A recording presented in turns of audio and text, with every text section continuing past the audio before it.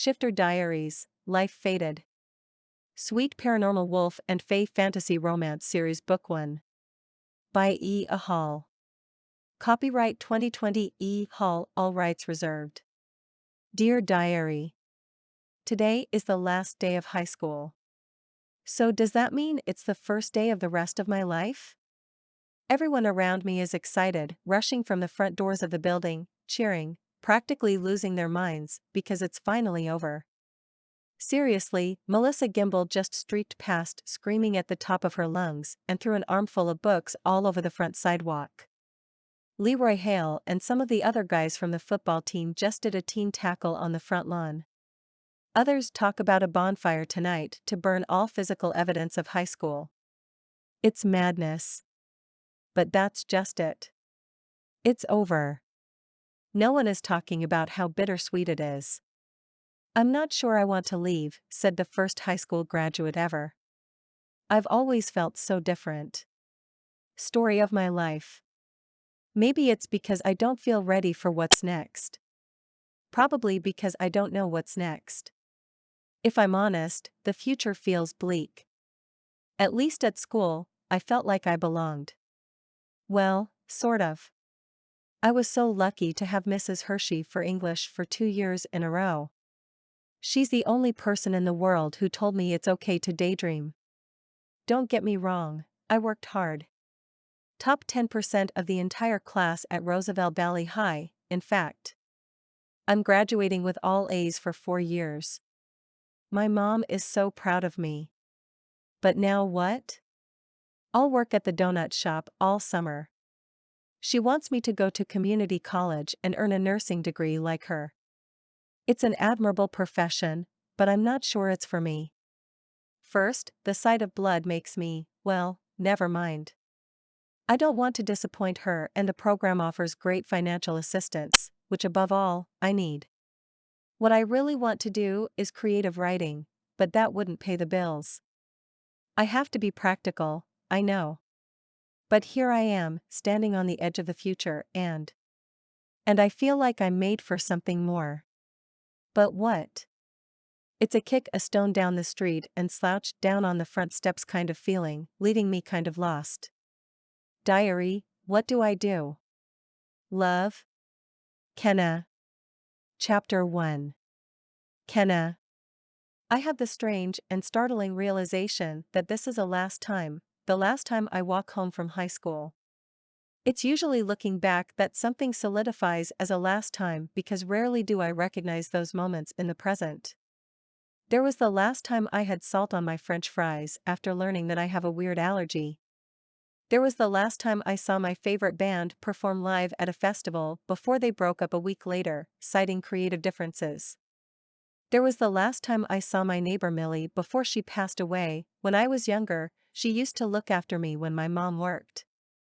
It's weird that I don't have to set my alarm tomorrow, wake up, slog through AP Calculus, hang out with Andy at lunch, and look forward to Mrs. Hershey's creative writing class. I kind of want it back. Or is it more that I'm clinging to what's familiar because I don't know what's coming? My mom jokes that I'm a deep thinker. As I approach the apartment in the 2-family house that we rent, papers fly through the air and land on the front lawn. No way, Melissa Gimble made it here ahead of me and is celebrating. We're hardly friends. I pause on the sidewalk. Magazines come next, then a sweatshirt, a remote control car, and an assortment of things that belong to Matt, my mother's boyfriend. Or by the looks of things, her ex-boyfriend. This can't be good.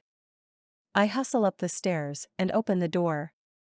My mother plucks a trucker-style hat off the coat rack and whips it out the window. I am done. He's gone. Goodbye, Matt, she hollers even though he's not here. I always knew he wasn't the one for her. My mom is fiercely independent even though she goes through boyfriends, like Matt went through socks. Unlike her, I've been boyfriendless for the entirety of my high school career. It's odd, but in my daydreams, I decided that for sure the one is out there for me. Yes, I believe in love at first sight and soulmates and all that. I can't explain why, even though Andy has grilled me endlessly. I just do. My mom grips me by the shoulders. Kenna, I always knew that I deserved better. Don't ever just settle for any guy. She goes on to warn me about men. Then says, well, there was that one time Matt washed my car inside and out. He had his moments. He could be sweet at times. Like when he brought me ice cream after a long week at work. Nothing wrong with that, right? If he shared. Her eyes flash. And that was just it.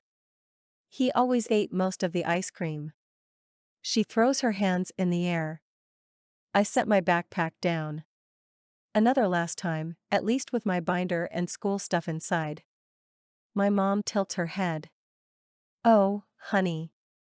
Today was your last day of school. Congratulations and welcome to adulthood. She lets out a high laugh, as though adulthood isn't all it's cracked up to be. Whatever Matt did must have been bad. She rarely raves like this. Only the times she broke up with Dan, Antonio, and the guy who sung in the shower at the top of his lungs, mostly heavy metal. Kenna, I don't want you to have these kinds of relationships. Truly. When you meet that special someone, she lets out a long sigh and gets an unfocused, faraway look in her eyes. Don't let him go. She rarely talks about my dad, but that glossed over expression tells me she's thinking about Grayson Slade, my father, who I've never met. Something happened when she was pregnant, he's gone, and she won't talk about it. My mom abruptly gets up. Okay, time to finish giving ol' Matt the heave-ho. I follow her toward the bedroom. She fills her arms with his clothing. Come on, help me out. I have to admit, I didn't like Matt, and not only because he had a habit of belching loudly. My mom ceremoniously tosses Matt's t-shirts and boxer shorts out the window. I do the same, only with a pair of shoes. I blink, because for a moment it was like one of his muddy boots floated, suspended in the air. Then I shake my head. Must have been a weird trick of the light. A man walking his dog looks up at the exact time my mom hollers, I deserve better than finding out about Alice from Betsy while he was on a date with someone from Boston named Corrine. Both the man and his dog give her a questioning look and carry on. I take it he cheated? I ask my mom. On me with Alice, Betsy, and Corrine. He may as well been working his way through the alphabet. How many more until he reached the letter J? Jacqueline Slade doesn't suffer fools except when it comes to men. She slams the window closed. I find the way it makes the sill shake strangely satisfying, like she's closing a chapter on her life. But like me, what next? Will she just move on to another guy? She pivots in my direction, as though having the same thought. I will be single for a while. Live life on my terms. If I want to watch a rom-com, I will. If I want to eat an entire tub of ice cream, I'll do that too. She looks around at our small living room on the second floor. I take her hand and squeeze, hoping to calm her. But I will share with you, sweetie. She slouches on the leather couch and lets out a sigh. I drop beside my mom and let go of her hand. I've been through so many breakups with her, it's almost like I've had my own, even though that's hardly true. I recognize that this moment is the eye in the storm. She'd like to feel more satisfied with her outburst, but doesn't. I know the drill. As for relief? Upon ending high school, I'd like to feel more of that at my sudden freedom. Instead, I feel restless, unsettled, and if I hadn't been so distracted by these last few months of final projects and exams, I'd have realized that I've been feeling that way for a while. Do you have to go to work this afternoon? My mom asks, calmer now. No, I took it off since it's the last day and all. I've been working at the same donut shop for the last 3, going on 4 years. People always ask if I get tired of donuts. Nope. Never met one I didn't like. I have a serious sweet tooth. But the job at the donut shop was supposed to be temporary. Looks like I'll be there for the foreseeable future. I kind of imagined my life would be different. More exciting. The front door flies open. Matt has a magazine in one hand and a pair of pants in the other. What is going on, Jackie? You weren't supposed to move in, but you certainly made yourself at home. I was cleaning up around here. She rises to her feet, clenching her fists. Apparently, my calming presence wore off. My mom is scary when she's mad. You have some nerve throwing my stuff out the window, he says. No way, Matt. I'll stand up for myself and not let you walk all over me or sweet talk me or convince me that it won't happen again. You cheated 3 times, and that's 3 times too many. You and I are over. What do you mean over? I don't know how I could make it clearer. You and I are no longer seeing each other, dating, a couple, or watching used car sales wars while you eat ice cream and burp. I wrinkle my nose. I'm still on the couch, trapped between them as this real-life drama unfolds. It's not the first time. My mom says I help keep her centered, so as much as I want to retreat to my room, I hang around to make sure things don't get out of hand. Matt rocks back on his heels and folds his arms in front of his chest. We both know that I'm a man with an appetite, Jackie. You work all hours, practically sleep all day. That's because I work the night shift at the hospital. They bicker back and forth for another 2 minutes, each of them taking lower blows. Meanwhile, I'm taking notes on how not to have a relationship. My mom has a lot of great qualities, but having a healthy connection with men is not one of them. I've had enough. I press my hands over my ears and make a big show of trying to ignore them. Matt yells, "Why are you doing this, Jackie?" Because you cheated. And that's not all. My mom picks up the magazine he brought back in. You blew into my life, and now I'm sweeping you out of it. What about the ice cream? Call me crazy, but I hate ice cream. She doesn't hate ice cream at all. She loves it. But she hates him right then. I do too. Why can't he take the hint? He was so smug and making it out like it was her fault he cheated. I'm leaving town, my mom declares as if deciding on the spot. I'm all done here. I'm done with you. My mouth hangs open. You're quitting your job? Matt asks. I'm quitting my job. I'm quitting you. I'm quitting this apartment. But where are you going to go? What are you going to do? My sentiments exactly. I say, but they don't pay attention to me. What don't you understand about us being broken up? What I do is no business of yours. My mother cedes. I don't let myself think about what this means. Will I stay here or go with her? We've moved several times over the years, so it's not a huge surprise, but it's news to me. Matt steps toward her. Anger streaks his face. You can't do this to me. Not right now. Not when I just got laid off. My mom narrows her eyes. Not my problem. Matt. He gets in her face. My muscles tense as protective anger fires hot through me. She snarls. My mother can hold her own. You ought to ask Alice or Betsy or Corrine if you can leech off them. I don't know what you're talking about. I roll my eyes, seeing right through his lies. Leave, my mother hisses. No, Matt puffs up and squares off. He's average height and goes to the gym, but isn't overly strong. A surge of rage races through me. I envision tearing the dude's head off. The violent vision scares me. My stomach pulls with nerves, shooting straight to my legs, and I feel like I have to sit back down. Matt takes several steps closer, backing my mother toward the corner.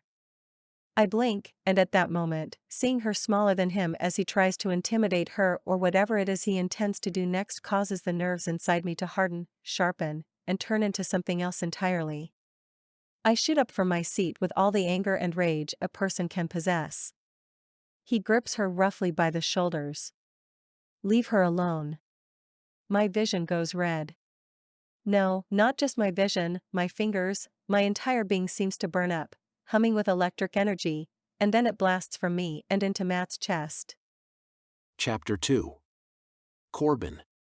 My wolf focuses on scents, textures, and the energy surrounding him, but after rotating my strength and agility practice, I leave the training grounds and shift back to physical form. Later, I'll practice weapons and defense as well as tactical and strategy along with the rest of Pack Jalmer, the warrior wolves of the north. I take a deep breath, appreciating the dense forest that gives way to the snow-capped mountains even in the early summer. It's rare for them to thaw. Wispy clouds streak the sky. To the east are the ice fields that lead farther north. To the southwest is the lake that I look forward to enjoying this summer, finally. Below, I take in the homestead I created for the pack. The main lodge sits in the center, far from the main road. The slate path leading to my small cottage sits behind it. Members of the pack walk between the several outbuildings, pavilion, and outdoor lounge area. The stacks of firewood grow as everyone takes turns splitting logs. The verdant fields stretch into the distance and toward the river where we grow our own food. Again, pack members take part in farming along with tending to the grounds, trails, and daily household chores. Even I, the alpha, am on the rotation to clean the toilets. I believe in the dignity of work and that no one job is more important than another, despite the wolf hierarchy. We all contribute. Having meaning and purpose fill our days no matter if the task is menial or involves protecting the humans in the nearby village is vital for a healthy pack. I stand, warm in the sun. My pulse still thunders in my veins. I'm sweaty, eager for the shower that awaits me as I near the clearing surrounding the vast headquarters in the middle of nowhere Polaris, Concordia. It took my brother and me over a year to build the enormous lodge with its fieldstone base and massive beams. However, it's my pride and joy despite the circumstances that leave me as the sole owner. Not only is it my home, but it's also a sanctuary for my pack. I start toward my cottage a measure away from the main house when my hackles lift. I pause on the path. My alpha wolf senses tell me that something is wrong. The headquarters in Polaris is secure. The pack sees to that. The trouble isn't here, but it's coming. I close my eyes, to better detect where and what raised my inner alarm. There's a disturbance. A promise has been broken. The greatest danger we've ever known stirs. The energy of Magical's most wanted is rising. I lose my clothing as my bones morph, my skin stretches, fur appears, and I shift into my wolf, prepared to hunt her and eliminate the threat. As I streak across the vast property, forceful energy presses against me, urging me to stop. My wolf snarls, pawing the ground. I survey, sensing. It's not another wolf. I sniff the air. A witch with silver-white hair and matching eyes appears out of nowhere. She wears a red robe and cloak. I blink a few times.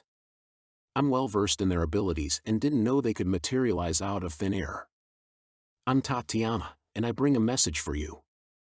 I don't sense her as a threat and wonder if it has something to do with the disturbance I just felt. Then again, I put little weight in the foolishness of witchery. They're like wannabe fae, which is no way to want to be. At least not the fae I've heard stories about. As a rule, wolves don't associate with fae. They count us as their biggest enemy in the magical world, but the truth is we want nothing to do with them. I shift back into my human form. Thankfully, another wolf left a pair of sweatpants under a nearby tree.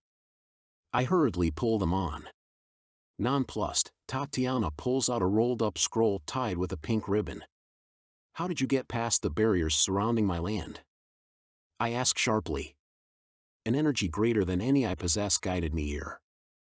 I force myself not to roll my eyes. Listen, Tatiana, I have something important to do and don't have time for. Yes, I know. I've seen it. She nods regally. Oh, you're a witch and a seer. Great. Don't dismiss that which you don't understand, Alpha. Her voice is airy and already annoying. I grumble. Read the message, please, she says. At least she has manners. Although the magical world is at peace, there is unrest, and there's no telling what a witch might do to ensnare a wolf's senses since we're the bigger threat. Perhaps the paper is poisoned or the message will jinx me. I grunt. Why don't you give me the condensed version? She shakes her head. I wrote down my vision as soon as I had it. In case I wasn't able to meet with you in person, I brought it with me. As fate would have it, we met right here. Right now you stand on the precipice of your future. I am not here to cause you distress. Her face is open, placid. I huff, snag the scroll, and open it. The faster I get this over with and get her off my land, the better. Blah, blah, blah. Fated mate. Blah, blah, blah.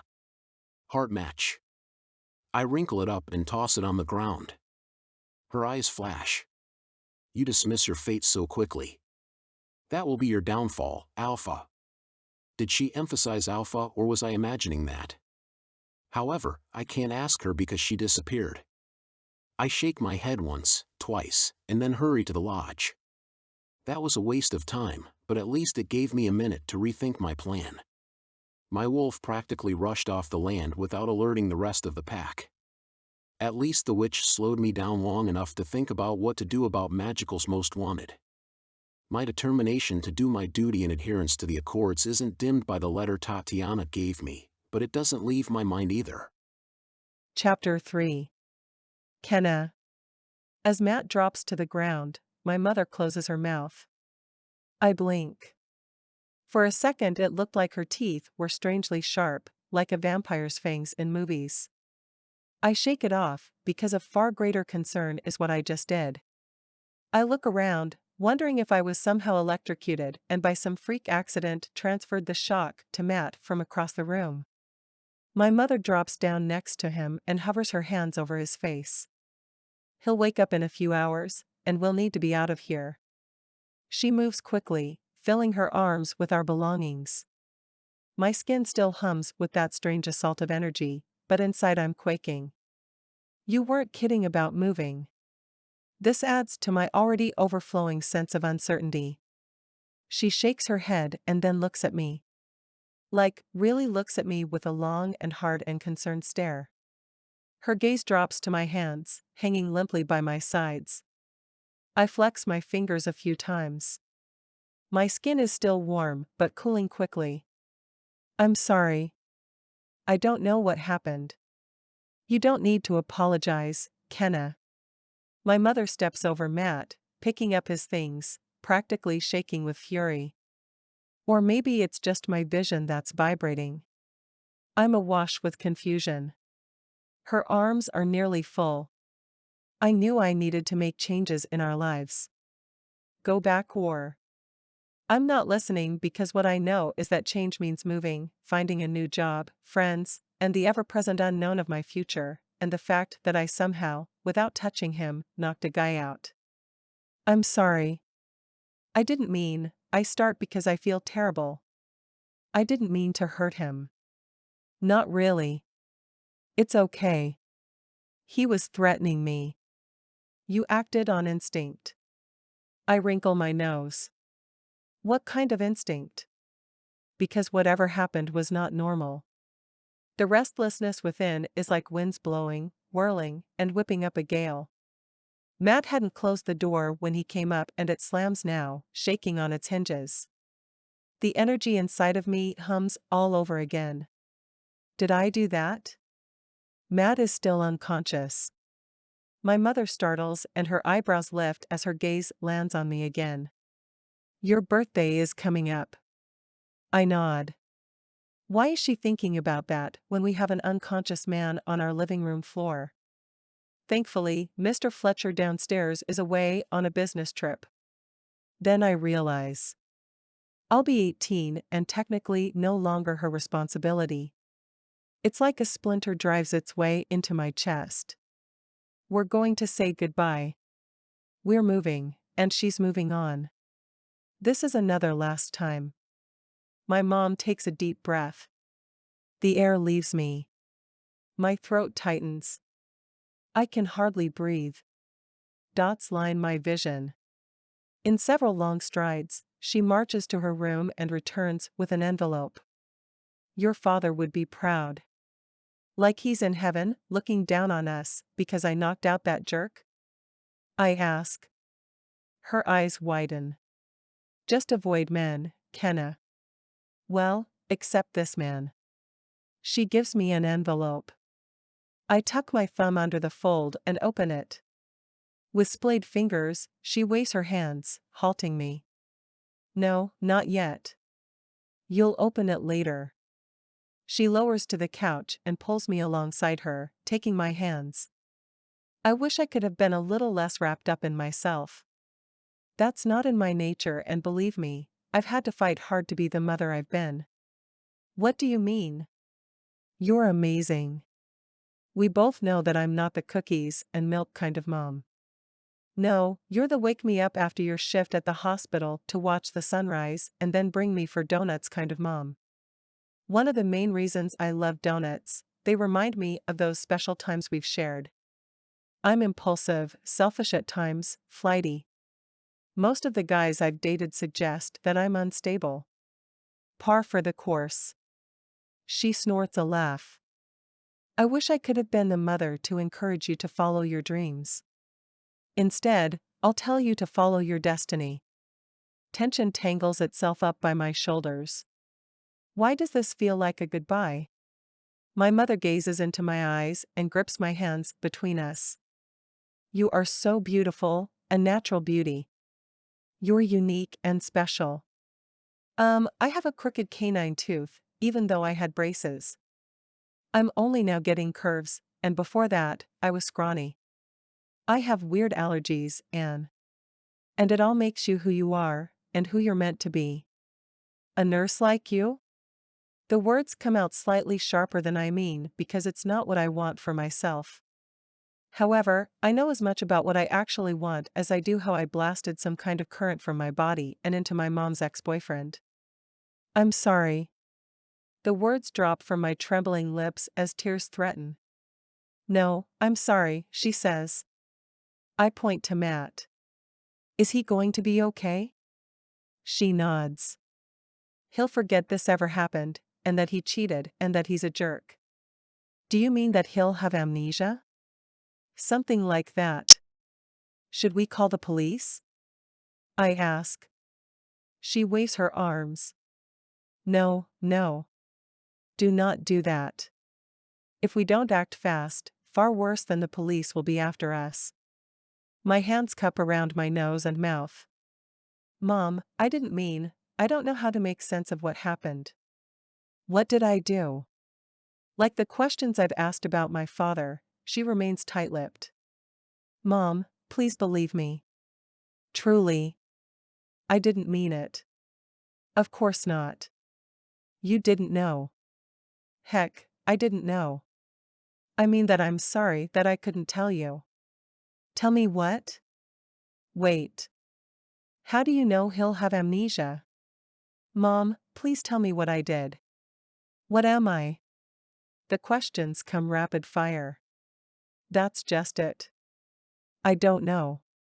I mean, I know that powerful magic like that can knock someone out, and if they're human, it wipes their mind clean of the experience and usually everything that happened in the few days previous. I lean back. Slow down.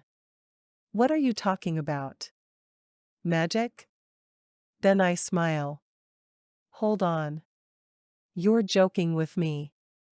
This is some kind of elaborate graduation hoax. Mom, you know the seniors are supposed to pull pranks. And if you're mad at me for participating in the thing on the football field with the lawnmowers, our class donation was for artificial turf, so no harm done, really. My mother taps the envelope that I still grip in my other hand. It'll all become clear when you open this. I start to do so. She closes her hands around mine. No, you have to wait. I toss my hands up in the air, jerking loose. That's just it. Lately, I feel like all I've been doing is waiting. Waiting to graduate, and now I'm not so sure. Waiting for something monumental to happen, yet I live a quiet life. Waiting, well, for something. I don't know what. That's expected as you near the synthesis. Your magic slipped out, which means you need to get back as soon as possible, otherwise, we're all in danger. I toss my mother a bonkers look. Did I hit you with that electrical surge too? You're not making sense. I literally can't explain. The laws of the treaty bind my tongue, and the agreement I made when I learned I was pregnant with you. But you'll soon understand. Now, I have to get your plane ticket sorted out and we have to pack up. Where are we going? You're going to Concordia. Not me. We've been in hiding. I shake my head slowly. Concordia what? Hiding? It's where you belong. Go pack a bag. Travel light. Only take the necessities. I step slowly toward my room and to the giant world map I have tacked to the wall. I've never heard of that place. My mom works a lot, late nights at the hospital as a registered nurse. Maybe she's experiencing exhaustion or a breakdown. Maybe I am. I stand in my bedroom for 5 long minutes, trying to figure out where to start. What to do. I always dreamed of traveling. Seeing the world. My parents met while doing just that. That's all I know except that they loved each other dearly. Apart from everything that had just happened, I've always prided myself on being logical, resourceful. I never do anything without planning it out first, which is the opposite of my mom, who is spontaneous and, yes, at times, impetuous. As I gaze at the map, I wonder what happened to my father. Did they have an epic blowout like what just happened with Matt? Did my mom blast him? Or was it so bad she won't talk about it, or like she said, can't talk about it? My mind breaks sharply on what she said about my magic slipping out and how if I don't get back, we'll all be in danger. I always felt different. I stare at my hands. They look the same as they always have. Slender, but capable. I can play the piano, write stories longhand or diary entries without getting a cramp, and throw a mean softball. My eyes land on a small island nestled north of Scotland and sort of between Iceland and Norway. Concordia. I have a sudden lurch inside. A pull. A desire so strong I want nothing more than to go there, explore the country. My mom said I have to go there. Why? I already did a big thing today. 2, if I count knocking Matt unconscious before he attacked my mom. Could I do a third thing? Could I travel across the world, leaving life in our small New Hampshire town? Leaving my mom since she said she couldn't go there. I've always been curious and usually find answers. While this odd situation prompts my curiosity, it's also scary. Could I go to this foreign place? Maybe find my roots? Perhaps myself? Shuffling comes from the other room. Probably my mom moving Matt or packing up some things. I should do the same. I call, how many outfits should I pack? Then I recall her saying to pack light. I set several outfits on my bed, refolding everything so it fits into my largest backpack. I also take my diary, a few books, toiletries, and my phone. Because we've lived on my mom's single income and I've saved every penny from my job for college or whatever, we don't have tons of stuff. Over the years, it's also made moving from place to place pretty easy, especially since we rent already furnished apartments. I take the photos off my corkboard and tuck them in my diary, then stuff it in my bag. Sadness pricks the corners of my eyes at the same time my spine tingles and the hair on the back of my neck lifts. I shoulder my backpack, ready to help my mom with the rest of the house.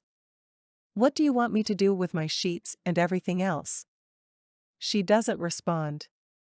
The laptop we share is open and glowing from the kitchen table. My phone pings in my hand with an email notification. I pull it up. A one-way plane ticket to Glasgow, Scotland, leaving tonight. It pings again with a train ticket from Scotland to a place called Inverness, Concordia. Mom? I call, checking her room. The apartment is quiet. From the floor, Matt groans. I quickly check the kitchen and the bathroom, but my mom isn't here. My phone pings a third time. It's an email from my mom. I transferred money to your account to cover travel. When you get to Inverness, open the letter I gave you. Go. Now. I love you. That's it. The glow of the laptop draws me over. I expect her email account to be open and the airline website in another. Instead, it was wiped clean, and the chair is toppled over. As I make my way to the door, deep scratches about the size and width of my mother's hand mark the floral wallpaper, ending at the doorframe that leads to the hallway and then outside. A chill feathers across my skin. Once more, the fine hair on the back of my neck lifts.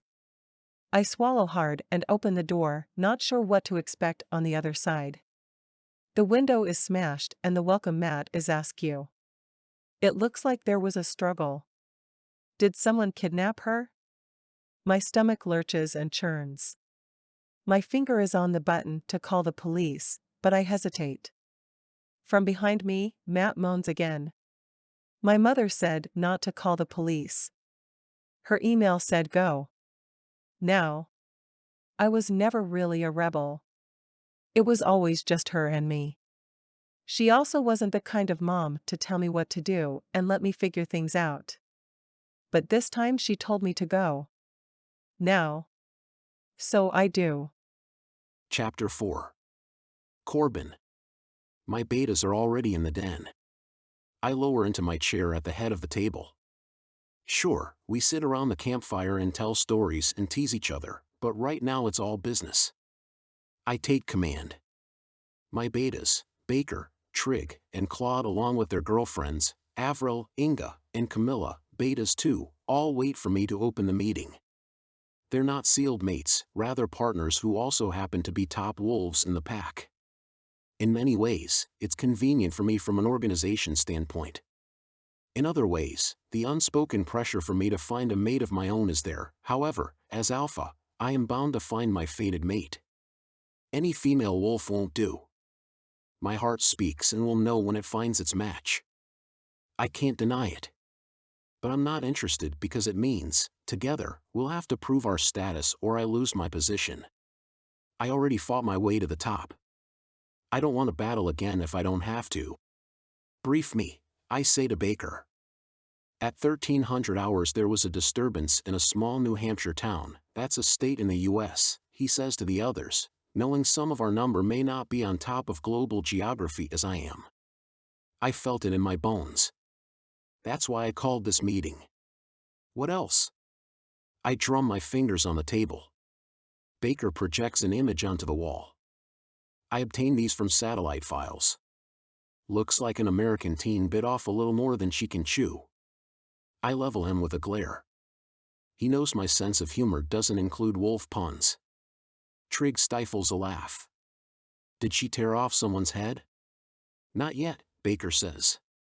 What exactly do you mean by disturbance? Camilla asks. I heard from my sources that she had an altercation with a human male. He may have been threatening her. It's unclear. But did she shift? It's my duty to account for all wolves in the world, even well beyond my territory. Not only am I alpha of my pack, but the wolf shifter representative for the warrior and guardian council. I don't understand. Wouldn't she have shifted a long time ago? Why haven't we already accounted for her? Camilla asks, well aware that most shifters experience their first change before their teen years. There are exceptions. I pause, taking a breath, wondering how much I should share. Then again, these are my betas. They're my most trusted and closest confidants. I tilt my head, indicating Baker shut down his computer. This isn't time for technology and its ability to source information. The room dims without the extra glow of the screen. Quick history lesson in case you don't know. A werewolf bit Alden Johansson, the guy who fell in love with a fey maiden. Then cured by his beloved, he became a reluctant alpha. He didn't want to lead. The Fey King wasn't pleased. They went to war. Eventually, Alden called for a treaty to end the fighting. The Articles of Accord were enacted, commonly known as the Accords. The Warrior and Guardian Council was created, and you know the rest. However, over the years there were some magicals that broke the rules. We eliminated each case. But that didn't stop Grace and Slade from forming an opposition group, the Klave. They're trying to lift the Accord spell that binds the monsters in us. Inga stifles a gasp at the intentional destruction of magicals. She's one of my top fighters, but like me, she doesn't relish it. Then what's the problem? Trig asks. We eliminated all cases except for one. I take it we shouldn't be relieved. Uncertainty marks Claude's voice. Not in the slightest. Grace and Slade mated with a vampire. This time everyone gasps. Exactly. I pace a short track at the head of the table. How he's evaded the council all these years is beyond our comprehension. What he did with the creature he created, we can't be sure. But I never felt anything like the disturbance earlier, which makes me wonder if it was Magical's most wanted. What kind of power are we talking about? Trig balks. That's the problem, we don't know what she is. We know that Grayson is the result of a fae and wolf mating. We know what a vampire is. But all three? I tilt my head. A power unlike any ever unleashed, Trig says. I cut him a look. The Accords prevent it from happening again. To keep us all safe, and more importantly, to keep humans safe from us. It's funny, from time to time, I get a strong hankering for a cut of bloody meat, Avril says. We eat bloody meat all the time, Baker says. By funny, I think she means human flesh, Trig says, referring to his girlfriend's comment. She laughs darkly. There's nothing funny about this.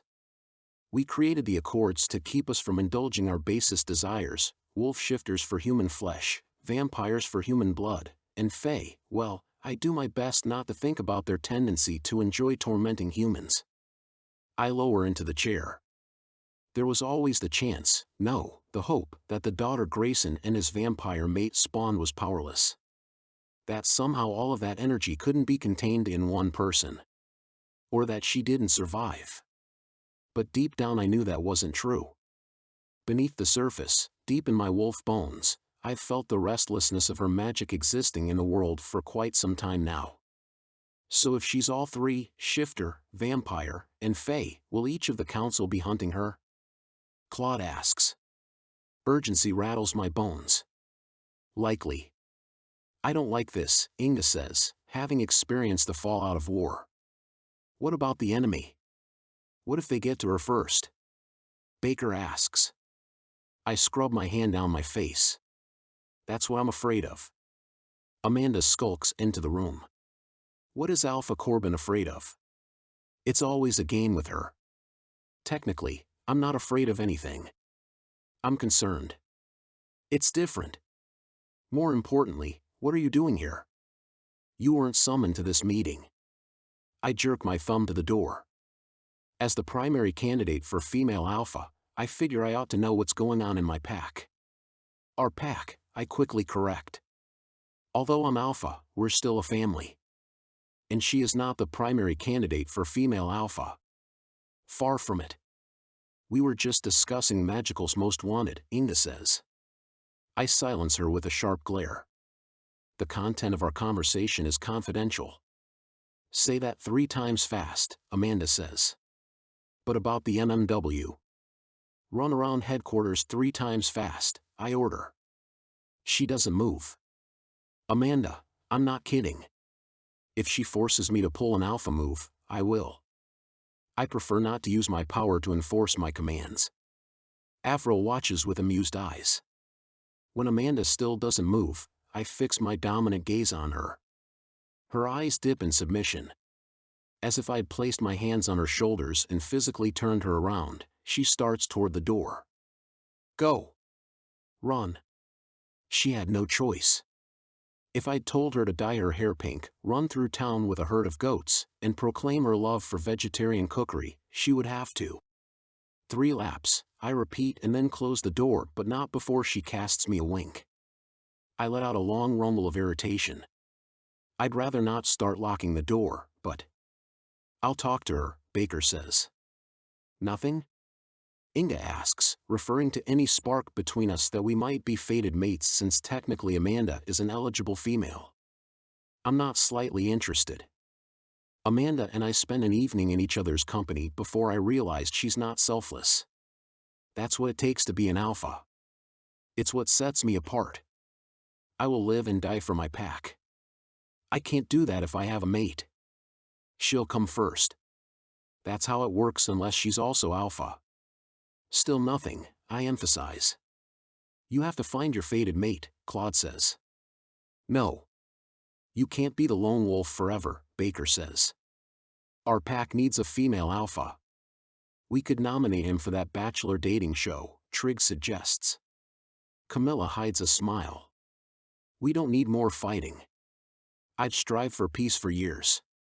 We finally have it. But not if this abomination of all magicals is loose among us. A growl rises inside. I know what I need to do. Hunt her down and destroy her. Whatever she is. I have to protect my people. Prepare the plane, I order. Already done, sir, Baker replies. Who do you want to come with? Avril asks, always eager for a fight. I'm doing this alone. If we go together, we might alert the vamps or the fae. Right now, we have stealth on our side. Wouldn't they have already heard the alarm? Avril asks. Not necessarily. I lean in. We don't know what kind of magical she is. There's a chance she's primarily shifter, and that's why I sense the disturbance. Not with that outpouring of magic, knocking the human out, Baker says. That would be the fae in her, Avril says, not at all a fan. Any evidence of her being a vampire? Camilla asks with a slight shiver. We turn to Baker with his surveillance and intel. Not that I'm aware. However, there's a good chance one raised her. Flipping his laptop on, he enhances an image of a woman with smooth skin, curly brown hair, and black eyes laced with red that only wolves can see. Jacqueline Slade. There's no chance Grayson would have left his mate, the mother, to raise his child. Too risky, Trigg says confidently. I lift and lower a shoulder. Assume nothing. What makes you think she's part wolf? Camilla asks. The fact that I sensed her, I say simply. I don't always trust my human senses, but my wolf has never steered me wrong. If we use the assume nothing logic, coupled with Magical's most wanted, and her appearance, since Grayson was dual magical, that means she's tri-magical. To summarize, Claude says, you detected the MMW overseas, wolf senses are strong, but I ignore the slight narrowing of his gaze that tells me it's unusual. I know. Her name is Kenna Slade, Baker says, enlarging a photo of her on the computer. I hardly spare a glance at the creature whose existence defies magical law. Kenna Slade, I repeat. I am coming for you. Corbin detected Kenna Slade and identified her as a threat. There's a good chance the fae and possibly the vampires did as well. You want to track her down and, Claude picks up, summarizing then leaves off for me to fill in the blank. Destroy her. We can't let anything come between us and peace, Inga says, understanding the delicate nature of the situation. We live and die by the Articles of Accord. Without them, the magical world and human alike would be in ruins. But there's one more element at play. The Klave, Baker says. The pack members each grumble. If they get word of the MMW who has the potential to be as powerful as shifters, fae, and vampires combined, then that hard-won peace is in trouble, Claude says. It already is, I mutter, referring to the rebel group of magicals bent on undoing the accords and throwing off the balance of our world, which would then allow us to infiltrate the human world and eventually obliterate them. No, not the opportunity, the desire, the instinct, the craving. We're little more than monsters protected by magic. I move to the door. I'll be in touch when I get stateside. Otherwise, I'll see you back here with the girl. So you're planning on sparing her? Inga asks with relief in her voice. I didn't say I'm bringing her back alive. Inga flashes me a look. She knows that Tatiana predicted I'd soon find my fated mate over the sea, and it would mean the beginning of the end for us. But not if I can help it. Chapter 5. Kenna. As the airplane descends toward Glasgow, the ocean glistens from the setting sun as if winking goodnight. It's early summer back home, and whereas we're well into warm days, when I get outside, the chill in the air suggests winter already arrived this far north. I follow signs to the train connection that will bring me to Inverness, Concordia. I wonder how a train will bring me there since the country is an island. While I wait, an informative sign informs me that a tunnel goes under the North Sea like the channel between England and France, but much longer. Air traffic in and out of Concordia is minimized and almost exclusive to private planes. No wonder I haven't heard of it, they're practically closed off from the rest of the planet. Soon, the train pulls into the station, and I board, finding a forward-facing window seat, not that I'll see much while underground. I try not to think about how that makes me feel thick with claustrophobia. While traveling, I try to find out as much as I can about this small and relatively unknown country. I'm a geography buff and envision the map on the wall of my old bedroom, picturing where I am in the world. It's then, as the train leaves Glasgow, that another last time hits me. It's likely that yesterday was the last time I'd ever be at the apartment in Portsmouth, and likely the last time I'd ever see Matt. He was definitely alive when I left. But was it also the last time I saw my mother? No, I can't let myself think that. There's another last time that I can't quite place. As I gaze at homes lit from within, dotting the Scottish countryside, it was the last time I was me. Well, me as I'd always known myself, without static electricity pouring from my limbs. My chin trembles at the notion of losing myself, changing. I root down in the present, focusing on my next step. I can't afford to get emotional right now. Not when my mother told me to run. Not when she's missing. Not when I'm in this uncharted territory and headed to a foreign land. I pull out a brochure in the seat pouch. Concordia is one of the oldest, smallest, wealthiest, and most little-known countries in the world. I focus on the facts. There is a king and a queen. Everything is orderly and timely. The colors are royal blue and silver, decor prominent on the train. When I showed my digital ticket earlier, the porter chuckled. "You won't have much use for that up north." I think he was referring to my phone, but got distracted by a mural on one wall depicting a scene of a snowy landscape over which flew a royal blue flag with two interwoven crowns in the center and surrounded by a border of silver stars. I'd passed through several train cars, including one with a piano and thick carpeting for entertainment. Another was a formal dining car with wooden tables set with fine china. There was a lounge, a mini spa, and a study. Several more cars contained cabins for guests and a grand suite for the royals. I'm in what I heard someone call the common car. But there was nothing common about the surge of energy that shot from me earlier. It's surreal as the moment comes to me in fragments. But it really happened. Even as the initial experience fades slightly, my fear doesn't leave. What if it happens again? Focus on the facts, I tell myself again. The unknown is too big. Too much. Concordia's principal exports are a rare element required for oil refinement, followed by the natural resource itself in some of its principalities. Its chocolate cake is renowned. The Queen, a baker, has intervened the popularity of cookies. My stomach rumbles. I've hardly had an appetite. I dig in my backpack. Usually, I have some sweets stashed in here. I find one chocolate kiss and decide to save it for later. Instead, I apply cherry chapstick, my favorite, and think about donuts. I fire off an email to my boss, explaining that for graduation, my mother sent me on an unexpected trip to Europe. The owner of the donut shop will understand, knowing from experience that, except while working as a nurse, Jackie Slade is kind of flaky. It wouldn't come as a surprise to my boss that in her attempt to surprise me, she neglected to tell them about my pending absence. Andy, my best friend, is another matter. It's early morning back home, and she'll still be asleep. I email her a similar story and promise to send pictures. From the train porter's comment, that might be the only thing my phone is good for up north.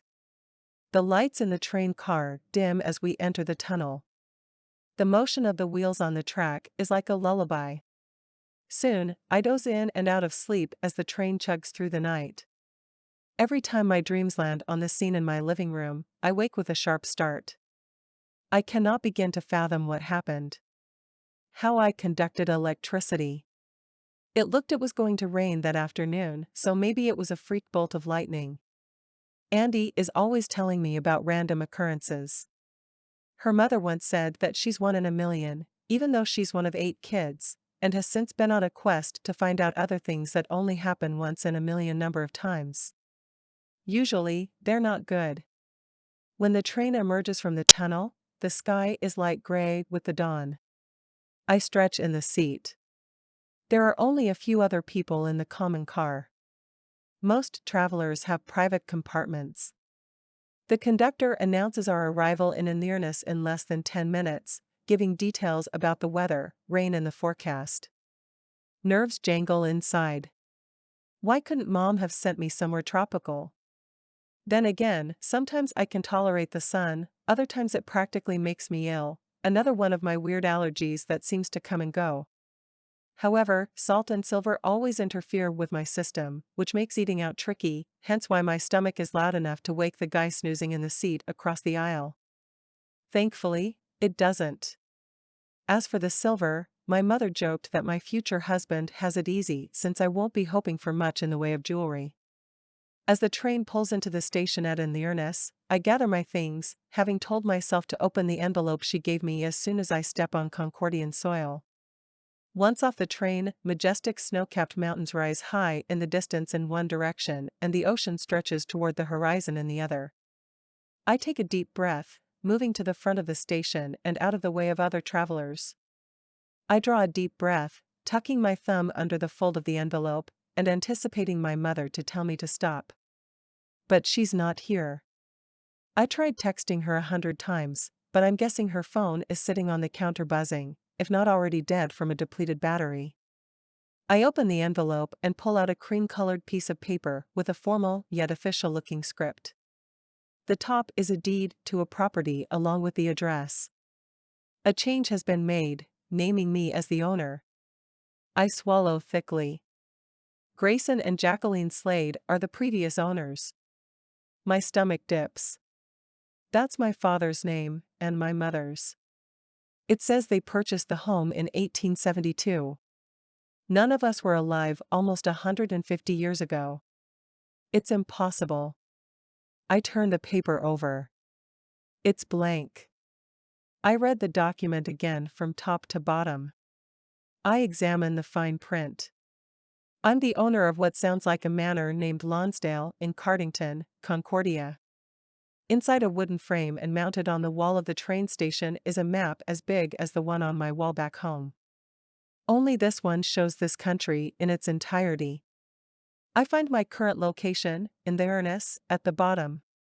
Then I scan for the town on the deed, Cardington.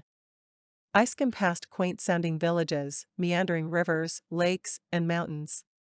The north is largely unpopulated. Naturally, the house is up there. My mother mentioned nothing about this. How did she buy a house in the 1800s? Before I can think about why she'd want me to go up there without an explanation, the first matter of business is food. I'm definitely in an older part of the city with its Bavarian-style buildings and cobblestone streets. To the west on the map is the newer part with illustrations of skyscrapers. Since I'll probably have to take the train north, I'll stick around here to find something I can eat. I take a deep breath. I can do this. I can navigate this new place. Only, my nerves aren't calmed. The back of my neck prickles. As I turn around, a figure wearing a dark and hooded cloak approaches. I can't see their eyes, but whoever it is locks on me. Electricity charges along my spine. They're only a few paces away. Like a good tourist, I don't have any valuables within easy access, not that I have many of those, to begin with. But the person steps into my personal space. My chest tightens. This time, instead of seeing red or feeling like I'm going to explode with a jolt of high voltage, my vision dims like I'm wearing sunglasses or like I've stepped into shadow. The figure stops in front of me. I don't dare breathe. I glimpse pale skin and, strangely, pick up a damp, tweed-like odor when Mr. Billings, my math teacher, wore his tweed jacket on a rainy day. By the person's stature and posture, they're male. He looks around, then retreats as though he doesn't see me at all, before disappearing into the early morning commuter crowd. I don't give myself time to think about what happened in case he comes back. Instead, I slip down the street, hurrying away when I knock into something as solid as a stone wall. I knock back and meet a pair of dark eyes belonging to a woman. She smiles, bearing a pair of very sharp teeth. The kind I'm pretty sure I saw on my mother. Strangely, her eyes are almost the same color as my mother's, unique. But red veins lace this woman's irises. No. That can't be. My blood sugar must be low. I'm tired. Imagining things. I run through scenarios as the woman's smile grows. I feel myself leaning closer to her, almost magnetized. No, lured like weak prey. I stagger back at the same time my skin seems to tighten. My bones ache suddenly. My vision goes blurry and then hardens. The woman's creepy smile fades. A growl issues from deep in my throat. She staggers back as though surprised by my response. I move to step back into the flow of pedestrians, ready to cast her one more "don't mess with me" glare, but she's gone. For a country with a reputation for having the most civilized citizens, so far, I don't feel too welcome. I need to find food, fast. Not fast food, but something to take the edge off. I hustle along the sidewalk, looking for a market or deli. I pass a building topped with an intricate clock with fine metal details. In the center are golden letters with the month, day, and year. For a moment I'm entranced as the pendulum swings back and forth in the center. From my travels, I forgot the date. It's my birthday. Forget something to take the edge off. I want cake. That chocolate cake that Concordia is supposedly famous for pops to mind. Yes, I want cake for breakfast. It's my birthday. There are worse things, like nearly being accosted by weirdos in a new city. The street narrows, and I enter a village square. The buildings are old-world white stucco with wood trim and thatched roofs, window boxes, and wooden signs. I spot a bistro. That'll have to do. As I step onto the cobblestones, the scent of sewer water slaps me in the face. Then I'm jerked backward and hit my head hard. Chapter 6. Corbin. I thought I'd be flying to the United States, but the moment I arrived in Inverness, I sensed she'd come here. I'm all too aware of her. I parked the Jeep by the train station. It was easier to spot Kenna Slade than I expected. My senses, alive in my body, registered her presence with an increase in my pulse and a hammering against my chest. I do my best to ignore it. The early morning foot traffic should make it easy for me to fit in, but because of my stature, I stand out, well, up. I'm often a head taller and twice as muscular as people in the more populated parts of Concordia. I went directly to the train station and found my mark. Even with her back turned to me, I knew I'd spotted the MMW. My wolf senses came alive, confirming I'd found her. My wolf growled mine. She was studying a map. I know that particular one like the back of my hand, having made it my mission to know every nook and valley of this country. Her dark red hair grazed her shoulder blades and hung with loose curls. She was relatively petite but somewhat athletic, probably training to take over the magical world. As she turned, determination solidified in her smoky eyes and bee-stung lips, which were the color of ripe cherries. I honed in on her vitals, beating heart, inhalations, and exhalations as I mastered my own. At least the Slades hadn't spawned a demon, especially since they'd recently been eradicated from the realms. My pulse jumped and it hasn't stopped. This is the hunt. I don't know why I was expecting an ogre or a goblin or some other beast. I figured the byproduct of a fae, a vamp, and a shifter would be more mutant than gorgeous. I grit my teeth as I recount the last few minutes upon arriving in Inverness and spotting her in front of the train station. No, she's not gorgeous. She's the enemy. While she was still in front of the station, I felt her pulse quicken as surely as my own. My hackles lifted, signaling danger. I moved closer, prepared to make a counter move if she dared to attack a human. My wolf commands protect. I sensed a fae with ill intent in the vicinity. Must be Kenna. That means the fae in her is dominant. That's outside my immediate jurisdiction, but as a council member, I can stop her from causing humans harm if the fae representative on the council doesn't intervene. However, she disappeared for a moment, went clean off my inner radar while the presence of the fae remained. Definitely odd. A figure wearing a dark cloak glided toward the area, paused, and then moved on. Kenna reappeared and hurried down the street. I followed at a distance, puzzling out what happened. Did she use her shadow cloak? That's advanced fae magic. I've only heard or masters doing that. Perhaps she's been training. But for what? To come here and destroy the peace we've strived for? She continued down the street, then bumped into a woman. No, not just a woman. A vampire. I can spot them a mile away. Literally. I sniffed the air to confirm. They smell like blood and look like $1,000,000.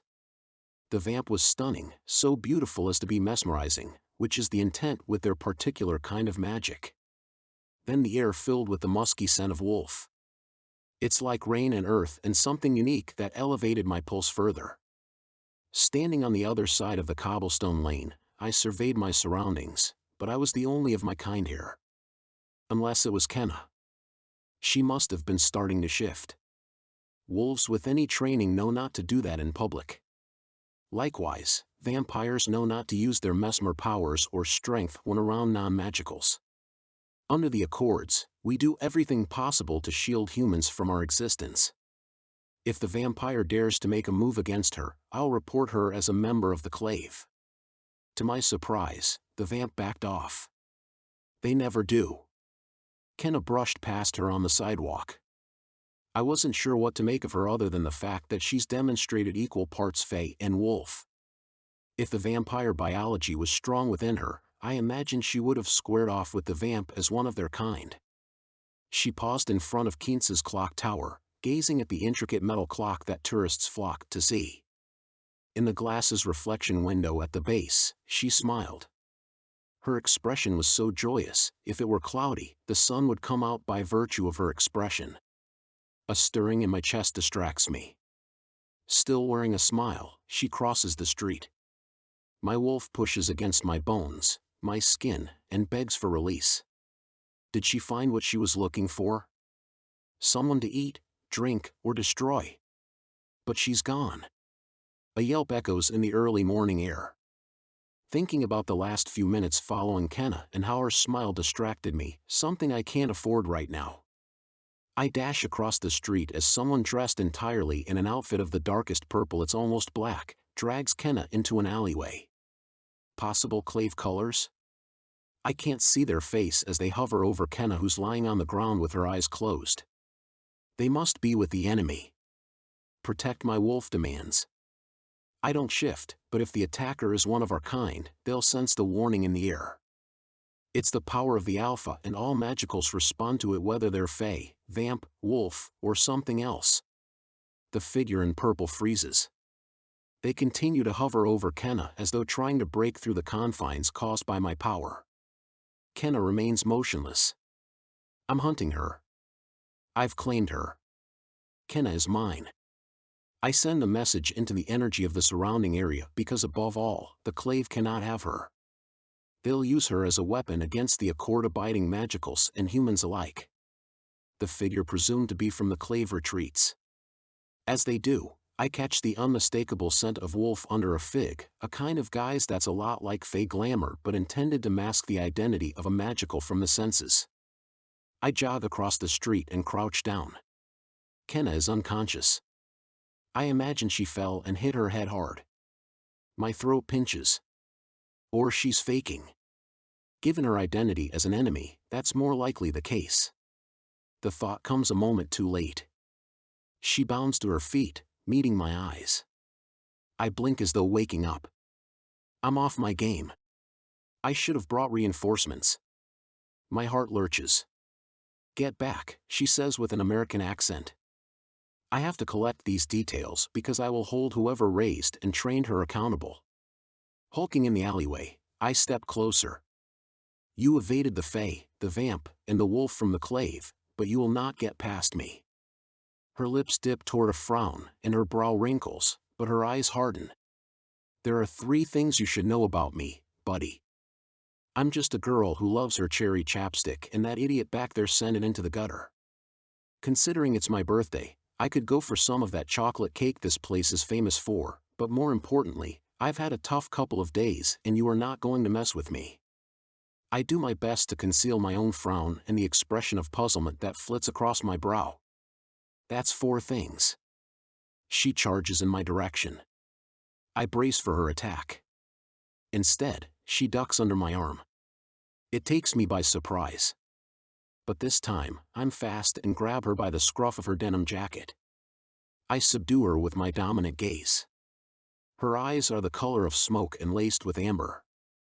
My heart rate increases again, and I tell it to back down. Focus.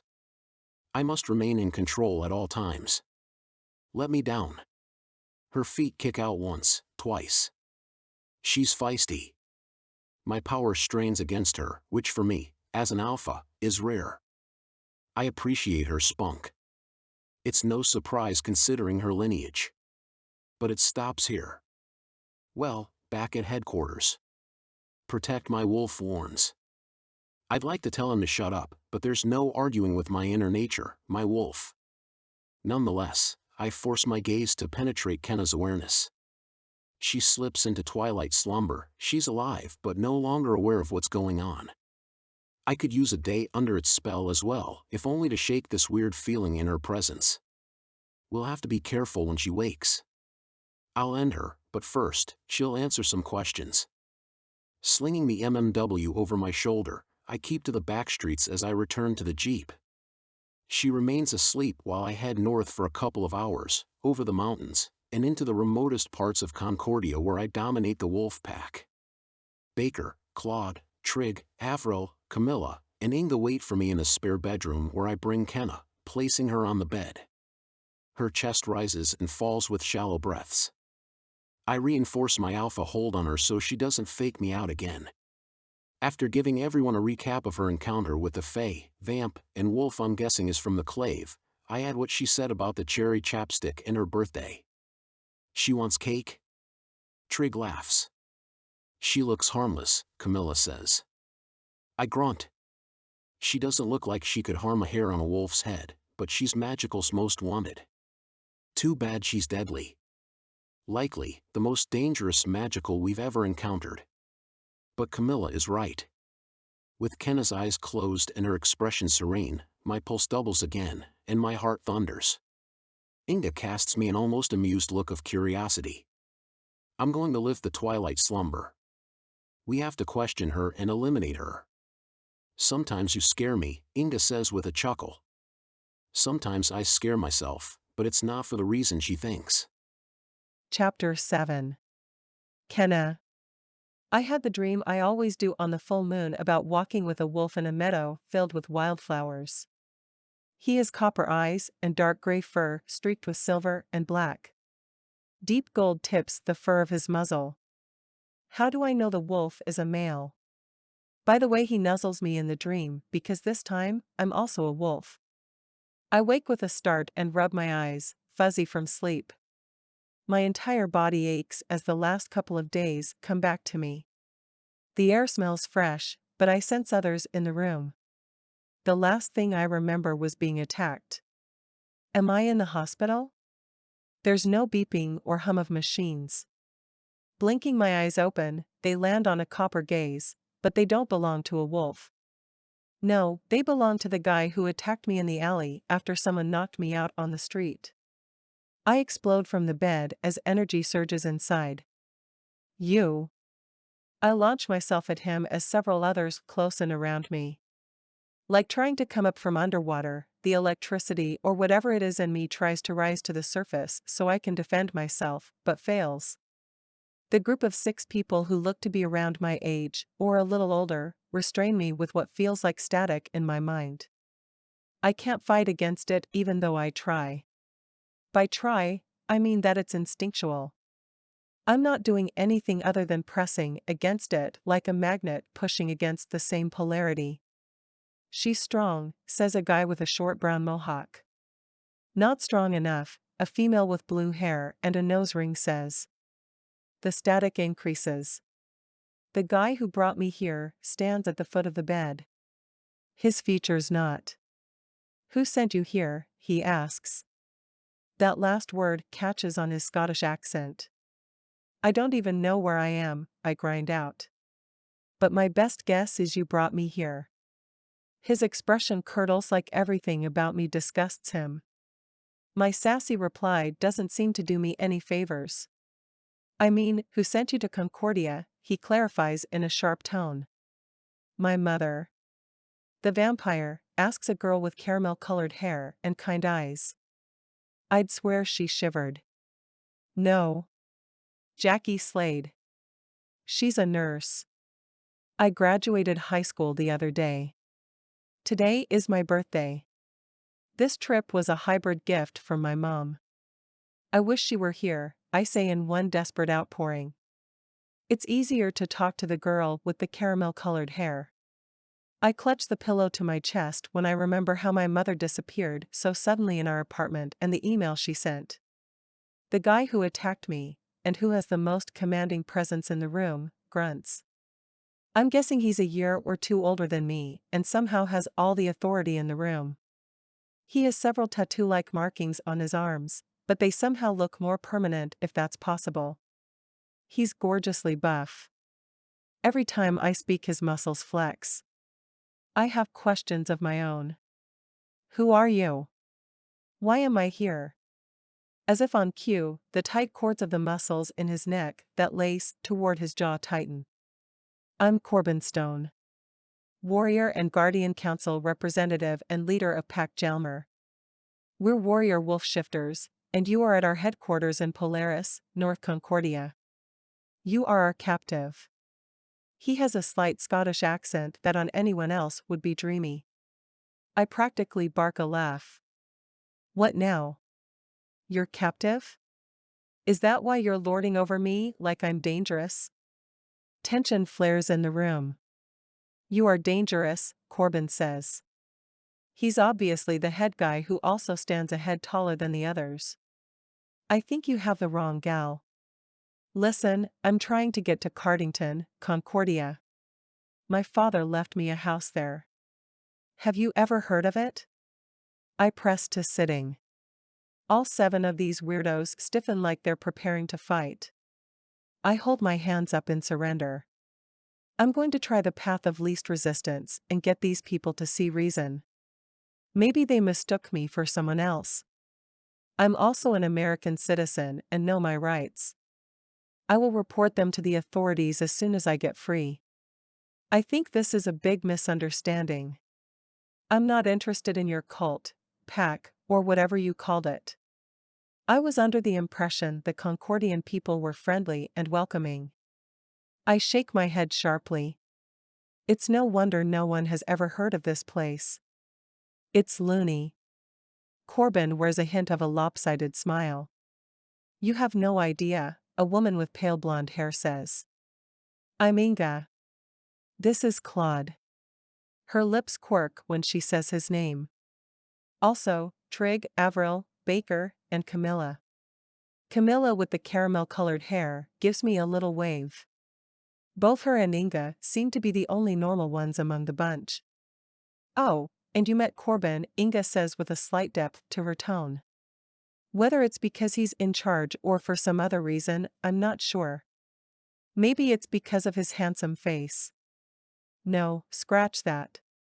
She's obviously with Claude by the way they keep looking at each other with hard eyes. It's nice to meet all of you, but I should be on my way. I sling my legs toward the side of the bed.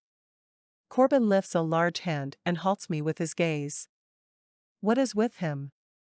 But it's like I can't resist even though I strain to. Nice try. He snorts. Inga lifts an eyebrow. I call a meeting. I agree, Camilla echoes. Claude and Baker both nod in agreement. Trig huffs. Fine, Avril says.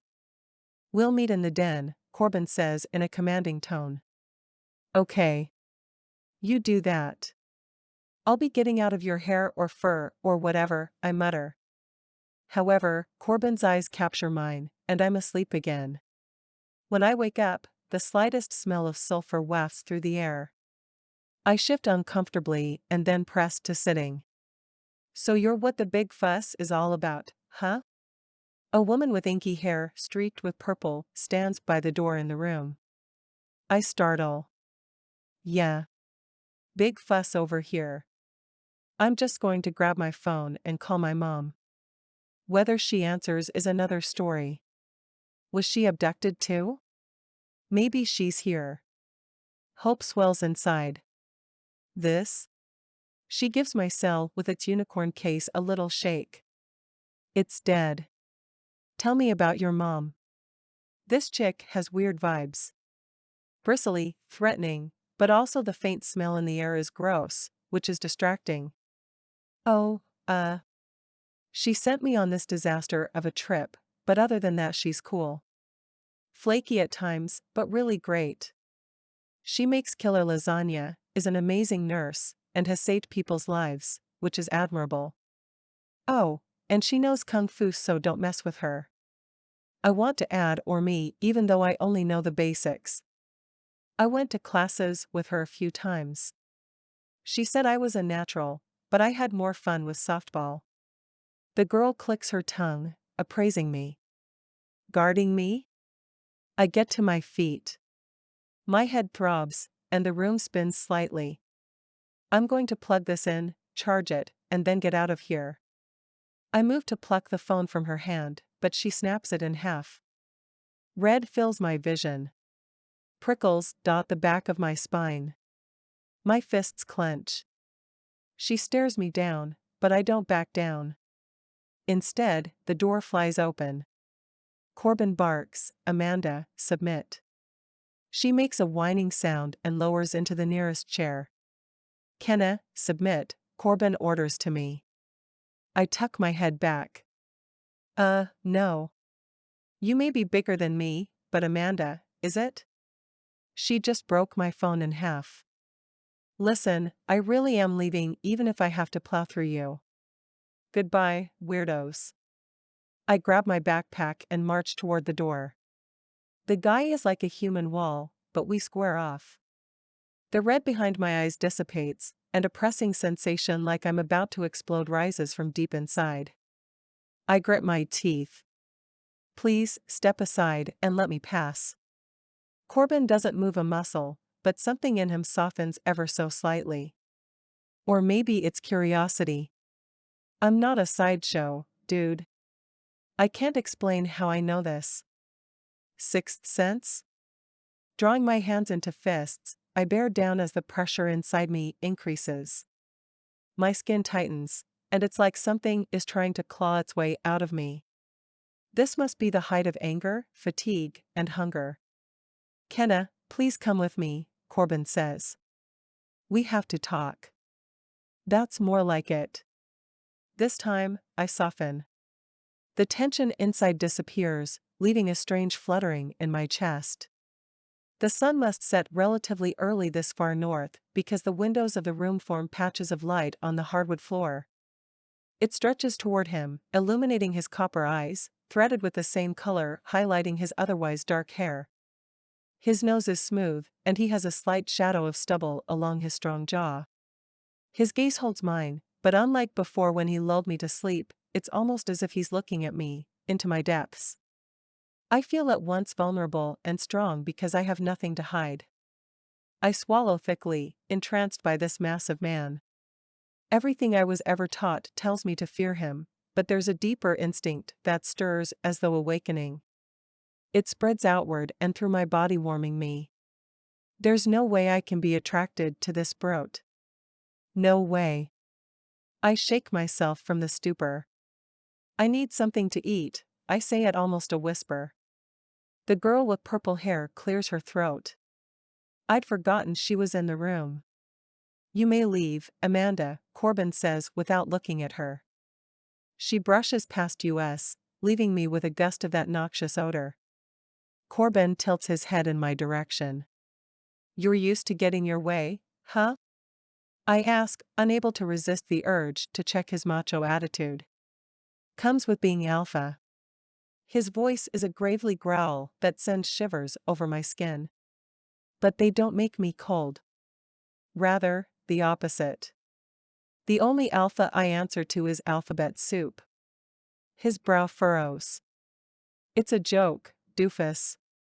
I told you, I'm hungry. I'm getting punchy.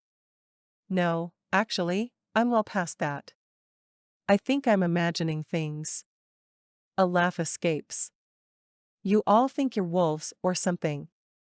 Not or something. Yeah. Okay. Do you have a phone? I have to call my mother. He nods. That's a great idea. Finally, you're making sense. Corbin places his firm hand on my low back, guiding me out of the room. I'd be lying if I didn't admit that it sends a warming jolt through me. Maybe I'm putty in his hands after all. Chapter 8. Corbin. As I lead Kenna down the hallway to the den, the collar of my shirt feels too tight, which is weird because I'm wearing a slate gray t-shirt. Although I'm the alpha wolf and a council member, if my betas vote for a meeting, we have to hear each other. That's how pack life works. Inga, Claude, and Camilla felt strongly that Kenna could help us determine where her father is, or find out his location from her mother. It's common knowledge that Grayson Slade has had rebellious tendencies in the past, and there's a good chance he's behind the Klave's activities. My betas said we should work with her and not against her because she could be the key to getting close to him. This goes against my better judgment. Then again, my wolf sided with the pack. I've never been this conflicted. Or perhaps I'm hungry too. Baker made a good point that she might be able to lead us to the Klave. I brought the entire situation to the pack elders, the former alphas, Octavius and Olive.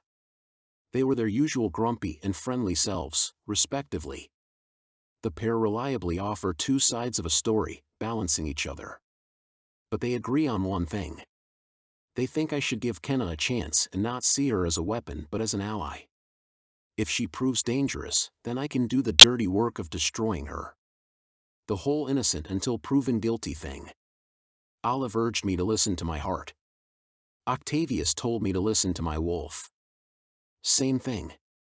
Then they beamed a smile at each other because maybe that was their way of agreeing. Go figure. Even after hundreds of years as mates, they're still obnoxiously in love. I don't get it. The lights are dim when we enter the den. Inga and Camilla burst into song, each holding opposite sides of a triple-layer chocolate cake that flames to life, covered in 18 candles. I roll my eyes, keeping my attention on Kenna, careful to remain alert in case she tries anything. She bounces on her toes and claps her hands together under her chin. Thank you, she says. This is so sweet of you. Literally, Avril says dryly. Cake for the captive. How disturbingly saccharine. Claude cuts the slices. I'll take two, please, Kenna says in a small voice. Claude smirks and dishes her up. She digs in. I pass when offered a piece. Inga gives Kenna a little box. What's this? A gift? Wow. I'm confused. Are you like, buttering me up for the kill or something? If she only knew. Kenna pulls the top off the box and smiles at the brand new tube of cherry chapstick inside. Inga says, Corbin mentioned you lost yours in the whole kerfuffle in Inverness. Said it was your favorite, so she shrugs. Being far from home, sometimes it's the little things that bring us comfort. I soften because of all of us, Inga would know. Kenna gets up and hugs Inga, surprising us all. So, have you synthesized? Camilla asks. Kenna returned to her cake and has a mouthful. Baker shakes his head. She doesn't know what you're talking about. We have to tell her, Claude says. Kenna swallows. Yeah. That would be nice. Or I could call my mom and get out of here. It's not safe, Inga says. You're right, and being kept here by a bunch of people who think they're wolves and are plying me with cake is much better. I expect at any moment to pass out from poison or something. But I'm desperate from hunger, so I'm throwing caution to the wind and all that. She gets up and waves. It's been real, or not. No, I'd rather this be some strange nightmare. I meet Kenna's eyes sharply, and her brow furrows for a second like she's seeing me for the first time all over again. Then she shakes her head abruptly. Camilla steps forward, placing her hand on Kenna's arm. We won't hurt you. Not yet. As Corbin said, we're Pack Jalmer. Warrior wolf shifters. She releases her wolf's paw, which is still on Kenna's arm, and then winks. Kenna yelps, jerking her arm away, and her fork clatters to the floor.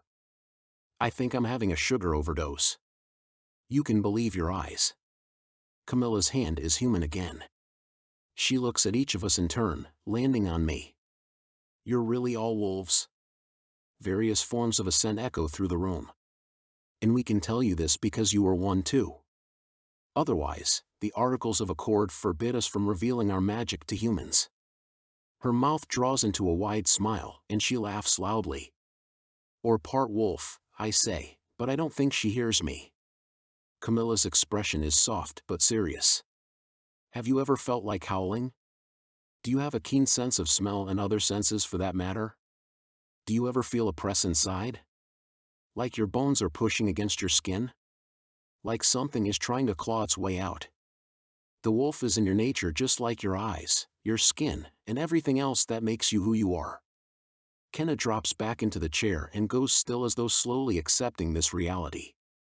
Camilla has always been the one to help orient our new shifters. She's fierce when needed, but also the most gentle among us. I'm sorry we all got off to a rocky start. There are reasons we'll get to, but I want to officially welcome you to Pack Jalmer. Our colors are silver and black, and our symbol is a helmeted wolf to denote our warrior status. Camilla smiles. Kenna does not. Does this mean there are other packs? There are several, but we're the only one in Concordia. There's Jerry Pack, Fenric, Vargar, Ingmar, and a few others scattered around the world. Whoa, Kenna breathes. So, do you feel like you've synthesized? Camilla asks again. When Kenna doesn't reply, Inga explains. It's when you come into your power. It usually happens when you're younger, but sometimes can happen as old as 18. Since it's your birthday. Kenna shifts uncomfortably in her chair. How would I know? It's like coming of age. You just know. Deep inside. And you can release your wolf to shift. Kenna slowly lifts and lowers one shoulder. I suppose I've felt off lately, and sometimes it's like I get warnings on the back of my neck.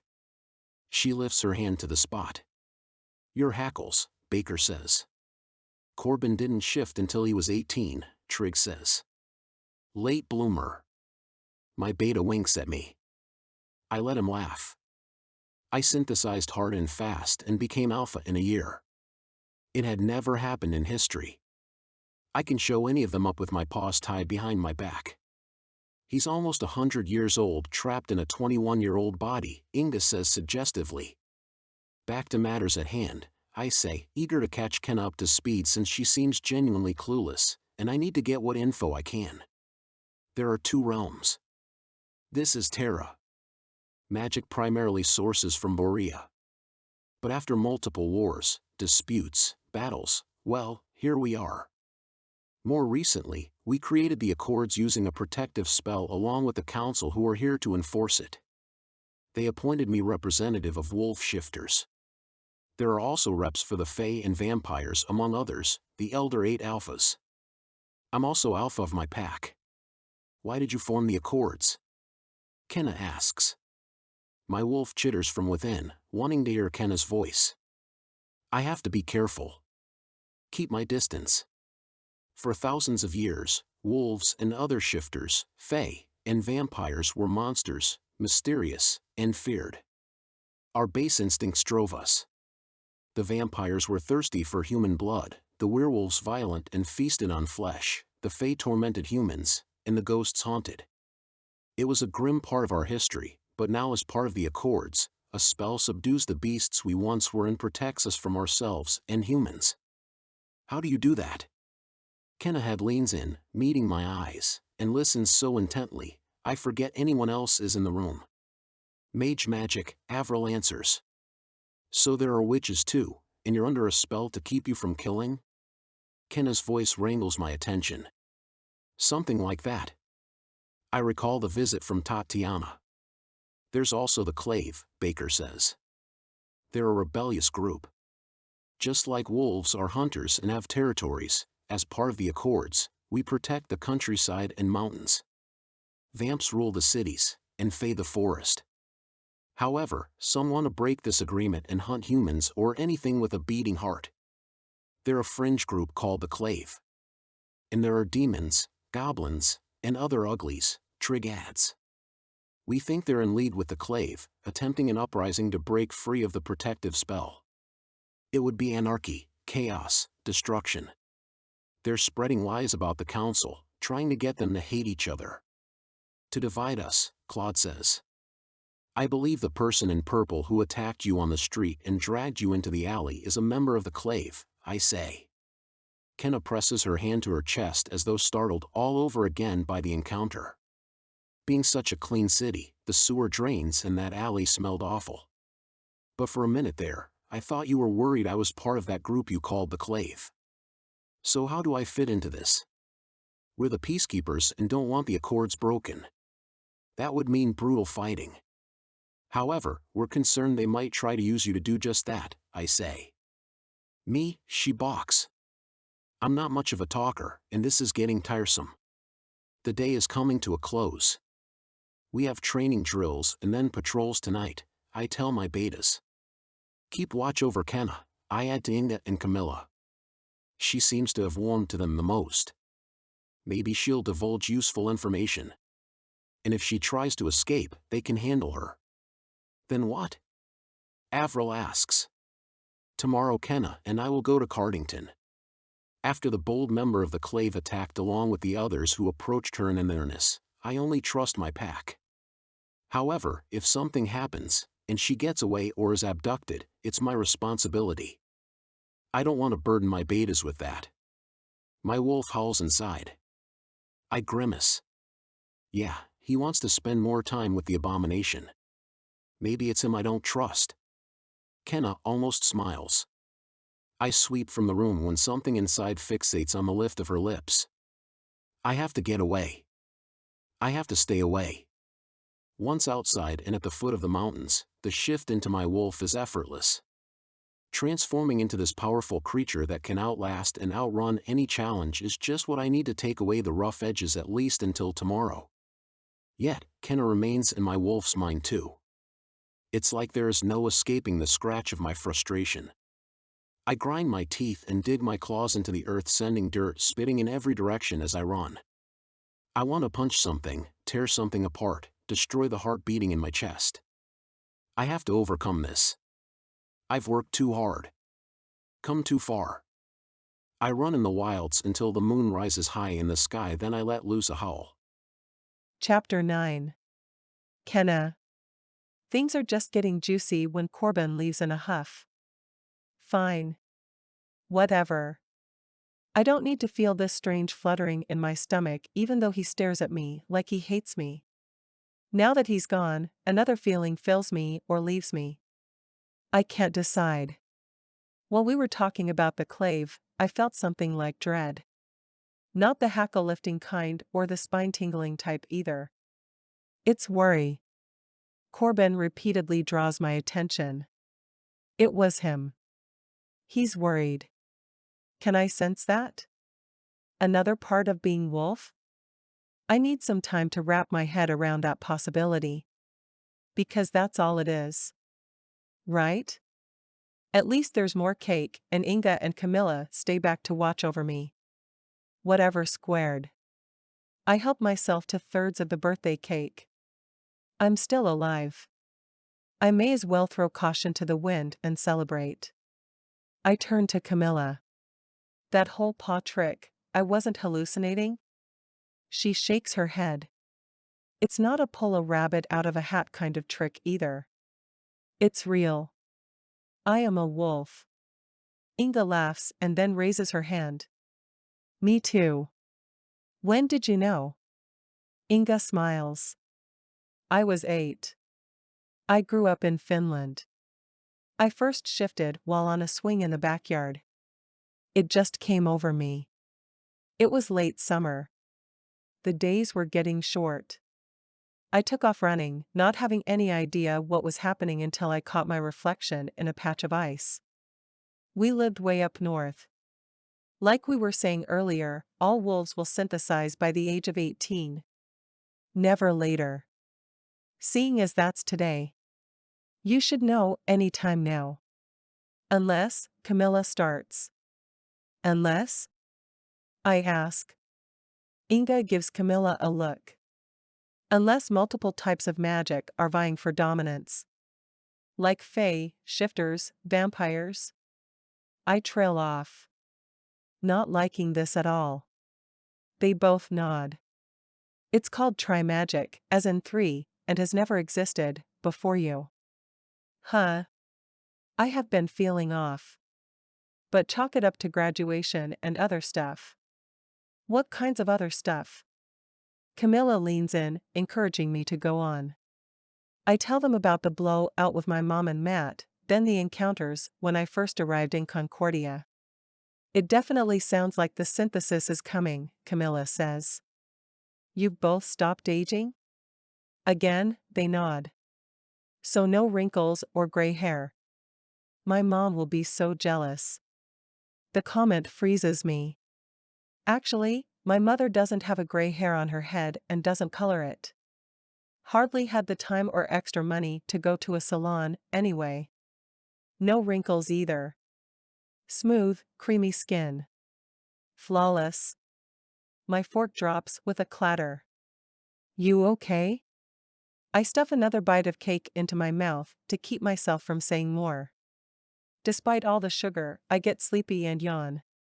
We can head back to the guest room. You're welcome to have a bath or shower. I'll bring you some clothes, Camilla offers. I have my backpack, I say. Amanda broke my phone. Don't mind her. She has a chip the size of the Montmartres on her shoulder, Inga says. The Mont-whats? I ask as we walk through the hall.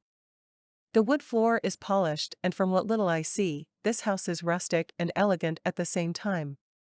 There are wide wood beams, stonework, but also gauzy drapes, and fluffy pillows and bedding, which I'm looking forward to flopping into. As we pass a window, Inga says, those are the Montmartres. The biggest mountain range in Concordia and the border of our territory. This country looks small on the map, but that's intentional. A lot of money can make a lot of land look small on maps. The monarchy does it to protect their resources, and us. Even though we're largely concealed from the outside world, the original portal between the realms existed here. The humans here grew accustomed to our kind, and it's where fairy tales and fantasy originated. Even though the portal is since closed, the Concordians have always been good to magicals. Is that why you protect them? I ask. Apart from the obvious reasons. Yeah. And that they're weaker than us. We look after them the same way you would a child. We want to give them a chance to evolve and strengthen. Seems like you're doing a good job. Until the other day, I didn't believe magic was real. Camilla bumps me with her hip as we enter the room. Kenna, like it or not, you're one of us. I pull on a loose string on my shirt. We also want to coexist. If magicals ruled, well, without the spell brought forth by the Accords, we'd slaughter each other. It's in our nature. So you really think I'm magical? My throat constricts. They nod in unison. Inga says, but just what kind of magic is what we want to find out. I have the wolf dream again. I guess I can rely on it every time I sleep, at least while here. Inga and Camilla are still in the room when I wake up the next morning. We have breakfast and chat some more. I have to remind myself all over again where I am and what's going on, even though much of it seems hazy. Someone knocks lightly on the door. Claude pokes his head in. Corbin is on his way. Running a little behind. He had a late night. He waggles his eyebrows. A late night? Oh, right. He's alpha. Jealousy spikes through me. It's stupid. Why do I care if he likes me? I don't. I tell myself I don't. Repeatedly. Will you come run with me when you're done here? Claude asks Inga. She beams a smile. Of course. I get the sense they're together. He missed you, Camilla says when he exits. I should hope so. And I have no doubt Baker was pining after you last night. There's nothing like running together. Inga swoons a smile like it's her greatest joy. Are you together? I ask, even though it's really none of my business. But in this wolf world, it seems like relationships mean something. It can't hurt to try to get to know them better. Claude and I are boyfriend and girlfriend. Same with Baker and Camilla. Trig and Avril, too. Camilla adds, we're all betas, which works out nicely for Corbin. But we're not fated mates. At least I don't think so. It's very rare. But Corbin needs to find his, Inga says. Even rarer is a heart match. It's like the ultimate bond. Camilla smiles softly. A little ripple works through me. It turns into a flutter and then continues to rise, bringing heat to my cheeks when the door flies open. No knock this time. Ready? Corbin asks sharply as his eyes land on me. I point to myself.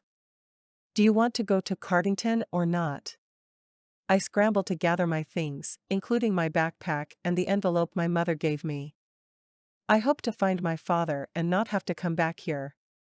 With a cold stare and without so much as a greeting, Corbin leads me to a black Jeep. Because I was unconscious when I arrived here, as we pull away, I'm surprised to see the house is a giant lodge that forms a U shape with a gorgeously landscaped front with flowers and water elements. It's easily the size of a mansion with fieldstones that give way to wood, reminding me of a very fancy Viking lodge. Landscaping, including flower gardens and various paths, lead in different directions. Mountains rise in the back and fields wrap all around that give way to thinly wooded areas. Wow, I say. It's beautiful. It's home, Corbin says, maneuvering through a large wooden gate reinforced with metal that reminds me of a Middle-Age fortification. The main road resembles the highways back home near the White Mountains, only these are even bigger. Do you know the way to Cardington? I ask. He nods, keeping his attention fixed on the road. It'll take a couple of hours. Not too far from the Wolfpack headquarters, we pass the quaint town of Polaris. Even though it's almost summer, the place seems perfect for curling up with a cup of cocoa on a snowy winter's day. I spot a bakery, restaurant, bookstore, and a few other shops. I almost forgot about the normal world. Being alone in the Jeep with Corbin makes me hyper-aware of everything, my breathing, pulse, and the placement of my arms. He doesn't seem to care as his elbow practically juts across the center console and into my personal space. My cheeks were already warm, but in the side mirror reflection, they are practically beet red. I roll the window down slightly for some fresh air.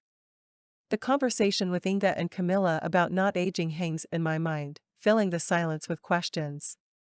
I say, yesterday when everyone was talking, you mentioned that I might be part wolf. I didn't think you heard me. How can I ignore the big bad wolf? I tease. His expression remains impassive. I'm stuck on the word part. Does that mean I'm also part human or? Or, he says. Or.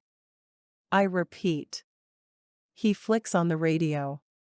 Rock music booms through the speakers and doesn't relent until we pass a few houses outlined by low stone walls. Soon, we pull at the end of a long driveway leading to a wrought iron gate. Beyond that is a brick Victorian-style mansion, complete with a few turrets.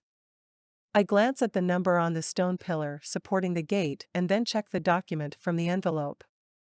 How did you know this is where we were supposed to go? A hunch. I peer through the windshield. It looks abandoned. There could be glamour over it. Hard to tell. Corbin rings the bell on the wrought iron gate. I survey the stone perimeter and long driveway, doubtful anyone will answer by the length of the weeds growing along it. Corbin asks, "Did you get a key?"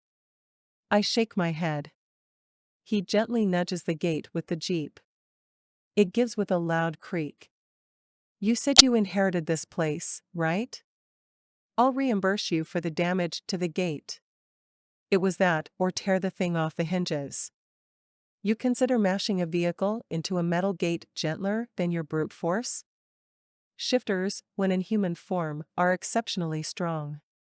Not necessarily as strong as vampires though. But watch out when we summon the wolf. Corbin chuckles so low I almost miss it. His sense of humor seems to be lacking. However, a feathery sensation spreads across my skin. It's different than my hackles rising. Somehow warm. Maybe my inner weirdo thinks he's funny and cute. I can't argue that. Corbin's eyes flash as he speeds down the driveway. I sense adrenaline and wolf. He has his shifter form at the ready. I can feel it. I'm sure of it. Pressure builds inside of me, and if I were as nuts as the rest of Pack Jalmer, I'd think he was calling my so-called inner wolf to the surface too. I think I'd make a better cat or guinea pig. Something soft and cuddly, not fierce and deadly. I don't know what we'll face when we get inside, but I better prepare myself too. How to do that is another question entirely. As if sensing my uncertainty, Corbin says, "I'll go check things out. Wait here." Is that an order, Alpha Wolf? His eyes narrow. I'm not your alpha. I figured you were everyone's alpha. No, shifters have to choose, but once they do, it's forever. Anyway, I don't quite think you're wolf pack material. The corner of his lip twitches. I don't think you could handle me being your alpha. He gets out of the jeep and slams the door. He's so smug and coarse, he makes me want to snarl and claw at something.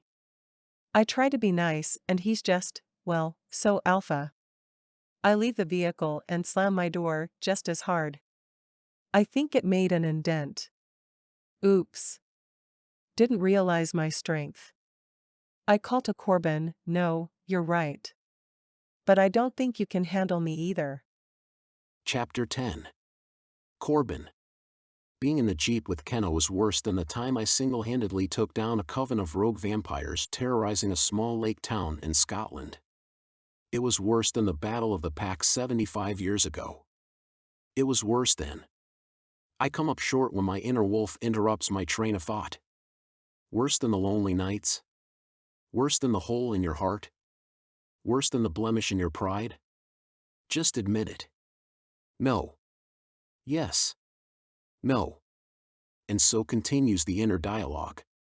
My wolf is every bit part of me, but when I'm in physical form, he has his own opinions, especially when it comes to women. It's safe to say he has a hunger that I usually ignore. But this is different. You know it is, Corbin. Enough. I stomp up the stone steps of the Victorian-style mansion with ivy growing up the sides. It's definitely abandoned. Or meant to look that way. I pick up Kenna's scent before she reaches me by the door. Wolf mixed with the slightest hint of other magicals as well as cherries. My wolf inhales deep. I practically tear the front door off its hinges. Kenna's smoky eyes are wide. I shrug. You said you didn't have a key. You could knock like a normal person. I level her with a gaze. We're not normal people. Yeah, I'm starting to realize that, she mumbles.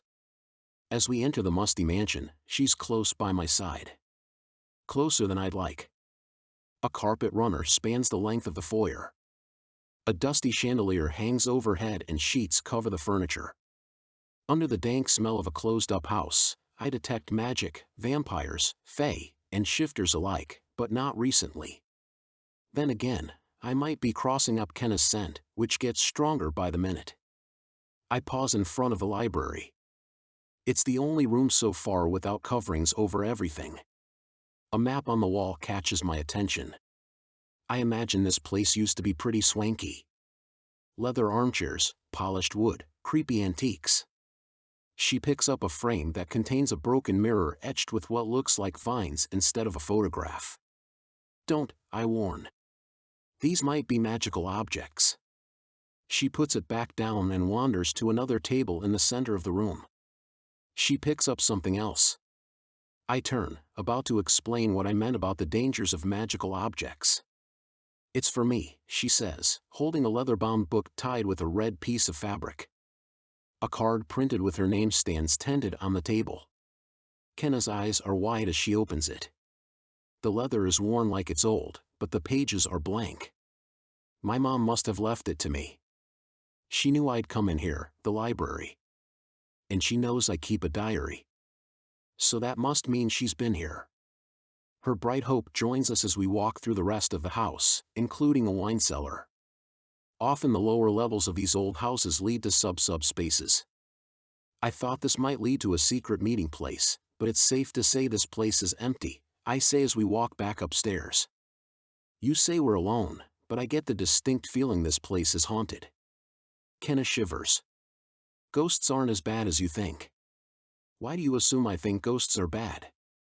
I wander back to the map, illustrating the topography of Concordia. I know this land well, having lived here for so many years. However, as an alpha in charge of my pack and council member with Kenna in my custody is entirely new territory. I don't know where the peaks and gorges are located, the spots to avoid, or what to explore. She isn't quite the threat to the realm that I expected. At least not yet.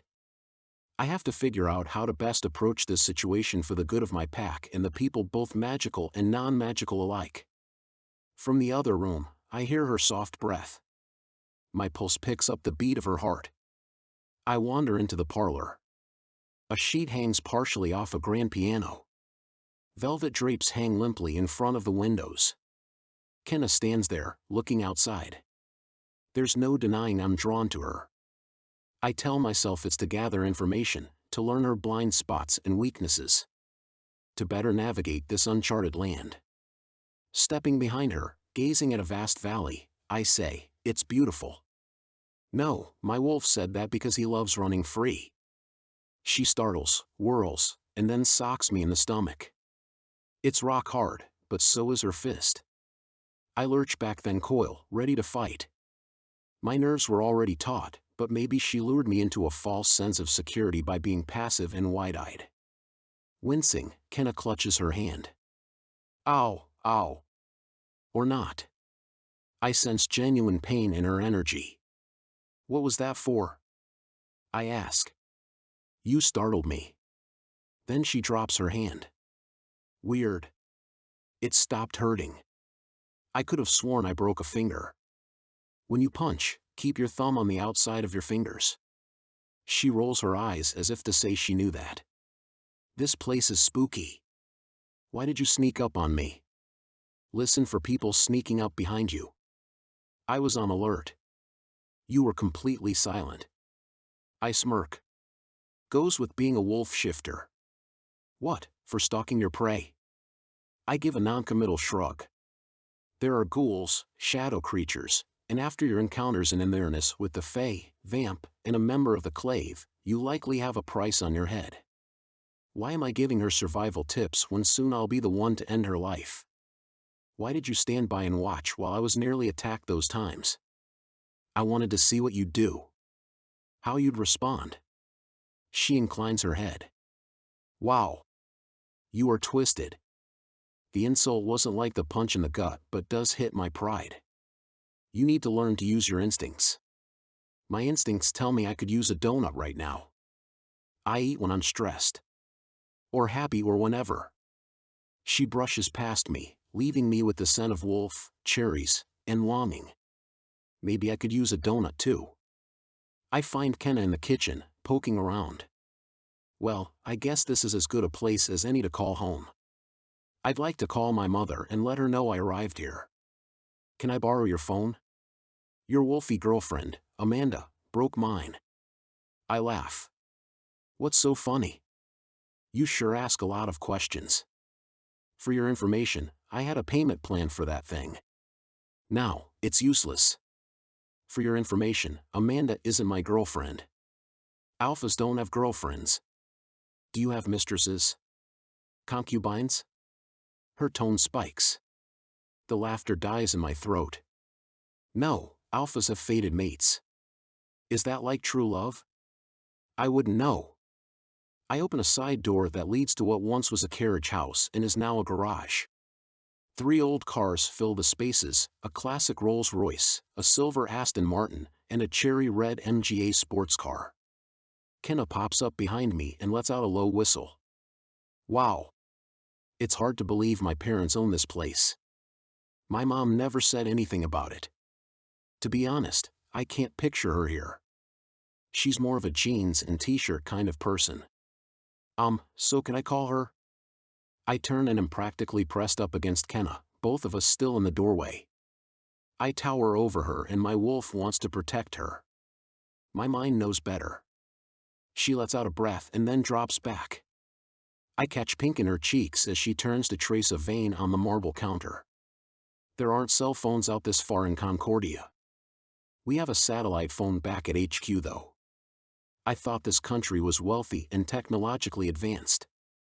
It is, but not necessarily in the way you think.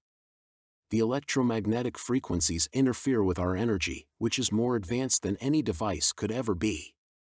So the government and corporations know about you? Not exactly. Our kind is covertly involved in all aspects of the nation. Kenna boosts herself up onto the counter and swings her legs for a minute. I don't know what to make of all this. It's unfamiliar, uncharted territory. My sentiments exactly. Can I ask you one more question, and then I'll leave you in peace? That's unlikely, but go ahead. I cross my arms in front of my chest and lean against the doorframe. This will sound weird, but when I encountered the person in the hood, what you said was a fae, I felt what was like electricity in my veins.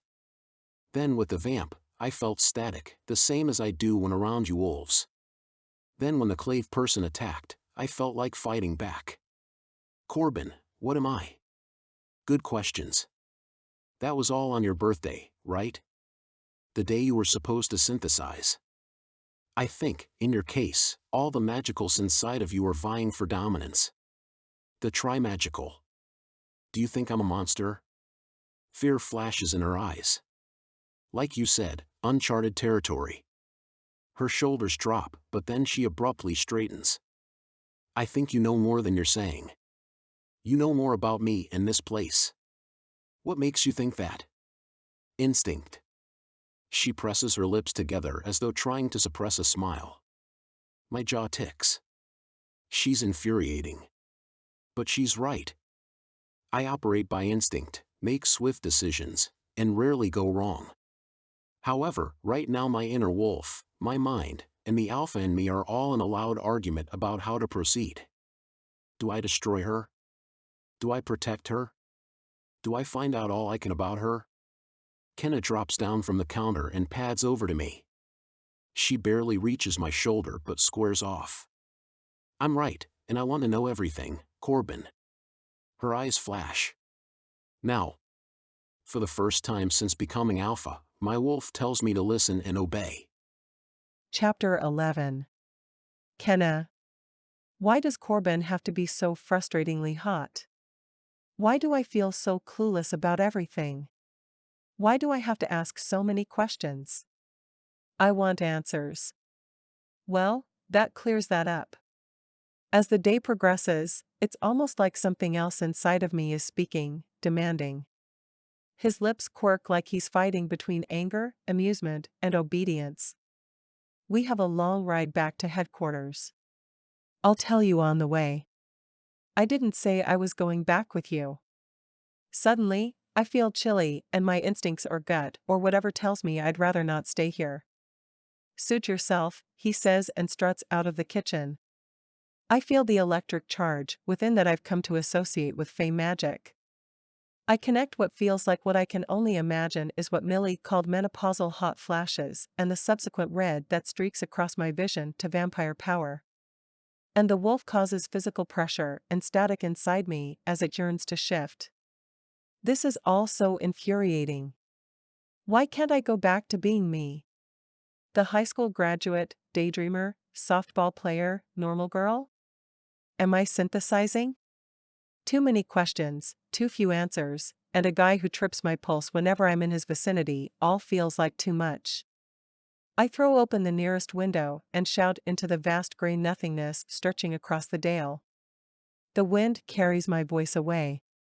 In the place of a reply, something powerful and magical beckons me forward, toward the unknown, while one hand desperately tries not to let go of what's familiar. I want my phone to buzz. For my mother to tell me we're going out for pizza, and we'll watch a movie later. My face is damp as quiet tears slide down my cheeks. I feel a deep sadness, almost grief in my bones. But there's also red-hot anger. How can I contain both? Who am I? Silence. In the quiet, a sense of peace comes over me. I take a deep, steadying breath, pushing away wants, memories, and uncertainties. The fresh northern air fills my chest, and as I exhale, the window slams, followed by a loud slam from somewhere else in the house, jolting me. Did I do that? I scurry through the hallway to find the wolf shifter. I hope he didn't leave me here, not that the alternative is ideal either. Yet, I'm drawn to him. Corbin stands in the library. The velvet drapes sway slightly. Chills pebble across my arms. Those weren't open before. Maybe you have house guests. His Scottish accent curls over the letters. Did you say house guests or house guests? He chuckles. You have a weird sense of humor, Corbin, I grumble, coming up beside him. I glance at the wall. I see you found a map. Maybe it'll lead me home. He stiffens by my side. I thought that once too. I've learned that home isn't a place. Then what is it? You wouldn't believe me if I told you. Come on. Let's get out of here. This house gives me the creeps. I wish I could argue with that, I mutter. Finally, something we agree on. Of course, he heard me with his wolf hearing. I wait for a smile or a glimmer of ease in his expression, but it doesn't come. The guy is gruff and all business. Standing on the front step, I look back. Why did my mother send me here? Why did my parents leave me this place? When we get back in the Jeep, Corbin says, I'll tell you what I know. The mood shifts from the creepy vibes in the house and the awkward and uncomfortable silence from when we were on the road before to something else, tolerable? In the ancient language of magicals, Kenna means born of fire and is a reference to the court of Ken and Clover. What's a Ken? Like the doll? Corbin gives me a side eye like I have 3 heads. He's the weirdo wolf shifter. Well, a hot wolf shifter, but still, it's unusual. Ken like knowledge. And court like a fey kingdom? He nods. King Melchior rules the court of Ken and Clover. He's the fey king of all courts, but that's where he primarily dwells. Corbin bristles. Every 100 years, he chose a fey to be his consort, or queen. The last one he chose broke the rules and fell in love with a wolf shifter. They had a son, Grayson Slade. He mated with a vampire. His tone is grave, unforgiving. My father. I take it that isn't a good thing. Corbin speeds down the empty road, taking the turns easily. If we slowed down, I'd see my life streaking by. But we're going too fast. That particular combination never occurred before. Throughout history, whenever different magicals intermingle, problems arise, and that's why it's banned. A hybrid face-shifter vampire could prove to be a very big problem, especially on top of the peace we're struggling to maintain within the magical community. The meaning in his story catches up with me and settles in my stomach like a murky night. That's me, I whisper. I'm the problem. That's what we're afraid of. We don't know what you are, what you can do, or what others might do with you if they took possession of you. The Klave, I say, referring to earlier conversations. He gives a short nod, leaving me room to digest this. Why didn't my mother tell me? Where is she now? Then I remember her saying that the laws of the agreement she made when she was pregnant bound her tongue. Then we went into hiding. This can only mean that the Klave abducted my mother. I have to find her. What can you tell me about the Klave? Not a lot. Mostly, just speculation passed along during council meetings from the Fey King. It's believed they're composed of many magicals who want to revolt and break free of the protective spell to keep our base natures from harming humans and each other. They could be planning an uprising. After years of brutal fighting, we've finally known peace. I'd like to keep it that way. As Corbin shifts gears, his arm muscles flex, highlighting the whorls of his tattoos, indicating his alpha role. Who he is, and what he's meant to do is clear. But what about me? So I'm a magical mutt. A mixed magical sounds more polite, but yes. And according to law, you are forbidden to exist. That same sour expression he wore when I woke up in his lodge curdles his expression. My throat tightens. Let me make this clear to you, warrior and guardian council pack leader whatever, I have no intention of hurting magicals or allying with the Klave. I just want to live a quiet life, maybe write a book. I shrug as sadness holds me captive. What can I do? How can I escape this? You can't. There has to be a way. What if I renounce my magic or pick one and stick to it, using my power for good?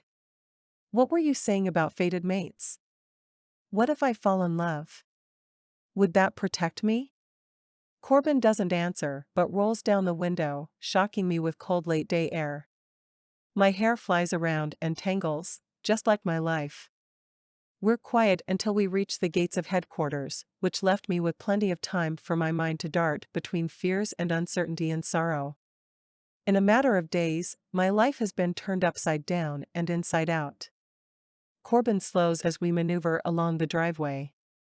He turns to me, and his copper eyes flash even as he remains granite-faced. Kenna, as the alpha who discovered you and who has given you this information, I offer you the protection of my pack. Why? That was the last thing I expected to hear. I thought he was going to turn me over to the council or banish me, or worse. Stop asking questions, he says, braking sharply in the driveway and abruptly getting out of the Jeep. Confused by his conflicting hot then cold demeanor, I find my way back to the guest room, needing some time to figure out what to do. Corbin seemed begrudging when he offered me protection, probably so I don't fall into the wrong hands like I'm a ticking time bomb. I flex my fingers, recalling the magic I produced when my mother was threatened. Do I need protection? I catch my reflection in the mirror over the dresser. My dark red hair is wild with no thanks to the wind tunnel Corbin created in the Jeep. A sly smile hitches on my lips. Without weighing the outcome, I march back outside. The Jeep is where he left it and the keys are still in the ignition. I guess the wolves trust each other not to steal vehicles at headquarters. Corbin made the mistake of trusting me because I wasn't joking when I said I needed a donut. I don't bother rolling up the window as I speed down the driveway toward the gate. The thing is going to open or I'm going to blow through it. I notice a small device clipped to the visor and click it just in time. I don't imagine I could afford to fix the thing the way he promised to do at Lonsdale. I have no idea if my driver's license is valid in Concordia, but I'm beyond caring. Thanks to a few signs, I find the center of Polaris easily and park by a bakery. The scent of sugar and butter and all things sweet lures me inside. I instantly breathe easier. A girl about my age with ginger hair and freckles stands behind the counter, wearing a flour-stained apron. She artfully arranges a tray of leaf-shaped cookies. "Hi, welcome to Sugar, Spice, and Everything Nice. What can I get you?" I smile as she repeats the words I used at my old job, but replaced the name of this bakery with Donuts and Delights. I used to work at a donut shop and would say almost that exact thing. "Do you happen to have any?" She returns my smile. "Donuts? We sure do, but they're from this morning. After the week I've had, I don't care if they're stale." She winces. "That bad? You wouldn't believe me if I told you." I browse the display case. "I'll also take a scone and one of those raspberry cream pastries," I say, pointing. "Oh, and that chocolate chip cookie the size of my face looks good." She does a stage whisper. "No, joke, they're the best. I didn't want to say so before and rain on your donut parade, but we're usually out of them by now, but my grandmother made extra." For the first time in days, I laugh at the vision of a donut parade. "Are these for here or to go?" she asks. "Here, please." She arranges my assortment of sweets on a plate. I reach for my wallet, but it's in my backpack. My cheeks blanch. The girl behind the counter waves her hand dismissively. "Seems like you've had a rough go and are far from home. It's on the house. Just pay it forward sometime. I'll pay you back. Promise." I sheepishly take my goodies to a table, feeling bad, but then her kindness takes hold, reminding me that there are good people in the world who aren't monsters and magicals. I dig into the donut, letting the subtly sweet dough with a hint of cinnamon and nutmeg infuse my veins with sugar, spice, and everything nice, just like the bakery. A little sigh escapes. When I'm done eating it, the girl appears with a cup of milk. "Even good when stale?" I take that as high praise. I chuckle. She sits down. "My grandmother, who owns this place, says that laughter is the best medicine. My grandfather would argue for sweets. I say sometimes you just need someone to talk to. By the way, I'm Pepper." She holds out her hand for me to shake. "Pepper? Like Pepper Potts from Iron Man? Like Dr. Pepper the soda?" "Seriously?" "I'm kidding. My dad is a cryptographer, works for the Concordian government. He solves puzzles for a living. Travels a ton. So I live upstairs with my grandparents and work here. Anyway, a pepper is a secret symbol added to a password to scramble it." "That's cool. I'm Kenna, and I just found out that my name means born of fire." I roll my eyes slightly to let her know I don't take it too seriously. Her expression shifts subtly as though she's solving a puzzle. "I saw the Jeep out there. By any chance, are you with that super hot guy from Wolfpack headquarters by the foot of the Montmartres who's also super grouchy?" I almost choke on my bite of cookie. She was right, it's delicious. But she's also right about Corbin. "Who?" I ask dumbly. An amused smile flits across her lips. "Let's see, flannel shirt? Check. Boots? Uh-huh. Jeans? Yup. Messy hair like he just woke up? Yes." She ticks each one off on her fingers. "He's come in here a few times." She waves her hand in front of her face as though trying to cool off and then laughs. "You had the grouchy part right. We talk for the next hour, but move on to other things, like my graduation and spontaneous trip to Concordia. I avoid discussing magic like I avoid eating spinach. I have to close up soon, but come by any time, she says, getting to her feet. Thanks, I say, bagging up the scone and pastry. I promise to pay you back. Don't worry about it. You made what would have been a boring shift way more fun. There aren't many people around here my age, and no one at the headquarters goes to regular school. It's been nice chatting. Before going back to headquarters, I stroll down the street, gazing in the few shop windows. There's a pottery gallery, jeweler, and bookstore. The wind gusts, fluttering my already wild hair. I get that prickly feeling on the back of my neck, what the shifters called my hackles. All at once, someone runs by me, grabbing the bag from the bakery out of my hand and shoving my shoulder against the brick wall of the bookstore. They were wearing a hat, flannel, and denim, but that's all I saw. Isn't there some kind of unspoken rule about guys not hitting girls? I start back toward the Jeep and feel the sensation again. I look around and am knocked to my knees. I smell wolf and something putrid. Maybe it's my proximity to the sidewalk. If I have magic, now would be a good time for it to work, because last time this happened, I ended up in an alleyway. My vision goes red at the same time someone tackles me. I press against their force as the shift pulls me toward my inner wolf. Energy crackles inside, humming outward. You took my scone, jerk. No way you're taking my life too, I grind out as I roll over and kick out wildly, thrashing in the air. But the attacker is gone.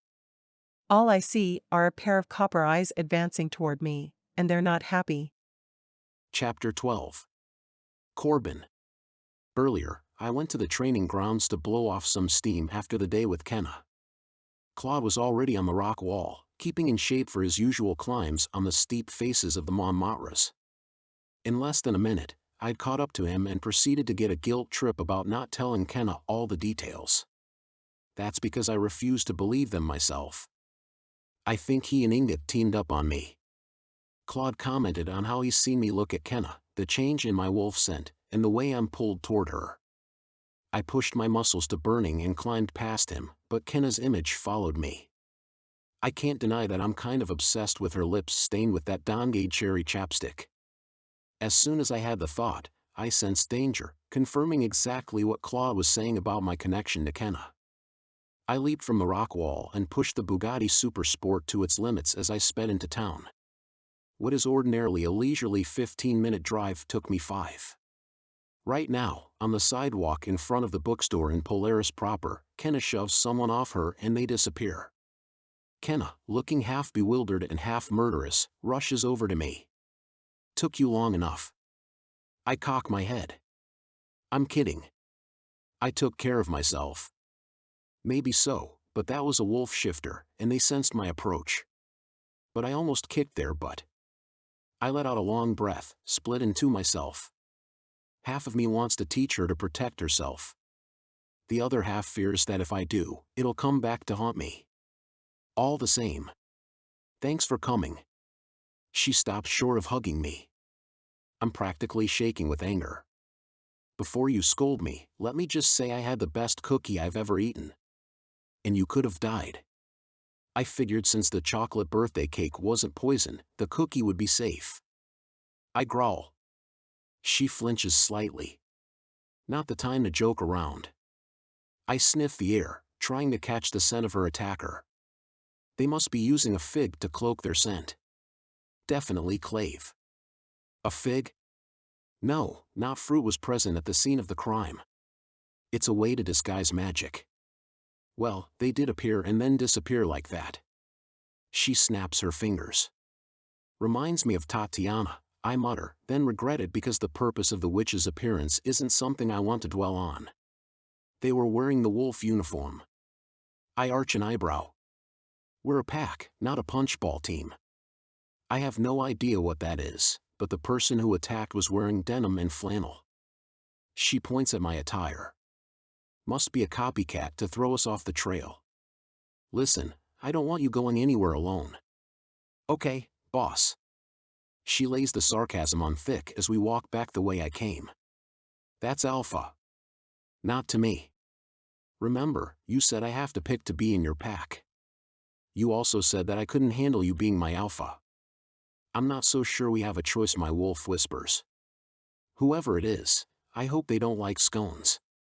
Kenna looks back over her shoulder as we near the vehicles. Trig, who happened to be in the garage and came along with me, stands by the Jeep Kenna stole. Shall I head back? I give him a nod. If you came to get donuts, the bakery is closed, Kenna says. No, we came to get you. I open the door of the Bugatti for her. Such a gentleman. Well, tell your wolf pack to back off. I innocently went to get something to eat, and a wolf attacked me. Innocently? I huff. You stole my vehicle. I point at the Jeep. Then we're even. Grand theft auto and assault. Seems fair. She slides into the seat and puts on her seatbelt. I get in and rev the engine. My pack has to follow my orders. No one from Jalmer would have tried to attack you. She snorts as though she disagrees. I said I'd protect you. Begrudgingly, and let us not forget you attacked me in earnest. My grip tightens around the steering wheel as I pull a U-turn. That was before. Now, it means my pack will protect you too. They have to follow the Alpha's orders. She seems to shrink in the seat beside me as the events of the last minutes catch up with her. Is that how you knew I was in trouble? Something like that. I'd felt a twinge deep inside. My wolf called. The Alpha within demanded. As much as I want to deny it, Kenna and I are connected. I had no choice but to obey, even though I still disagree with the nature of her existence. She tells me the details of what happened as I speed back toward HQ. I want to shift and run free, but am tethered to this moment and the reality that's seeping in. Lost in Kenna's voice and the way it makes me feel, I swerve hard toward the shoulder of the road when something streaks across the road. What was that? A deer? Kenna asks. I try to replay the flash, summoning my senses. It wasn't a human or ordinary mammal. Not necessarily a demon or goblin, I don't think, but I pick up a foul smell along with the subtle hint of wolf. I'll have to fill Baker in and see if he's been tracking any unusual activity in the area. Thanks for not killing me, Kenna says as I get back on the road. Yet. But how can I destroy her? When? My wolf tells me I can't. Her voice draws me from the depths of my mind. My senses, my instincts, or whatever you want to call them, tell me it was a wolf shifter in human form that attacked. She pinches her fingers and lifts a long hair from her jacket. I'd guess it was the same one as before.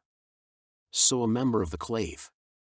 Or clan or pack or whatever you call it. I ignore her comment. The Klave is the enemy. No one in Pack Jalmer would try to harm you unless it was on my orders. Why should I trust you? You shouldn't. I was hunting her, and if I can get my wolf in check, I will destroy her and her dirty, dangerous magic.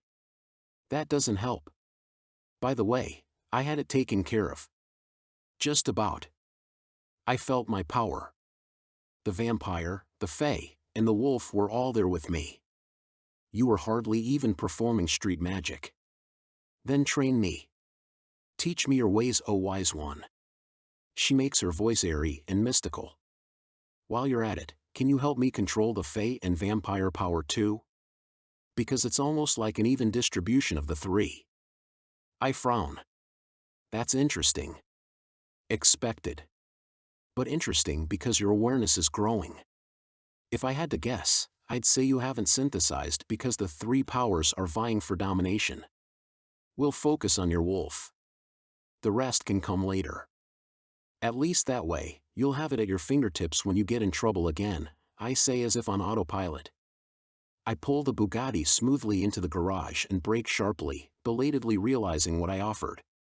When not if I get attacked again, she asks in a small voice. I'm afraid so. Does that mean you're inviting me to stay at the Wolf Pack headquarters? I cut the engine. For now. Why the change of heart? I can't answer her question.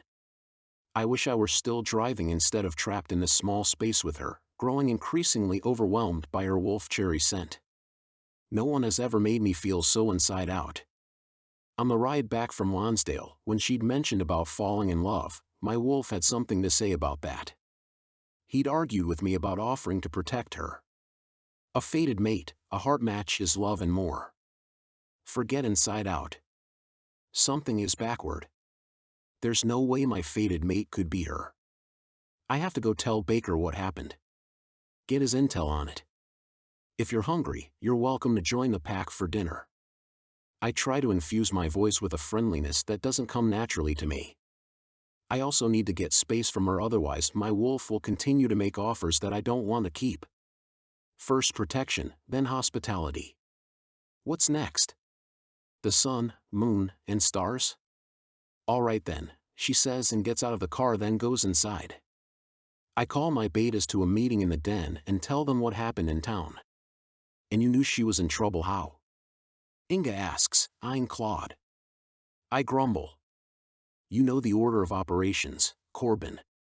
First, you connect, which is usually subtle, like when your wolf recognizes hers, then you bond, going deeper into a relationship, and then seal your commitment to each other. Have you? Inga asks. I give a slight shake of my head, but I feel it growing. I have to act fast if I'm going to fulfill my duties to the council. So you're convinced the Klave is moving against her? Baker asks. Seems so. We need a plan. We discuss options for drawing out the rogue group of magicals and repeatedly come back to using Kenna as bait. Camilla, Claude, and Inga are against it. Baker thinks it's risky, but our only option. Trig and Avril are enthusiastic. That leaves me to break the tie. As Alpha, I could allow it regardless, but it's better when most of us are on the same page. I pace a short track in the front of the room. I told her I'd train her. If she's as powerful as we think she is, then we'll go ahead with the plan. And if she has a weakness, say a tall, dark, and handsome wolf shifter? Inga asks. I grunt and whisk from the room, not wanting to confront the wolf's heart beating in my chest. The sun is set. The grounds are quiet. An almost full moon rises in the sky, making silhouettes out of the mountains that claw the sky. After I grab a stake and scarf it down, I walk toward the library in the lodge, thinking about the visit to Lonsdale and the library along with the book Kenna found. I instantly smell wolf and cherries. Then hear Kenna humming softly. She's in our library, gazing at a map. I walk up behind her, only this time I don't startle her. Hi, she says softly. I stand only a measure away and inhale deeply. The wolf within sighs contentedly. My pulse increases. Her shoulders creep toward her ears. I'm standing here in this place, looking at this map. But I do not understand my place in this world. You said that home isn't a place. I wrap my hand around her wrist and press her palm against her chest to show her where home is. The movement brings her closer to me and she leans into me, resting her back against my chest. Tension dissolves from her shoulders. I will not let you go, I whisper. Sounds like a threat. No, Kenna. It's a promise. It's a promise from my wolf, I try to say softly and gently, but the beast inside of me feels like howling as I finally speak the truth. But that doesn't mean I like it. Chapter 13. Kenna. Corbin's words are both a whisper and a warning in my ears. He pledged protection and to keep me here. My heart pounds against my ribs, delighted beyond measure. My mind is wary, wondering his angle. I sense he's experiencing a similar inner conflict. His pulse pounds in his veins, practically thunder in my ears. I sense tension, but also softening, like he's reluctant to give in to his emotions. I cannot deny I'm attracted to him. His eyes entrance me, especially with his dark lashes. His lips are the kind I can't ignore, even though he's perpetually smug, and the couple days' worth of stubble growing on his strong jawline makes me think rugged, capable, protector, wolf. But he's also a jerk. I'm not going to suffer fools like my mother. but I suppose that's the least of my problems. It's hot in here. Want to take a walk? Corbin asks. It's cold outside, but sure, I say, anything to cut the tension, stretched taut like a rubber band and vibrating between us. I should have grabbed a sweater. Because it's chilly, I walk close to Corbin, who radiates enough warmth to keep the pack warm through a cold winter. He slows his pace to match mine as we follow a path that leads behind the house toward the mountains. Even in the low light, the area is well groomed before giving way to the gnarled outlines of trees. They stand in contrast like a forbidden forest. The landscaping includes flowers just waking up from what was sure to be a long winter that run along the base of a wooden fence. We're both quiet until the lodge is out of sight. I clear my throat. Before you came here, where did you used to live? I'm careful not to use the word home. My father grew up in the Highlands, Scotland, so not far from here. My mother wasn't a wolf. They had me later, which accounts for why it took me longer to synthesize. They filled a lifetime with shared experiences, memories, jokes. She loved the sun almost as much as she loved my father, until she didn't. Eventually, she followed it south. I don't remember her, but my father said her skin was a golden tan like mine. That was the only thing I got from her. His voice sounds detached. So wolves and humans are allowed to mate? My cheeks warm again at the use of the term. Officially, no. It was a long time ago, before order had been established.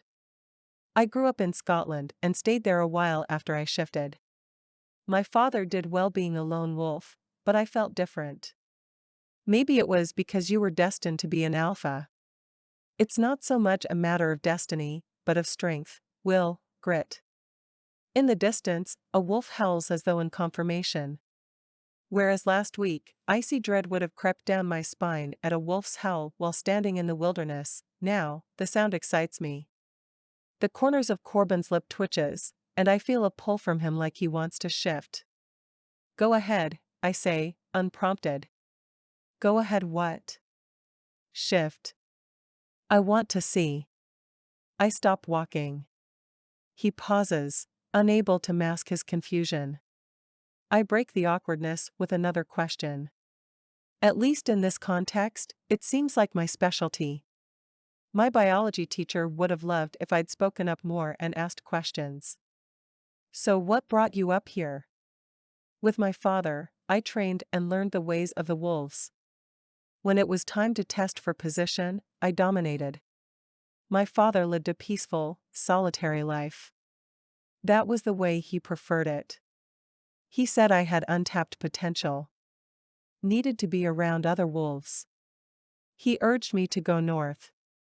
To be among our kind. So I moved as far north as you can go before you hit ice. Here. Did you grow up knowing you were a wolf? I ask, referencing the beta's comments about him being a late bloomer. I knew about my father, but since I didn't shift until later, I had doubts. It doesn't always follow the family line. What was your first time like? Painful and liberating. It was like my body was being crushed in a cement mixer, but once I was in wolf form, I finally felt like myself. I toe the dirt path with my sneaker, having doubts that I'll ever get that experience, because hearing him say it brings it to life inside me. I feel the wide openness, the confidence, the belonging in his skin that he finally knew after that first shift. This might sound weird, but I can sense your emotions. He scoffs. I told you it would sound weird, but no stranger than you telling me I'm part wolf, fae, and vampire. You have a point. I laugh, unable to resist. Never thought you'd agree with me. Remember, we both thought the manor was creepy.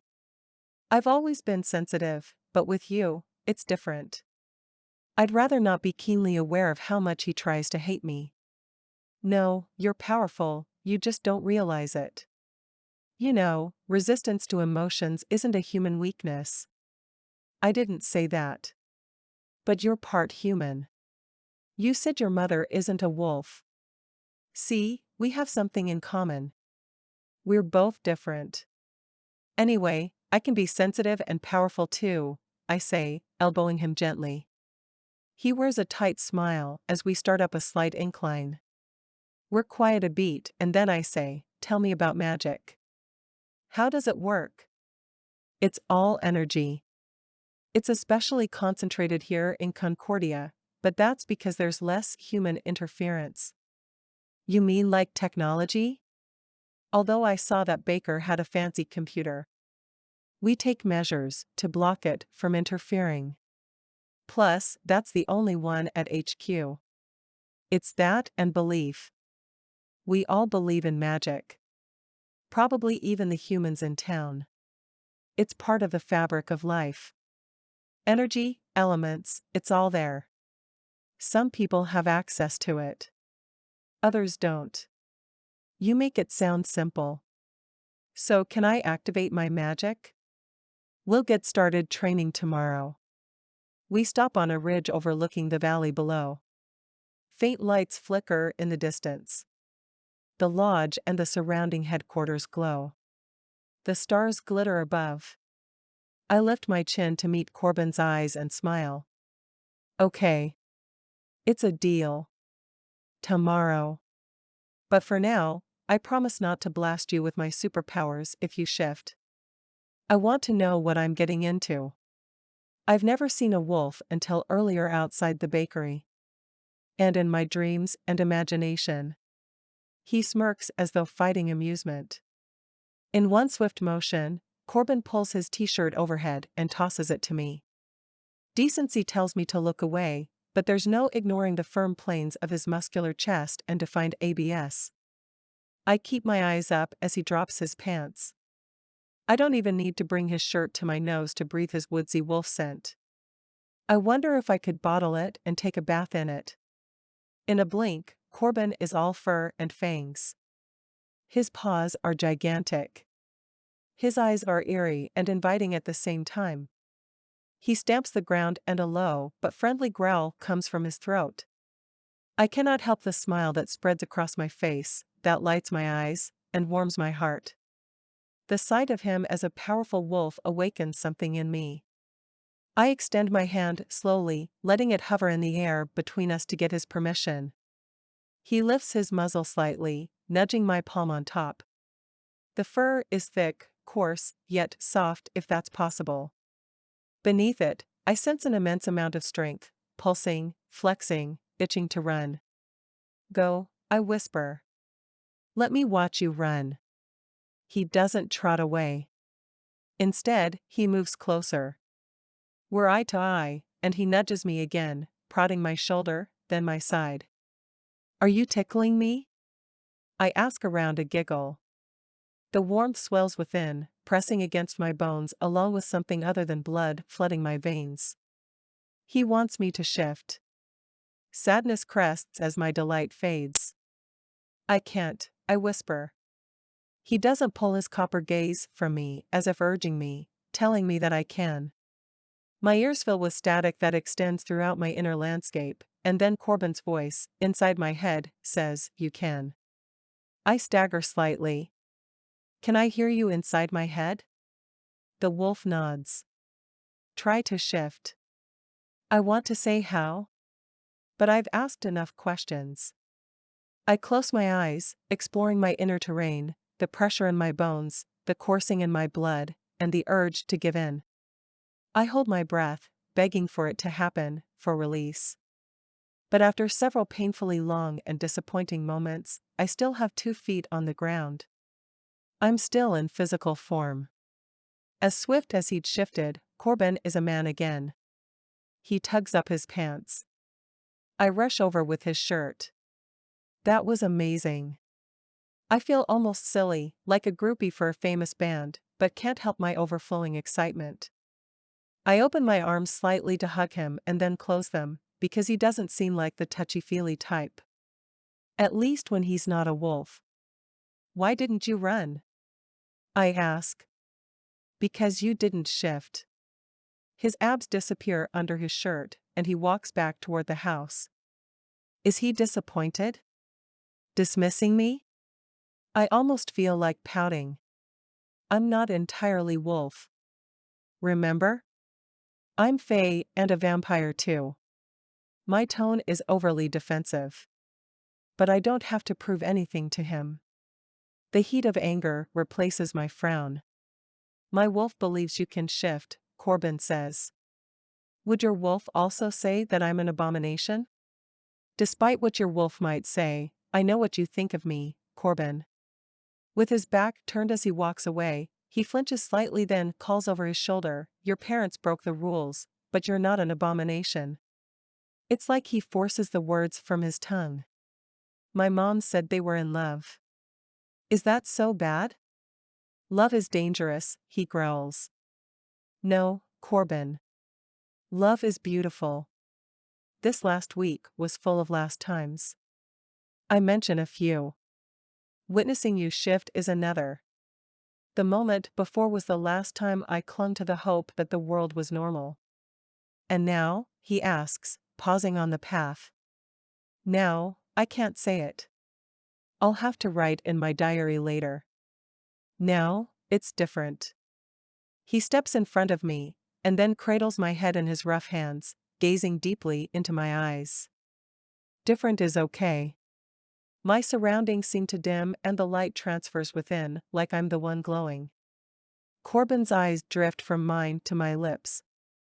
My breath catches in my throat. Just then a wolf howls. He drops his hands. I stagger back. We should head inside. The patrols are out. Don't want to alarm them. I expect him to say goodnight when we get inside, but Corbin follows me to my room. The diary I found at Lonsdale, tied with a red piece of fabric, sits on the table next to my bed. Strangely, it's old and worn yet blank inside. The end of the red stretch of fabric rests on the leather cover like a question mark. You can go to sleep. Don't mind me. I'm taking an extra precaution tonight. He settles in a chair by the window and facing the door. I arch an eyebrow. You're staying in here? I thought you said there are patrols.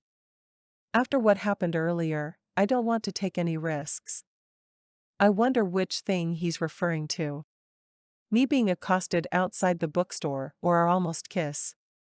That's what it was, right? I bring my diary to the bathroom while I wash up. I have to get my thoughts out. Perched on the edge of the counter, I write, "Dear Diary, I have a crush on a wolf." From the other side of the door, Corbin clears his throat. I wish this diary had a lock and key because even though he denies his emotions, I have a feeling he knows how I feel. Chapter 14. Corbin. I shouldn't have shifted in front of Kenna. My wolf connected to her, which is phase 1. Now we'll bond. There's no going back now. I cannot ignore my wolf's heart. But I can try. I can also protect her, namely from myself. I'm an alpha. With that, comes responsibilities. If I were to form a seal with my fated mate, there will be fighting to maintain my dominant position. We'd only succeed if she's also an alpha. Given the fact that she's torn between 3 types of magicals within, that's unlikely. Arguing with my inner wolf, I also feel like I'm forcing this life on her, but if we're fated mates, she must feel the same. Right? When we were outside on the ridge, her eyes sparkled under the starlight. The look she gave me and the warmth coming from her even though it was cold out, pushed my wolf in favor of our connection.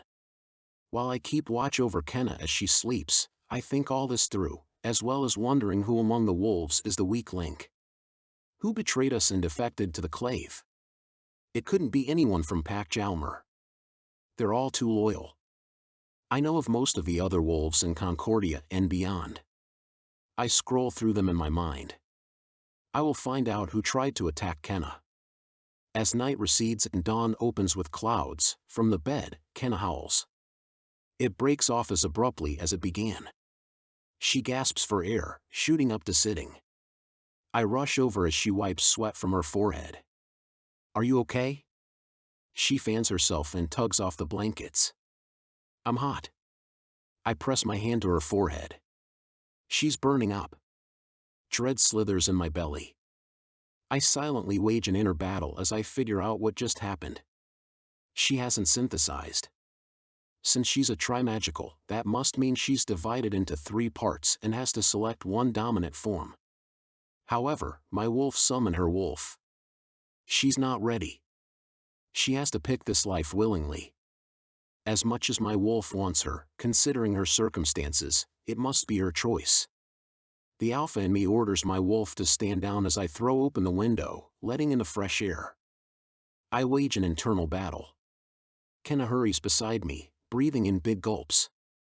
Without thinking, I take her arm, steadying her. A jolt shoots through me, satisfying my wolf. I force myself not to growl. She's not a full wolf. Rather, she's hybrid, breaking all the rules as we know them. She may not be fated to my wolf in the same way I am to her. Her gaze lands on me and her expression drops.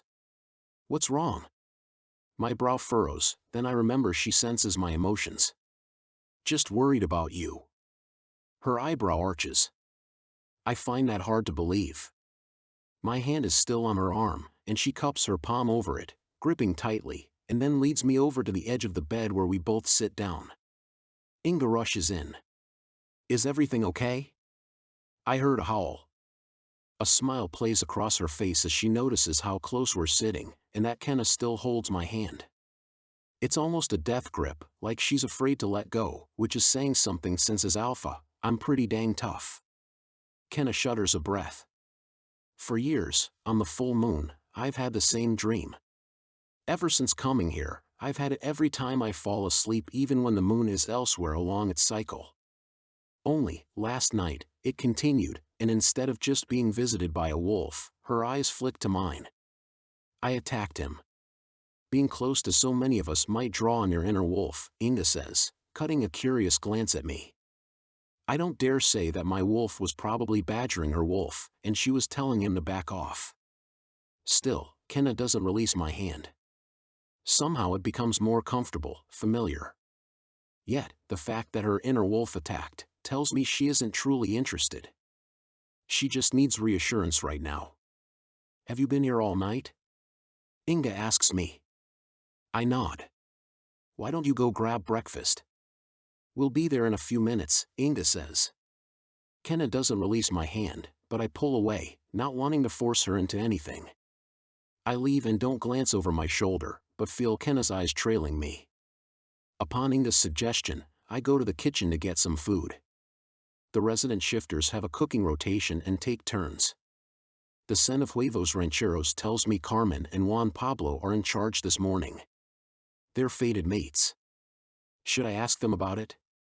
However, they're both full wolves. Kenna and I are mutts. Not only that, but as alpha and her as the MMW, our love is forbidden.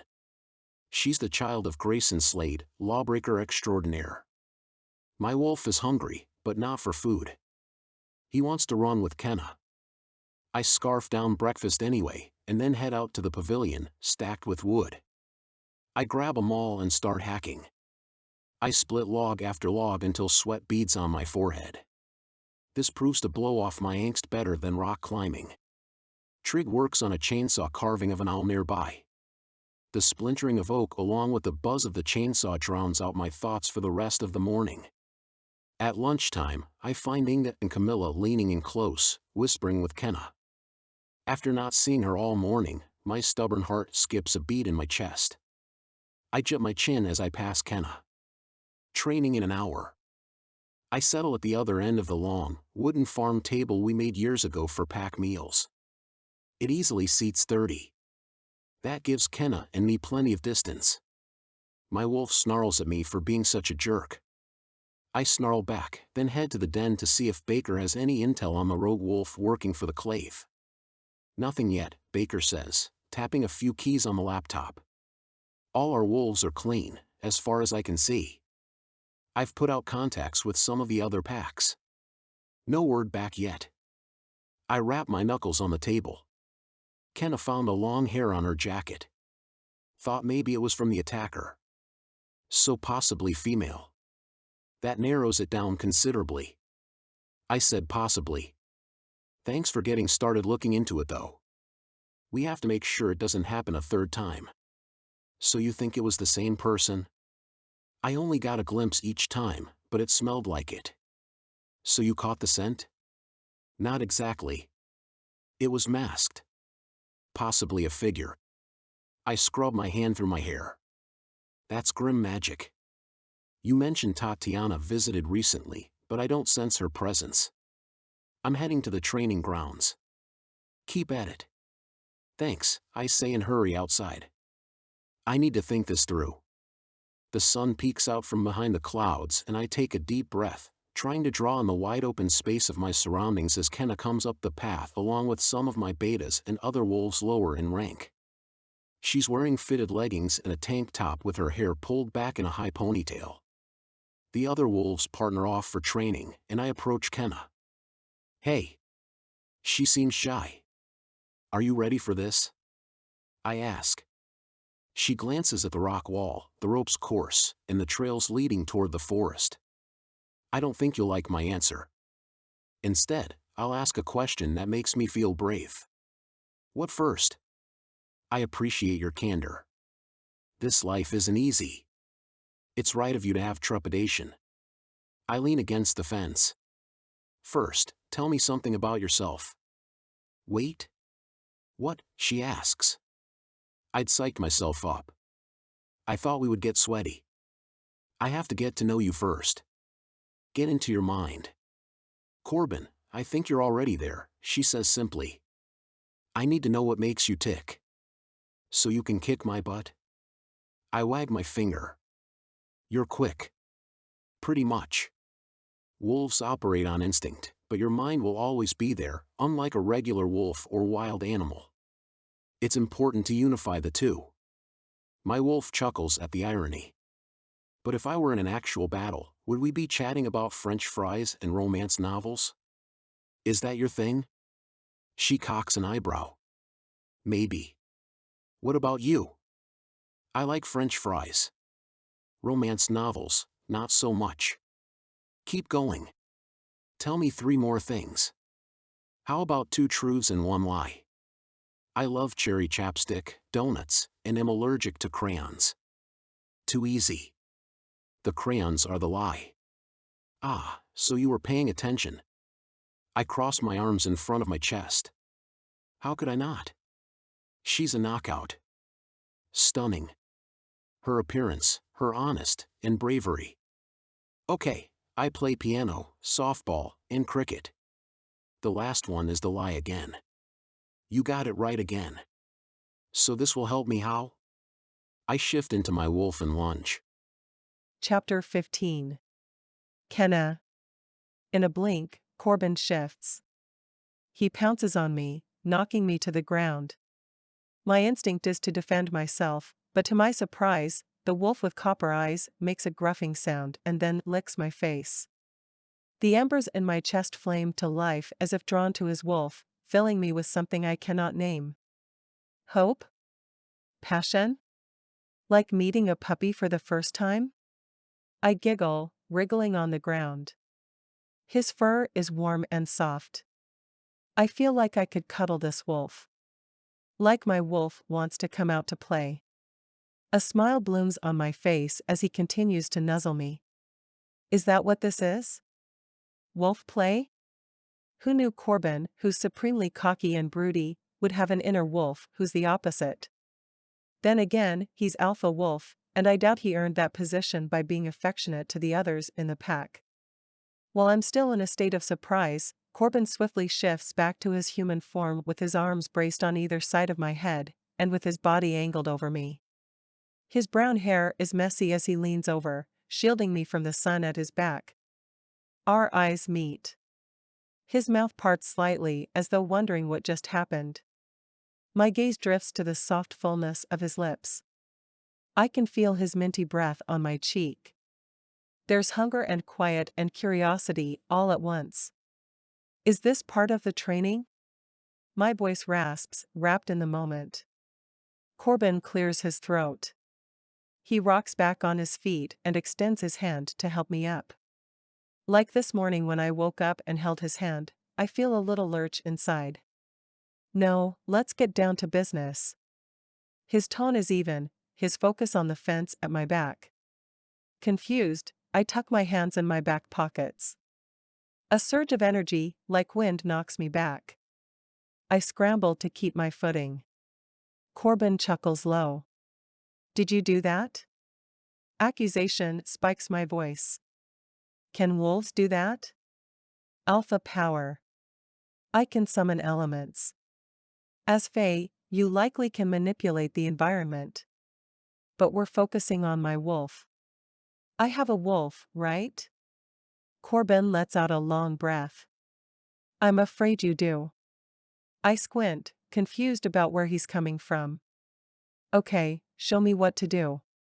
Despite how much you trust or like someone, don't let them lull you into complacency with talk of French fries, romance novels, or softball. Always keep your hands ready, Corbin says, circling me slowly. Use an engaged stance. Muscles active.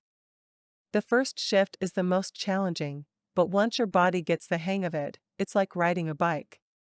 I don't know how to ride a bike, or swim, or surf. Seriously? I toss my head back and laugh. 2 truths and 1 lie, baby. Let's do this. He smirks. A few more things for you to know. After shifting the first time, you might feel especially hungry. In the past, this compelled you to hunt. We no longer consume human flesh, so we'll make sure you get some grub in the kitchen afterward. You make it sound so appealing. Okay, donuts from the bakery. Now, you're talking. I smile, once more surprised that he was paying attention. The little spark in my chest kindles again. Now is not the time. He might pounce. Don't get distracted, he reminds me, as if on cue. Difficult with him as my teacher. His mouth draws upward, just short of a smile. Are wolves psychic? No, but we're deeply attuned to each other. We can sense fear, excitement, desire. I grunt. Great. He snaps his fingers. Pay attention. Don't get unfocused. I can sense that too. Wolves generally have one weakness. Silver. Before we formed the council, they also were natural enemies of the Fae and vampires. All 3 hated each other. We're working on becoming better allies. And humans? They misunderstand us, but we have a biological advantage, which leads me to our strengths. Our senses are acute. We're hyper-aware. The typical dog has millions more scent receptors in their nose than a human. As shifter wolves, we have millions more still and can readily identify scents, where they came from, how long they've been there, and so on. Our teeth contain a toxin to subdue our quarry. Night sight is highly developed. We can run significant distances without rest, a benefit for warriors like us, but is also our favorite pastime. Why is that?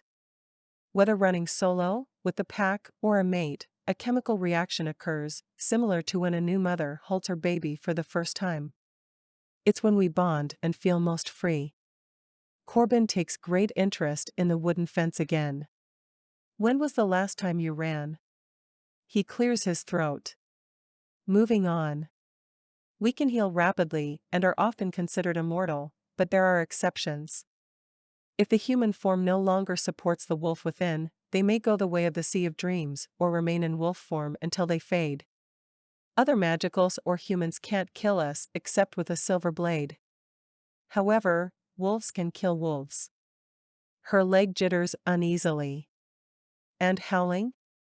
Amusement brushes across Corbin's features. It's an expression of each wolf. Just like musicians, dancers, writers, and artists of all kinds have a unique way of expressing themselves, wolves all make different sounding howls that mean different things. I guess you can think of it as poetry, expressing a range of emotions. I wasn't expecting that.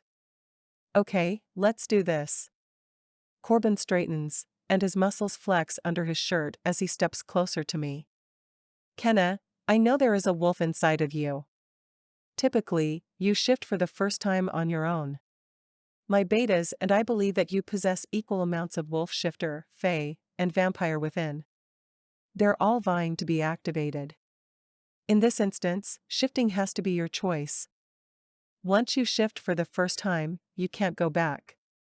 You'll experience other changes, hear your wolf, and if the accord spell ever breaks, you will be subject to our base instincts.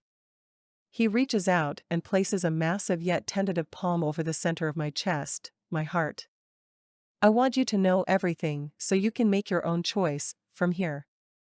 My cheeks warm, and my heart threatens to beat clear through my ribs, hammering so hard as though it's trying to get closer to Corbin.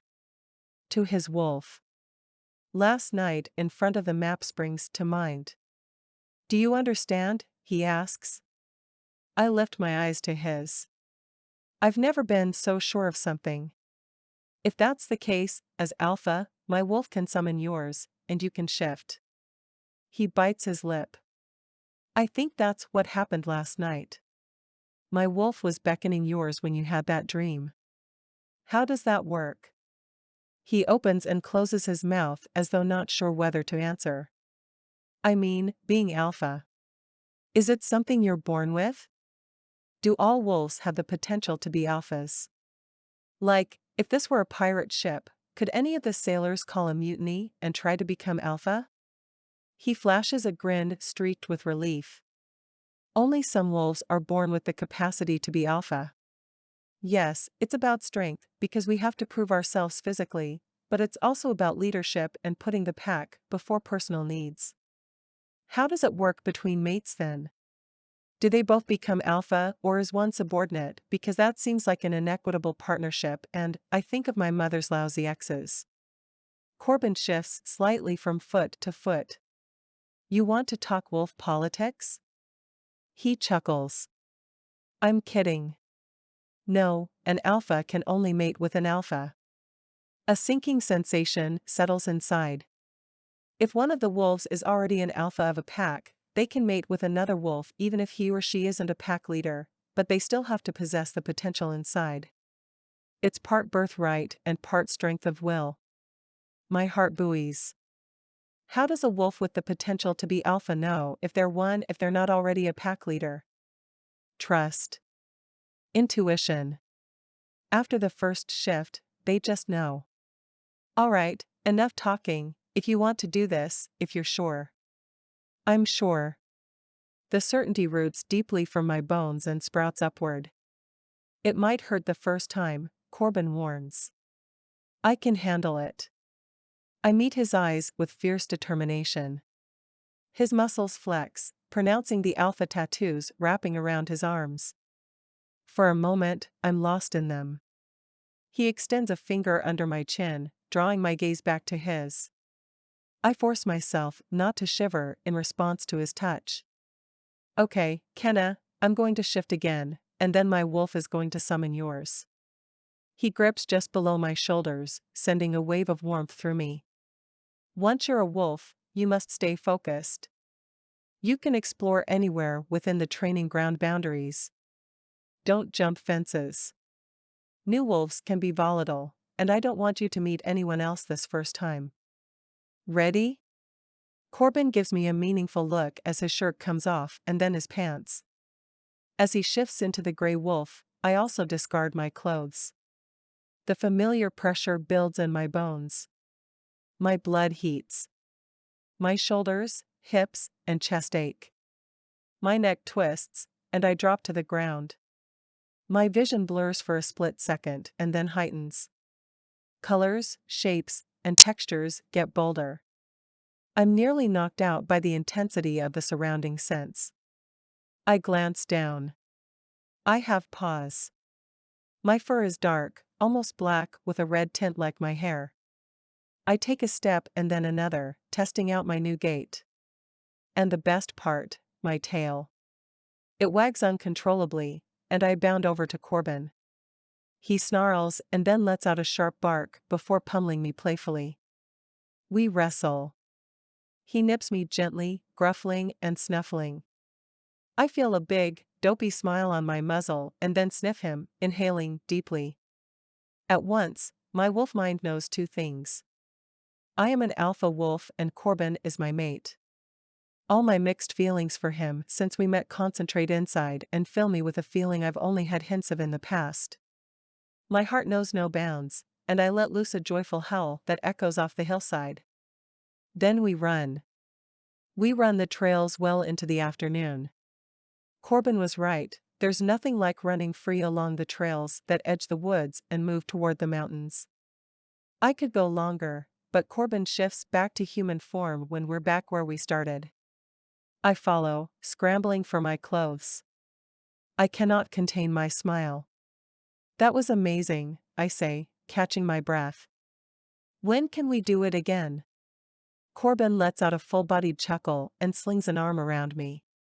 My chest lights again as my wolf thoughts infiltrate my mind.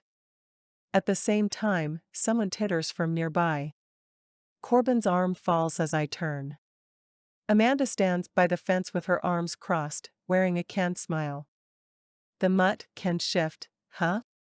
I want to stagger backward, but my wolf holds me proudly in place. Corbin, I thought she was a menace, something to control, and then eliminate. Amanda lifts a dark brow. Kenna is still exploring her powers. We're training so she can learn to control them. That's the plan then? She scoffs.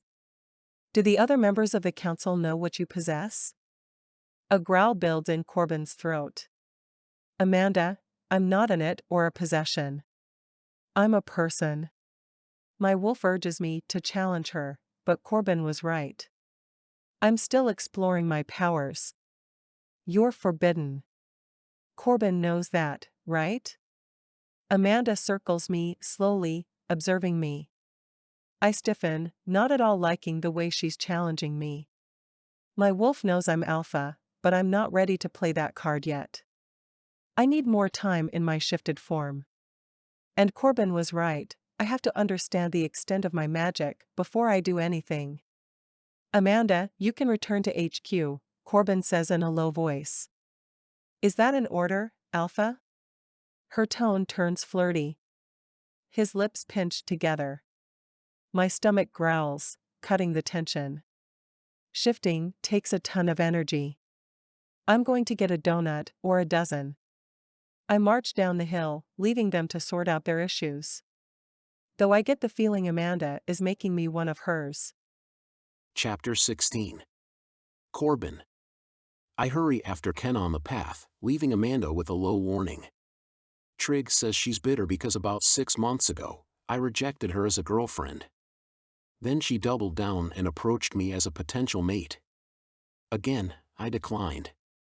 Things have been awkward between us ever since, but she still flirts with me. My wolf doesn't get the sense that Amanda truly wants to be my partner. Rather, she prefers the idea of the power that comes with holding the alpha title. However, she has it wrong. With the role comes great responsibility, discipline, and service.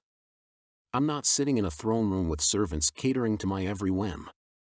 When Kenna shifted, my wolf responded with what I cannot describe in words. I held back my howl so I didn't scare her off, but as she got more comfortable with her new form, I'm certain she felt the connection between us. My wolf also sensed alpha within her, but that could be because she possesses other forms of magic. When she shifted back and shook out her hair, my head went fuzzy. I cannot stop hearing her infectious laugh or thinking about her full lips. Kenna is beautifully complicated as a wolf and in her physical form, but I'm not sure I want complications in my life. I give my head a hard shake. Before I can catch up to her on the path so we can discuss her experience, Baker intercepts me. I have some info. Should I call a meeting? He nods. Within 5 minutes, my betas are in the den. Baker gets started. Sir, we have a problem. Someone within the pack must be communicating with the Klave and feeding them information. Camilla and Inga gasp. Claude glances around suspiciously. Do you have any idea who? Baker clicks on his computer. The spy is someone relatively close to you, Corbin. They know things about you not all of the wolves do. He opens another window on the laptop, displaying details of my movements for the last month or so, where I was and with whom, including several dates I went on before Kenna came here. I grunt. And this information is helpful to the Klave. How? Entry points and weakness, think strategy. The more they know, well, the more power they think they have. I'd know if it were any of you, I say to allay their fears.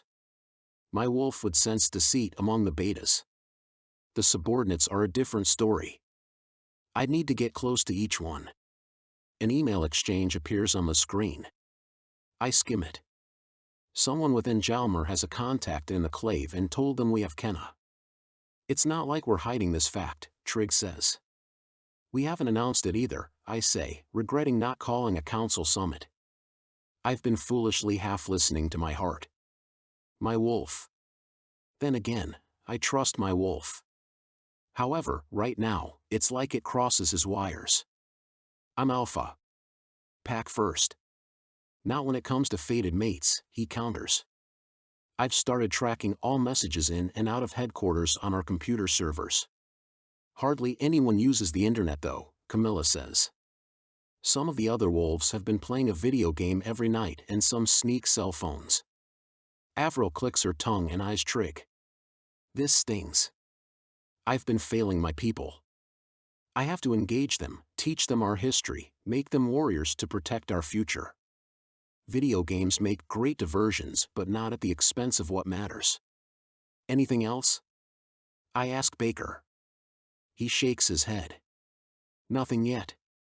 I'll keep working on tracing these emails. The last one was dated 2 days ago.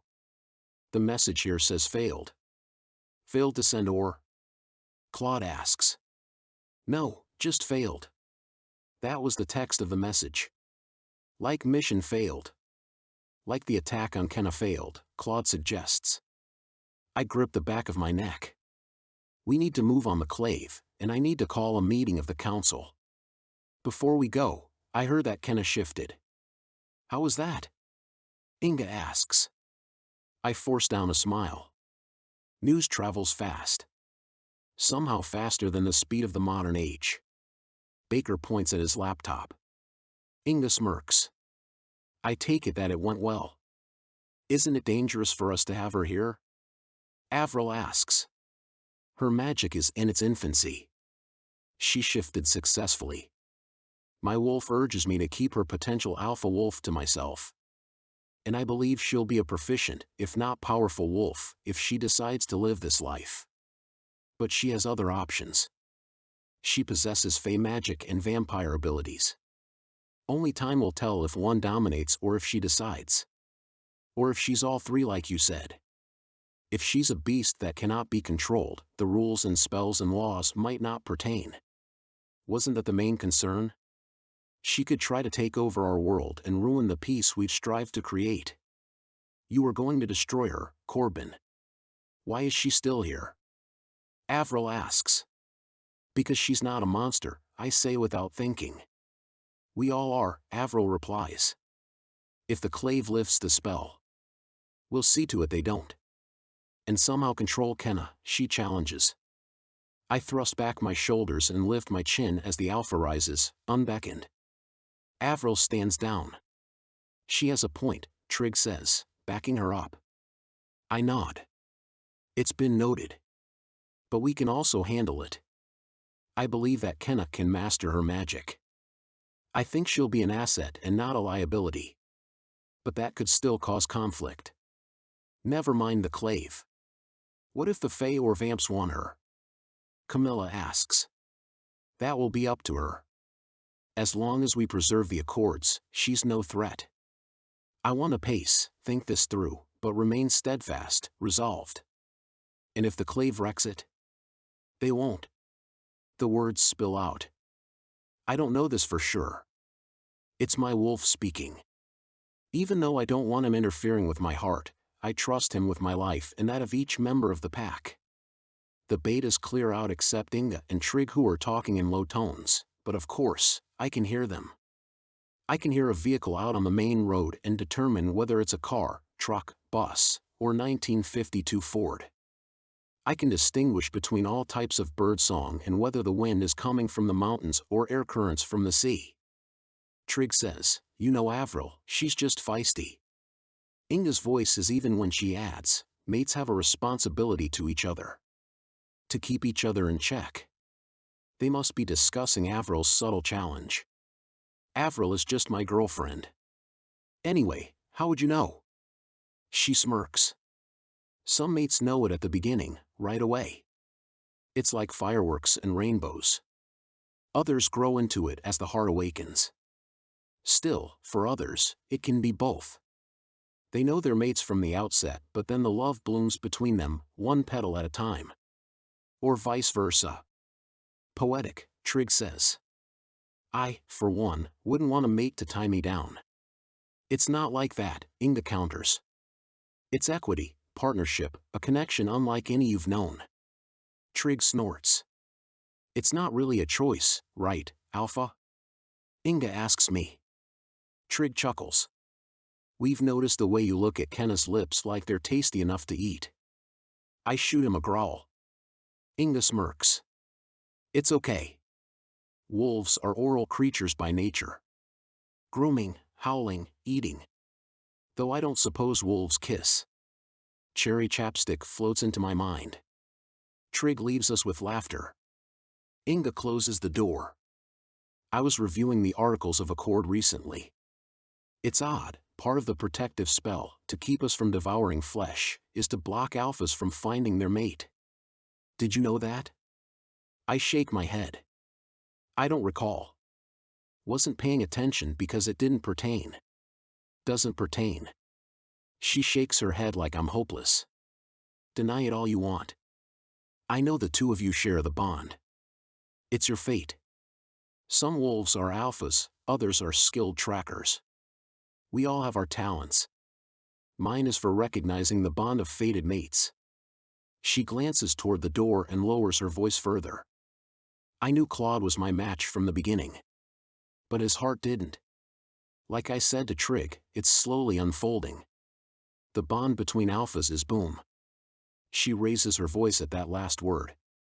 If I weren't a trained alpha, I probably would have startled. And possibly the most interesting part is when an alpha seals with his mate, it often awakens matches within the pack. She waggles her eyebrows. This works to proliferate our number, but has been subdued by the Accords. Don't worry, it won't be a problem, I say with false confidence. If I bond with my mate, I not only risk my position, but if what Inga said is true, I also risk of the spell lifting and releasing the danger that lurks within shifters. We're already treading on thin ice, as it were, with Kenna here. But if the bond between you two is growing, and the spell is lifting, we could all be soon in trouble. And the humans. So do we use Kenna as a lure call on the Klave or our internal spy? I ask, thinking aloud. Do I seek the counsel of the council or keep this to myself? My wolf is selfish. That's up to you, Alpha, Inga says. But all I can think about is cherry chapstick. Chapter 17. Kenna. I can't remember the exact moment I realized I was different, but looking back at recent events, the fact that I made Matt's shoe float when he and my mother were arguing should have been a red flag. However, I do remember my way to the bakery in town. Now that I've shifted, my regular scenes seem heightened, and I have a feeling a freshly baked cinnamon bun is in my near future. I scent it in the air. My mother also always said I had a calming ability on her. Was that because she regularly fought her inner magic? Her vampire nature. I swallow hard. How did I not see it sooner? She's a nurse and worked at a hospital with access to blood to satisfy what were undoubtedly fierce cravings. As I turn onto the main street, I snort. Oh, I know how I didn't realize that my mother is a vampire, because in the real world the idea is ludicrous. No, wait. This is the real world. My mind and my inner voice, or wolf, argue back and forth. I'm hungry and exhausted. But no longer restless. Where there should have been sore muscles and aching bones, I feel strong. I'm not sure why or truly what I am, but the pain I now feel is over not knowing what I am and over my mother's disappearance. However, after shifting and connecting with Corbin, I feel settled, rooted in a way. That is also strange, but now is not the time to think about it.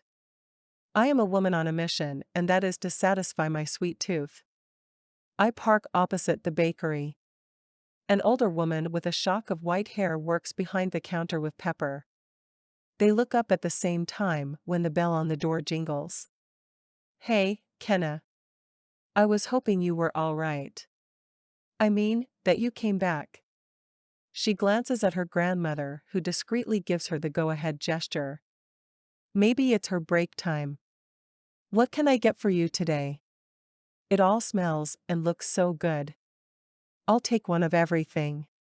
My eyes are wide as I browse the cookies, muffins, and slices of cake. Pepper giggles. I smile. I'm not kidding. I'm not used to living so far away from everything. "I'll take whatever I don't tackle right now back with me." Pepper gets out a few plates and selects one of each of the freshly baked items. "Oh, and I'll take an extra donut, please." I point to the old-fashioned style, which is my favorite. "Is this for someone special?" She puts it in a bag and brings the plates over to a bistro table by the window. "How'd you know?" I ask before thinking about what that implies. "You have that look, like a girl who gets dragonflies in her belly whenever she's around a certain someone." "Oh, I mean, butterflies.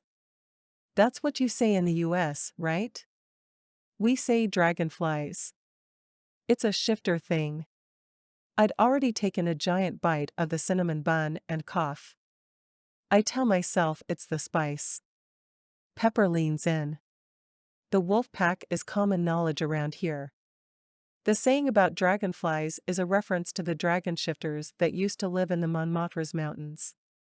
She lowers her voice to a whisper. "They're gone. Some people think they're currently dormant. If so, no one knows when they'll wake up." I must turn pale. "Don't worry. My lips are sealed." She makes a buttoning motion in front of her mouth. "Although I wouldn't mind sampling some of that banana bread. I got to make it this time and want to be sure it turned out good." She points to a slice on the plate. "Help yourself," I say, still not sure to trust her with acknowledging the magical world. "Delicious," she says, around a mouthful. "Welcome to Concordia, where vampires, shifters, and fae are among us, and the baked goods are the best." "Are you, She shakes her head. "Not that I know of, but there's still hope. I'm not 18 yet. Next month." "My birthday was last month," I say, eyeing the chocolate cake in the display case. "Let me guess, you're fae.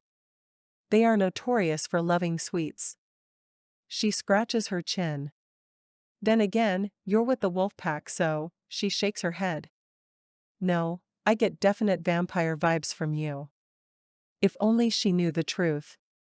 How do you live with keeping this knowledge secret? Isn't it dangerous? Why doesn't the world know? I ask. My dad knew a mermaid in college, and he almost blabbed. Almost drowned in his sleep. He was in his bed upstairs. My eyes widen. We coexist, but didn't always. Then there were the Accords. Would anyone believe you if you went back to the US and blabbed? That's what my dad says anyway. She shakes her head. In fact, people did do that, and they were written off as hysterical or dramatic or fantastical, or fiction writers. I've heard of the Accords. What was it like before that? I ask while digging into a shortbread cookie. Pepper leans in. "Oh, this is a good story. The Fae King, Melchior, chooses a consort every 100 years. Hundreds of years ago, a Fae named Lila was to be crowned queen. However, she was abducted by a human man and forced into service. Ever after, on the full moon, the Fae maidens would lure a huntsman into their midst and take his life for her own. Years later, one Fae maiden, named Isa, felt like that was wrong and betrayed her people, running away with a man. Only, shortly after their love was known, a werewolf attacked him. A werewolf? I recall bits of the story that Corbin told me, but some of this is new information. The curse of the night hell before the Accords. Don't worry.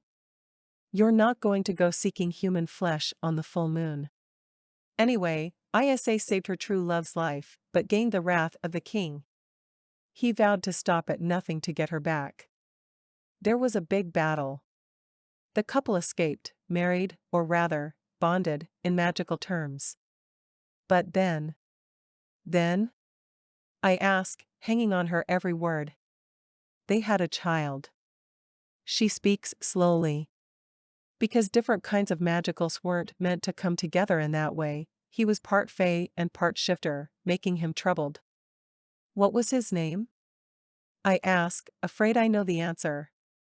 The bell to the bakery jingles. A guy with smooth skin and mid-length blonde hair enters and smiles at Pepper.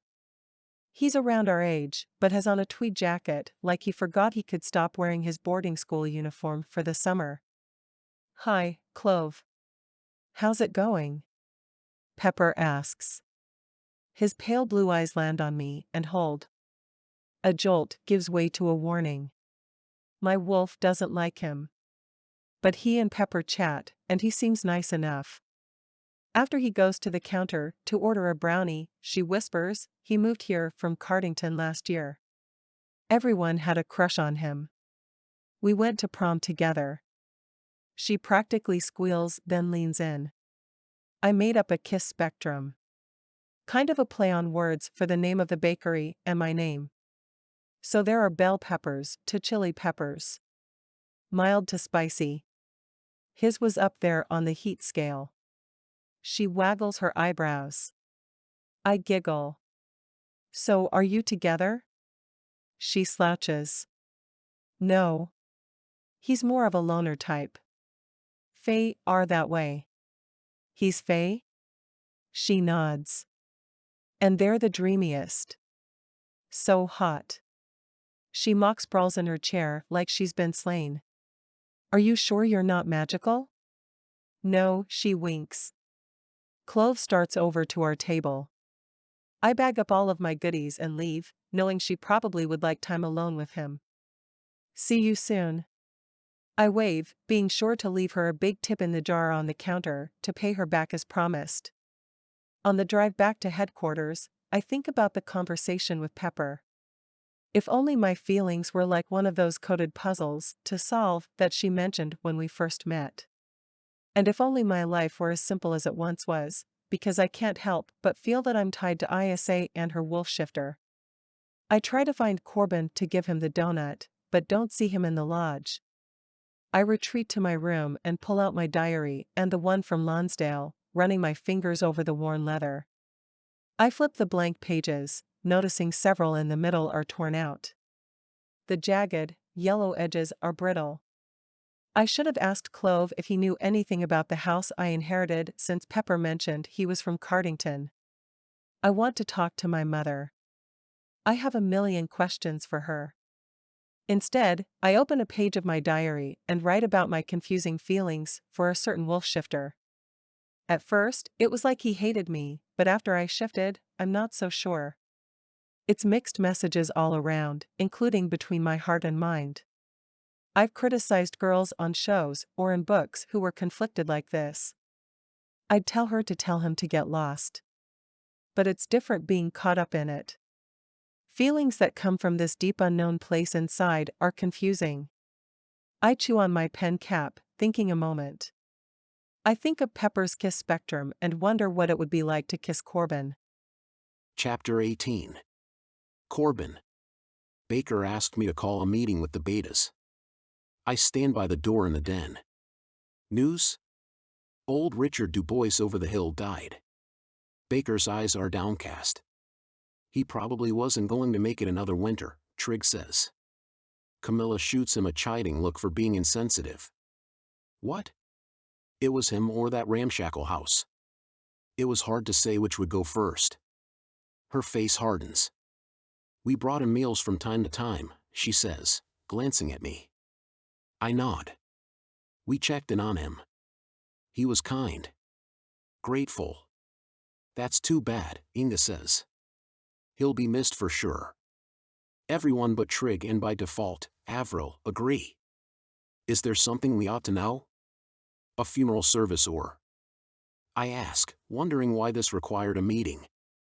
Or, Baker says gravely. My hackles lift. Something is wrong. Baker lets out a long breath, holding us in suspense. He was attacked. Camilla covers her mouth with her hand. By a werewolf, Baker adds. My fists drop onto the table. What are you talking about? I got these from my contacts at the police station. He flips around his laptop. Grisly photographs of a mangled man display on the screen. The bites and torn flesh are unmistakably by a wolf. A shudder slides under my skin, but my alpha wolf bolsters me. I push back. How did we miss the encroachment on our territory? First attack since the Accords. A neighbor found him dragged from his house. The investigator said he'd been out there since the night before. Baker opens another tab on his computer with the time and date. The night of the last full moon. How is this possible? Claude asks. Inga gazes up at the ceiling and then at me. I told you the spell was lifting. How do you know? Claude asks, almost like an echo.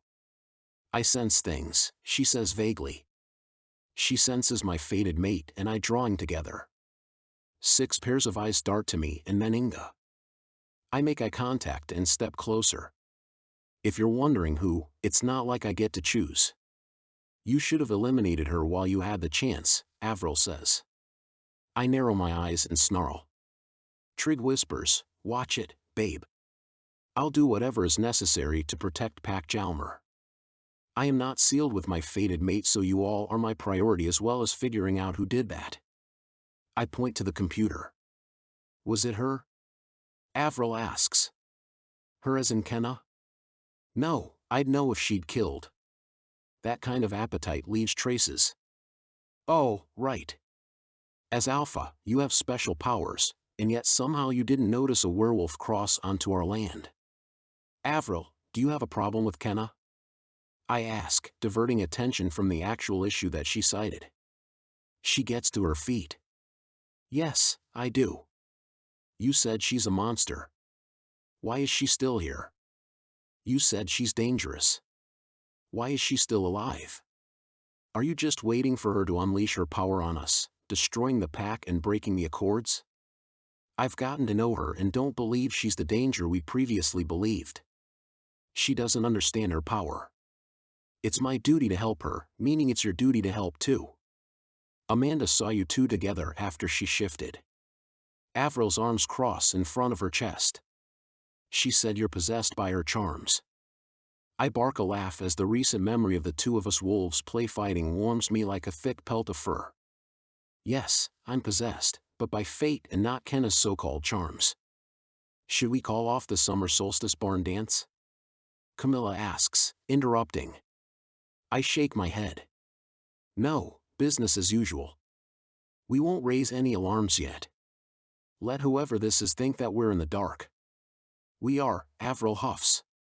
Unless you're not telling us something. I tell you what you need to know, Beta. My voice is commanding. The idea is to let the spy think they're safe. They'll get sloppy, careless, confident. The betas are quiet. Have I ever failed you?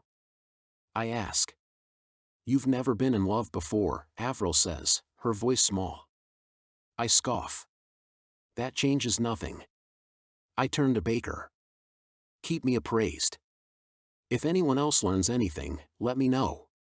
I dismiss everyone and then skip dinner, heading back to my house next to the lodge. When we originally built this place, I lived in the main house with everyone else but found all the wolf energy drew on my alpha to become involved or intervene instead of letting the subordinates sort out issues among themselves. That teaches them cooperation and solution-oriented behavior rather than relying on me for everything. I click on the low light and drop into the chair at the wide table by the window. A yellowed map given to me by none other than Richard Du Bois. The last time Camilla and I visited his cottage, lays unfurled on the table. Polaris has been here for ages, but this depiction of the area designates the old names for the forest, rivers, and other aspects of topography. Richard knew we're guardians of this land and thought it might be helpful for me to have. My gaze drifts to the northeast edge where the Fae dwell in the forest, drawing my mind to the fragment of history that brought Kenna into our lives. Someone pads up the path, and I listen, inhaling cherries, wolf, and something sweet. A light rap sounds on the door. "Come in," I call to Kenna. The door creaks open. "How did you know it was me?" she asks. I smirk and my wolf all but drools and trips over his tail at the sight of her looking cute in denim cutoffs and a t-shirt. "Down boy," I tell my wolf. "Is this your place? I've never been up here. I figured you lived in the lodge with everyone." She glances around at the modest space. It's just 3 rooms, a kitchen with a gigantic table, a living area, and a bedroom with a bathroom and suite. It's simple. I prefer our resources to go to the pack. I just needed some quiet. Being alpha means I have an internal communication connection with everyone in the pack. It can get noisy. I point to my temple. She closes the door. The lodge sure can get loud, but I like it. It's kind of like having a bunch of siblings or what college would have been like. "I was just thinking of you," I say before I can stop myself. "I was just looking for you. I brought you a donut from the bakery in town." She passes me a paper bag. "Thank you." I take a massive bite of the donut, not having realized that I'm starved. "Did you have dinner?" I ask, around a mouthful. "Do pastries count?" She hides a bashful grin. "You have a sweet tooth." She bits her lip. "I know what you're thinking." I raise an eyebrow. "Is that so?" "I met Pepper, the girl who works at Sugar, Spice, and Everything Nice. She said Faye have a sweet tooth." "Teeth?" "Whatever." Kenna blows a stray hair from her face. "You know what I mean. It's said that they appreciate gifts of sweets. Do you feel called to the Fae?" She steps closer to me. "I don't know what I feel other than the excitement at HQ and a call to you. To your wolf." Her cheeks flame in the low light. My wolf hums with delight and desire. The summer solstice barn dance is in a few days. Camilla and a few others put it together. It's usually a lot of fun. "Do you dance?" she asks with an air of surprise. I casually lift and lower a shoulder. Her grin is irrepressible, then her eyes catch on the map on the table. She leans over, studying it. Her hair cascades over her shoulder, brushing my arm. "That's cool," she whispers. I tell her where I got it and what happened to its previous owner. Her eyes glass over. "That's awful. So tragic. But I didn't think wolves." "A cursed wolf called a night howl, commonly known as a werewolf, attacked Richard." "Are you sure?" She's almost trembling. "I don't know my power yet." "Could I have?" "Kenna, I am in your room every night when you sleep. I was with you on the full moon. I am certain it wasn't you." She exhales with relief. "But that doesn't mean others aren't wary." The light glows softly, and I watch her reaction as she swallows. I want to tell her what she's up against. What we're up against if our bond grows stronger. But speaking it makes it so, and I'm not ready for that. "Come here. Sit. I'll get us something to eat." I pull a couple of steaks from the fridge and fire up the grill outside. Kenna stays inside, gazing at the map while I cook them just barely rare. I slide them onto 2 plates and then drop one in front of her. "It's practically still mooing," she says, cutting into the bloody slab of meat. I suppress a grin. "Don't knock it before you try it." She takes a tentative bite, then another. "After the thing is half gone," she says, "my wolf likes it." However, I stand by my donuts. I chuckle, and we fall into casual conversation about the boundaries of the Jalmer territory, the streams, ponds, and areas we run. Doesn't all that running exhaust you? I forgot she hasn't experienced the freedom of the trails yet. Wolves used to be predominantly nocturnal like fae and vampires. We're able to go into a deep sleep almost immediately, so we get the rest we need more readily, making it so we require less sleep overall. Especially around the full moon. It's like a battery that recharges us. I still have the wolf dreams, but come to think of it, I haven't been sleeping as much as I used to, she comments. I know. You lay there thinking, and I always wonder what she's thinking about. About my old life and my mom, but mostly I tell myself stories in my head, like daydreaming. I've always wanted to be a writer. I wanted to be a professional rugby player. I chuckle. From a nearby bookshelf, I grab a photo album. Like the map, it's also yellowed with age. Setting it between Kenna and me, I open to the sepia image of a young boy holding a rugby ball. My father, nearly twice my size at the time, stands beside me with his hand on my shoulder. You were cute. She lifts her head. Her lips quirk. Still are. My ears heat. I turn the pages past more pictures of me as a lad. Then I land on one from a school dance the year I graduated, just months before I left home. She leans closer. You should see my prom photo. She laughs. Did you have a date? Yes. Robbie Burke. And? I can't ignore the warmth coming from her. Tension tightens between us. She lifts her eyebrows. And did you leave him back in the States with a broken heart? If you're wondering whether he was my boyfriend. No. He went home on prom night with Samantha Brown. That's okay. He smelled like stinky cheese. We both laugh. What about your date? Did you dance or? Remember, that was a long, long time ago. The memory of those years is relatively vague at this point. We both laugh. I know this kind of life differs from what you were used to, and I don't want you to miss out on anything, but if you, I wasn't planning to say this and fall silent. But if she says, edging me on.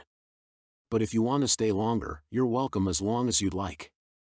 That was not exactly what I wanted to say, but it's close enough for now. Thank you. She smooths a piece of hair. Do you want to run? The tension snaps between us.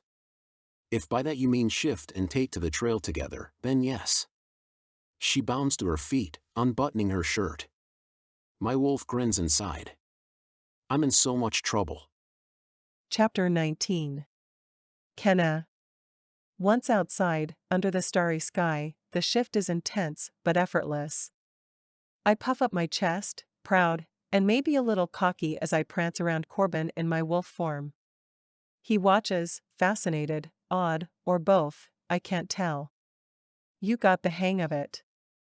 I'm about to reply, but then remember I can't speak as a wolf. Corbin tosses his clothes by the front door to his house and leaps, shifting midair. This time, I'm impressed. He nudges me with his shoulder, then eyes the trail ahead. I let him lead the way, but soon catch up, loping beside him. Then, with a glance at me, he takes off. He pads silently even as his massive paws kick off the ground. As my legs pump and my lungs fill with the cool night air, he was right. This is the epitome of freedom. It cleanses my mind, brings me peace. A howl grows in my throat. We race up a hill, then another. The climb is easy with 4 legs as I maneuver over rough rocks and pebbles, experiencing a tug toward Corbin that rises from my tail to my chest and fills my head like candlelight. When we get to the top of a hill, Corbin gazes out across the valley. He gruffs. High summer is coming. Imagine long sunny days at the lake, rugby, barbecuing. I hear his voice in my mind. His muzzle nudges my neck and then taps mine. The wolf equivalent of a purr escapes. In his comment before about being welcome here and now this, I gather he wants me to stay. I keep these thoughts to myself. We sit quietly in each other's company for a long time. I watch the stars blinking above and Corbin surveys his territory below. We're quiet, still, catching our breath, until he surprises me by nipping my muzzle, then tackling me to the ground in wolf play. I don't mind one bit and am starting to like the idea of sticking around. Training fills the coming days, as I hone wolf skills, hunting, moving silently, and fine-tuning my senses as well as drills in my physical form to get stronger. Corbin has commented more than once that I'm a natural and is surprised at how easily it comes to me, considering I only learned about the wolf world weeks earlier. When training as a wolf, I feel fully embodying that form of magic. However, when training in physical form, my power randomly surges. I struggle to keep my focus on my wolf. Instead, I have seemingly random moments of incredible strength and speed thanks to my vampire. Other times, I accidentally release flares of magic, blasting trees, singeing shrubs, and almost freezing a pack member when the shimmers of power exploded from me, alternating between ice and heat. I wonder about how to go about replacing a rosebush I scorched. The evening skip by with large meals with the rest of the pack in the lodge and helping as Camilla organizes the barn dance and solstice celebration. Inga pulls me aside one night, leading me to her room. I'd say we go to Inverness and get you a dress, but there isn't time. We're about the same size. Let's see, she pulls open her closet, revealing a wardrobe that defies the usual outfit of jeans, t-shirts, and flannels. Most of the wolves were male and female alike.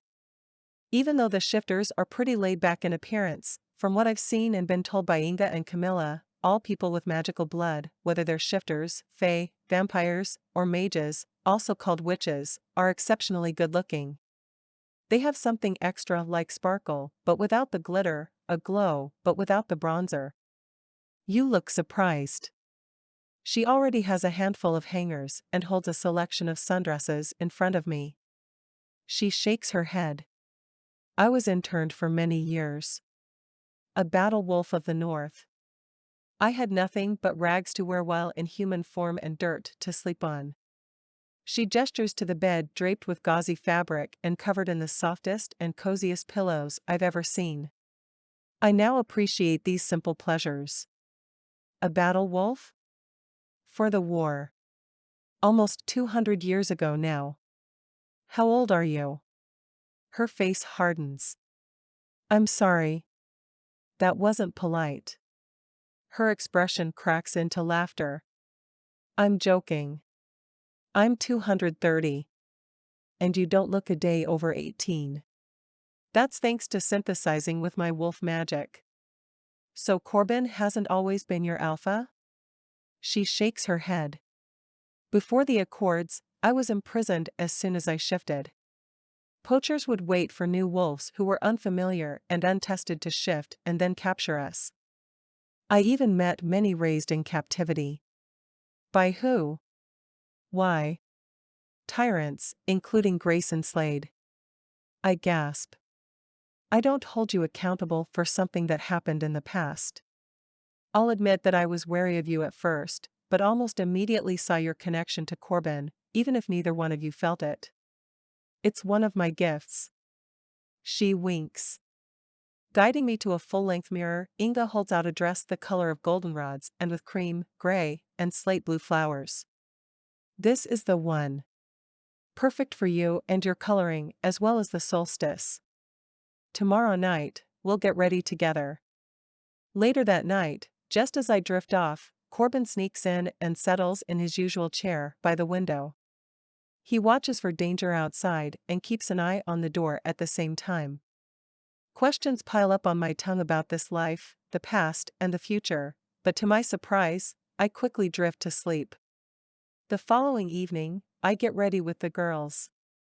Watching them transform from tough female wolves who typically wear tank tops, flannels, and jeans into feminine beauties is a blast. Camilla styles my hair in soft waves and I apply makeup to several of the other girls. Amanda is noticeably absent. There are groups of friends, but not cliques. Everyone seems to mingle with everyone else. Well, except Amanda and a few others. She seems like an outsider, which is strange, because if anyone is, it should be me. Amidst preening and giggling, we all walk to the barn on the west side of the property as the sun sets. It glows warmly from within, strung with twinkle lights. A live band, consisting of several of the wolf shifters, plays. We parade into actual wolf whistles. Soon, the girls pair off with guys. I look for a lone alpha, standing off to the side, but don't see him. The band plays an upbeat song, so I dance by myself. The moment I step on the dance floor, the song changes. A wolf with shaggy blonde hair approaches, but Corbin appears, cutting in before the guy can even ask me to dance. I sense jealousy and wait for him to man up. Or rather, alpha up. He doesn't hesitate. Kenna, will you dance with me? I take his hand in mine. He places his other on my low back and we move together easily and gracefully as if we've been doing it all our lives. When the music changes to a fast song, we dance together. Despite his large and muscular stature, Corbin has slick moves. You're good at this, I say over the music. Being over 100 years old has given me time to practice, he says. What other secret skills do you have? I tease. His lips quirk with amusement. We continue to dance until the song slows again. Corbin draws me closer this time until our hips and chests touch. A blaze comes alive inside me. He leans close until the fine hairs around my face are sure to tickle him. He doesn't seem to mind. As we move as one, he whispers into my ear, Kenna, you're a contradiction. A storm and a rainbow. Strong and soft. Fierce and graceful. Determined and willing. He takes my hand and leads me through the door outside. The music mutes slightly, but the crickets chirp loudly. His woodsy, wolfy scent fills my nose. We sit down on a stone partition wall and our knees bump. My hair is messy from dancing, and I know my cheeks are rosy. I don't want to have to pick between the pack and you. Loyalty and love. Love? It's impossible, but my cheeks heat more. Do you have to? Can you have both? Corbin tips my chin up, prompting me to meet his copper eyes. Can I? I nod. A frown forms at the corners of his mouth, and he drags in a breath. I want you, but I can't have you. Says who? I whisper. At my words, his eyes flicker as if he lets his guard down. My wolf pounds at the door of my heart, demanding that I let him in. I lean a fraction closer.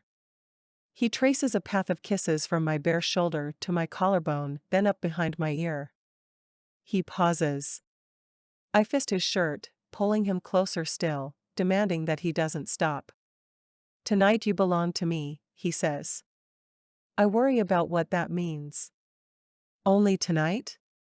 Then his lips are on mine, sending sparks showering within me, numbing my mind. Making me forget all thought and I fully inhabit the moment. We move fast, hungrily, the alphas, within demanding more from each other.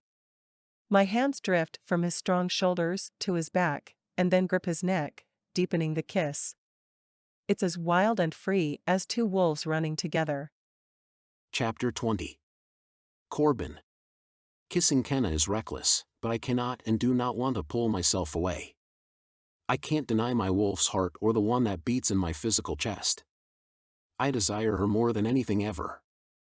My hands tangle in Kenna's hair as I lose myself in her embrace, in her mouth, in what's pulsing between us because it's bigger than the barn, the mountains at our backs, and the world we live in. It goes beyond the boundaries of anything I've ever known. It is the truest thing that exists. The air crackles between us and under my skin as Kenna curls into me, kissing me harder. The wolves within us meet and beg to howl. We part for a moment, and she looks up at me through her long, dark lashes. It's then I know. Or was it when I saw her on the street in Inverness? When she first shifted? Or when she arrived at the barn dance wearing a pretty sundress with her hair loose around her shoulders, and her lips stained like cherries? I'll never be the same. She's wrecked me in the best way. Before, I knew loyalty to the pack. Now, I know devotion to an individual. To her. I brush my thumb under her jawbone, feeling the softness of her skin, the pulse beneath, and the fires inside us burning hot. Once more, I press my lips to hers in a kiss so hungry and so deep, I intend never to stop. Kenna's pulse increases and mine rises to meet it. Her skin warms and mine follows. Our alpha wolves match each other in every way as the kiss continues, sparking promises for all of time.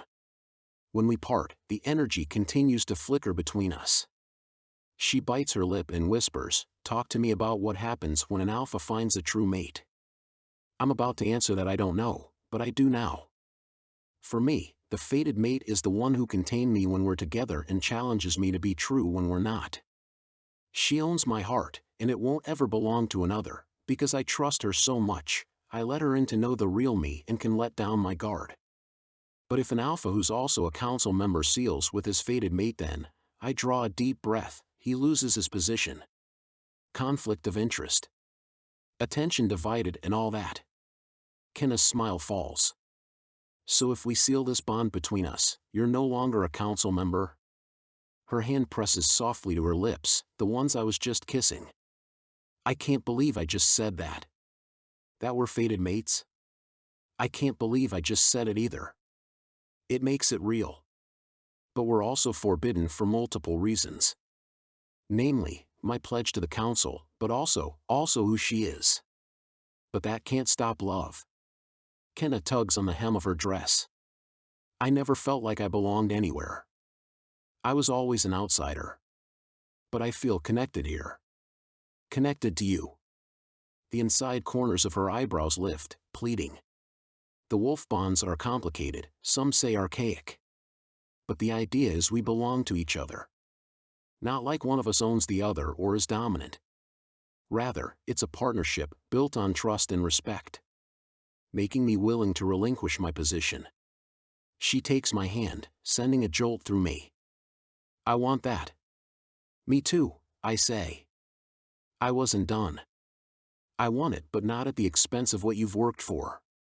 It's then I know the council has nothing to worry about with her lineage. We were cautious for no reason. She didn't come here to destroy the magical world with her trimagical of power. She came here for me.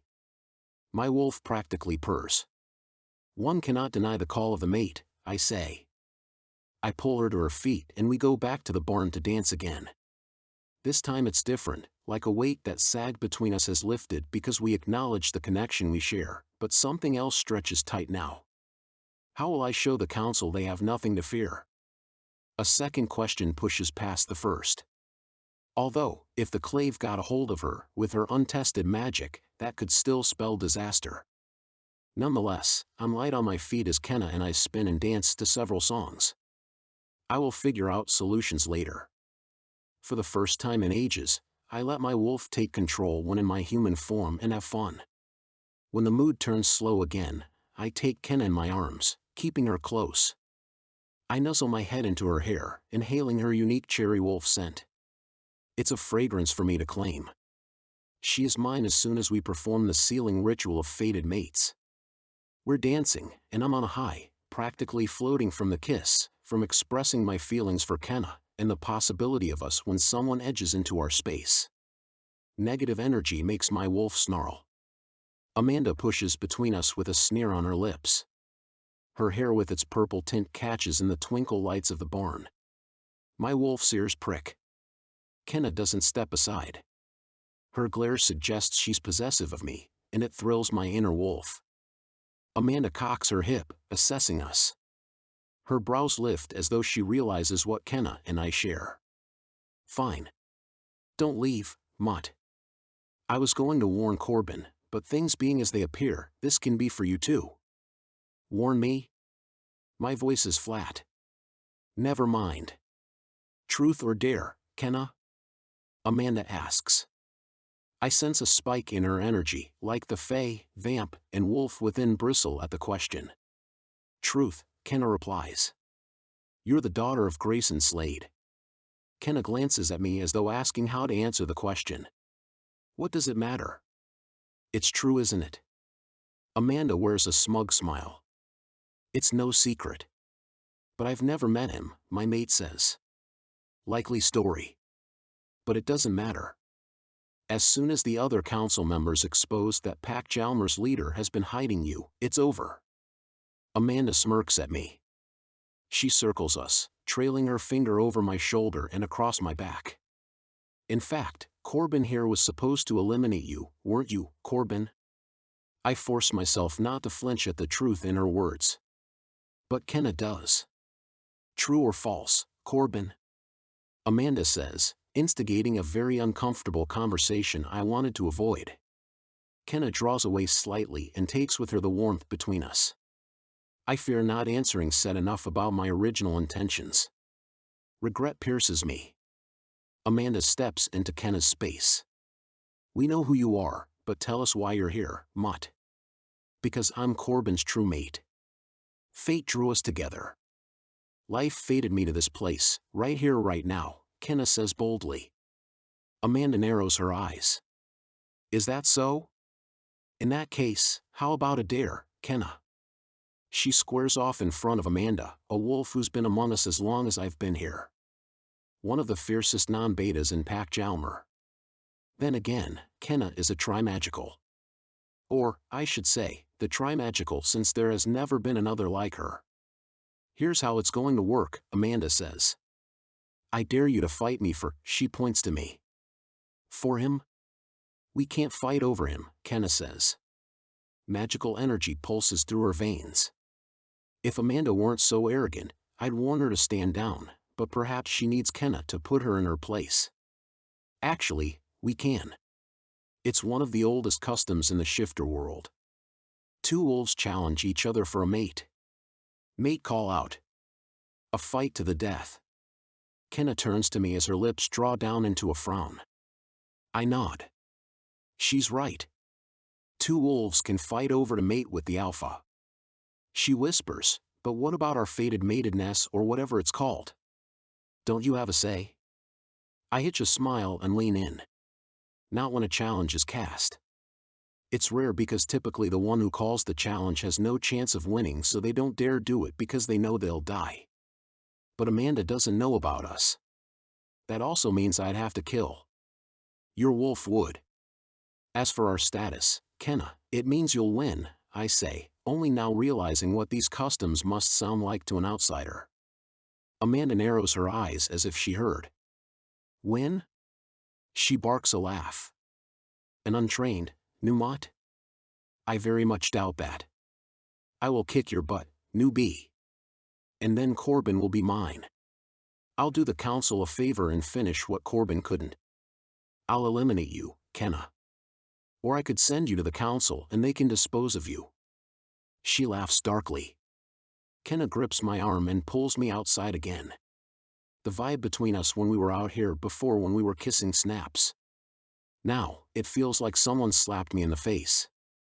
So within your pack's barbaric code of conduct, Amanda can challenge me to a battle. If I lose, I die or get turned over to the council, where I will probably be put to death anyway. This information would have been helpful before. I nod slowly. She rounds on me. You didn't kill me before or report to the council that I'm here, breaking the rules. Her face is hard. If we bond, you lose your role as a council member. Knowing all this, do I want to bond with someone who was planning to kill me? Her glare is accusatory. I wince. These options suck. This whole thing sucks. I want my old life back, where I worked at a donut shop, hung out with Andy, and everything fantastical was merely a daydream. I agree, and I'm sorry. I know you'll win though. I lean in, breathing her cherry scent. You're backed by centuries of instincts. You're a shifter, a fae, and a vampire. The trimagical. You will win. I leave out any thought of facing the council. It seemed so simple before. Now, I definitely don't want the fate that the council slated for magicals most wanted. She swallows thickly. But what if I don't want to play? Corbin, she shakes her head slowly. I'm an alpha. The whole thing about eliminating you was me carrying out my duties. But I soon realized there's more to you than we thought. Her nostrils flare as she exhales a long breath. I don't understand, and yet I do. This is all new to me. It freaks me out beyond belief that I just barely escaped the clutches of death at your hands only to be thrown into the fire with Amanda. What about you losing your role as council member? There must be a way to stop this, for you to keep your status and to keep you. Not to hurt you. To bond with you. That's what my wolf wants. I speak my heart's truth. She tilts her head left and then right. Is that what your wolf wants too? I risk asking. She nods, and bites her lip then lifts onto her toes. My lips drop to hers with a light kiss. Amanda's scent pollutes my senses, and Kenna and I pull apart. The subordinate wolf clicks her tongue. Next full moon, Kenna. You, me, mate call out. I want to get her out of it, but the custom can't be disputed. If Amanda challenges Kenna, she has to follow through. I'm not proud of it, but a challenge like this will draw spectators, including, hopefully, members of the Klave. Maybe even Grayson Slade, once word spreads that his daughter is here. The pieces are coming into play in a dangerous game I don't want to play either, but as Alpha, I'll do whatever I can to protect my pack and fulfill my responsibilities. However, maybe I can have it both ways. Kenna will win, and we'll bond. If I expose the actual enemy, the Klave, perhaps the council will also let me keep my position. Kenna's expression fractures as though she fully collided with the reality of this situation. I need some time, she says, brushing past me. I extend my hand to stop her, but she shakes her head. No, Corbin. Then again, maybe fate has something else in mind. Chapter 21. Kenna. I've never flown so high and fallen so low. There must be a quote in there somewhere. Late into the night, I scrawl in my diary, writing down everything that transpired at the barn dance. Trying to make sense of it. I am certain my wolf is Corbin's fated mate. I know it as surely I do my own name, the color of my eyes, and that I could really use some chocolate right now. However, everything else that came to light disturbs me, rubs against me like sandpaper. I search for understanding as I continue to write. I want answers or an epiphany, but this situation isn't as simple as high school drama. It doesn't even come close. I wish I could talk to my mother or Andy, but I'm stuck here at the Wolfpack headquarters. Patrols run the trails at night, and where would I go, anyway? This is a puzzle I cannot figure out how to solve. A puzzle. Pepper.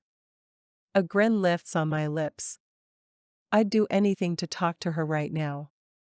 She's a human who knows about this wacky magical world, giving her a fairly unbiased opinion. It's just a hunch, but after everything that happened earlier, I don't think Corbin will be sitting in my room tonight, watching over me to make sure. Well, it turns out he was the one who was the biggest threat to my existence. Choppy water fills my stomach at that fact. I tell myself he was just doing what he thought was right for his pack, as an alpha. Stalking to the door, I listen. Revelers still return from the barn dance. By the window, the faint strains of music continue. Corbin mentioned wolves are nocturnal, and I figure the summer solstice is no exception. In an ordinary setting, sneaking out after everyone fell asleep would make the most sense, not that I've ever done that. But among the wolves, perhaps I'll blend in better if I don't try to be overly inconspicuously as I take my leave. Still, I open the window and climb out instead of using the door. This endeavor is a fool's hope, but I want some girl time with Pepper, and I hope distance from Corbin will return me to myself, not clouded by the magic of being his fated mate. I stalk toward the bushes, summoning my wolf. There's a saying about never arriving if you don't leave the shore. Running to town and waking up Pepper is a risk I'm willing to take, because I'm not sure which shore I want to end up on. I thought home was in New Hampshire, but where is it really? It's where comfort and safety and love come together. It's not a place, but a family. It's all I've ever wanted. How do I figure in? Who am I really? I still don't know. I close my eyes under the glittering sky, call upon the energy I didn't realize I possessed until recently, and let the shift press against my being. As I run, my thoughts empty from my mind, leaving me operating on pure instinct. My wolf knows the way to town by scent, and too soon my nails are scratching against the sidewalk. I duck into an alley and shift back to human form. The only problem is, I'm naked, and it's the middle of the night. Didn't think this plan through in its entirety. Unlike the wolves, the humans are fast asleep, but which room above the bakery belongs to Pepper? Another puzzle. However, my wolf scents the air and guides me to the back of the building where there's a ladder. Must be a fire escape. I climb. Like a creeper, I peer into the window. It doesn't help in the slightest that I'm not wearing clothes. I hope Pepper understands. A faint glow from the hallway illuminates a room with a few posters on the wall. Bingo. They're probably left over from when Pepper was younger. She didn't mention siblings, and they definitely don't belong to her grandparents. I tap lightly on the glass. Pepper, I whisper. I almost lose my grip on the metal ladder when a pair of eyes flash open, shining a deep shade of gold for a moment. I shake my head. It must have been a reflection from the dim street lights filtering from beyond the alley. Pepper's bed is close to the window, and she gets up, squinting. Kenna? She mouths through the glass before opening the window. Yes, it's me. I'm sorry. This looks so weird. Also, it's late, but before I explain, can I borrow some clothes? Her face wrinkles with concern, and then she hurries back with a t-shirt and a pair of flannel pajama pants. I scurry through the window and pull them on, ready with an apology. Are you okay? Are you hurt? Pepper asks. I tilt my head from side to side. I'm not hurt, unless you count, well, not my pride or ego, but maybe my sense of reality. I blink a few times, feeling, in Pepper's presence, like my old self. She sits crisscross on her bed and pats the covers. I join her on the other end and tell her everything about the barn dance, Amanda's challenge, and how overwhelming it all is. Plus, knowing Corbin was among those out to kill me, I shiver. But he's your fated mate. He was just doing his duty. Think about it this way, knowing more about the wolves, the hierarchy and their commitment to the pack, would you do the same if the roles were reversed? A smile approaches my face. Of course I would. I'd have done anything to protect my mother, not realizing the insanity it was about to unleash on my world. I knew you could help me. Thank you. So I take it you'd do the same, right? Pepper asks. I nod. But now I have to fight Amanda. Tell me about her. I shrug. I don't know much. She's not a beta, but she's fierce. Purplish hair, strong, wicked. By that I mean, she's not very nice. Even before this. She wanted to be with Corbin before I came along. She must be confident if she knows you're his fated mate and still called the fight. Have you been training? Doubt creeps into Pepper's voice. Yeah, but not exactly for a fight to the death. I smooth a loose string on the hem of Pepper's quilt. There's something else. I'm not only a wolf. They say I'm a trimagical. I'm a wolf, fae, and a vampire. Magical's most wanted. Pepper bounces from her bed. I knew it. She claps her hands together and her eyes widen, hushing herself. Not the MMW part, but the trimagical. At a whisper, she says, when you came into the bakery, I knew there was something different about you. Whenever my father leaves for business, he leaves me with a puzzle. Usually, I figure them out pretty quickly. Figuring you out has kept me occupied. Sorry, if that sounds weird. It's just, your energy is different. No offense or anything. None taken. I don't understand any of it. My mother is missing, I don't know my father. It's almost like I hardly know myself anymore. Pepper taps her cheek. I don't claim to be an expert on magic, but living here with little technology, I'm fairly old school, reading a ton, and I pay attention. She rolls her eyes. My grandmother teases me about my exceptional hearing. I usually have my Christmas gifts figured out before the big day. So do you think you can help? I'll try. Where to start? She gazes at an enormous bookshelf I'm only noticing now. You connected with your wolf first, right? I recall the last day of school when my mother broke up with Matt and Phil Pepperin. I think so. At least now I have. That could be because your wolf is more accessible, dominant, or because you've been around the wolves the most. Say you'd gone to live with the vampires right off the bat, Pepper giggles. No pun intended. And by the way, vampires do not turn into bats. They're not shifters. Are there other kinds of shifters? In addition to wolves, there are bears, dragons, fox, tigers, and a few others. But because you connected most to your wolf and maybe because you're Corbin's fated mate, and aside here, I'm so jealous. Don't worry, not like Amanda, but he is so hot. What about Klave? I ask. She smirks. He's more my type for sure. She tells me how they chatted after I left the other day. Okay, back on track. You lived with your mother who's a vampire, right? And you weren't ever craving blood. I shake my head rapidly. No, just the sight of it makes me sick. Interesting. I wish I paid more attention in biology. Me too. Not that they taught the supernature genome. Pepper laughs. But it's interesting you didn't go insta-vampire. Maybe it's because you hadn't synthesized. Good hypothesis. Here's what I can tell you based on what I know. Magic isn't infinite, at least in this realm. You know the law of the conservation of matter? It's kind of like that. In Terra, there's a limit of how much energy, or magic, that exists. Some magicals are more skilled at capturing and using it. Others naturally have access to more of it because of their magical makeup. And I think you, as a tri-magical, have triple the amount of access. But I've only scratched the surface of my wolf powers. Pepper giggles. No pun intended. I shove a pillow over my face and flop back on the bed. I'm such a dork.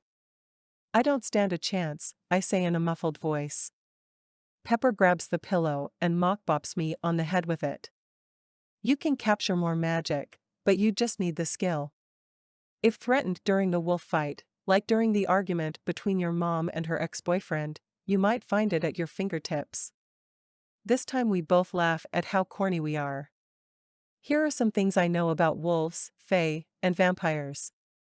Wolves can jump really high, they have exceptional night vision. I stop her.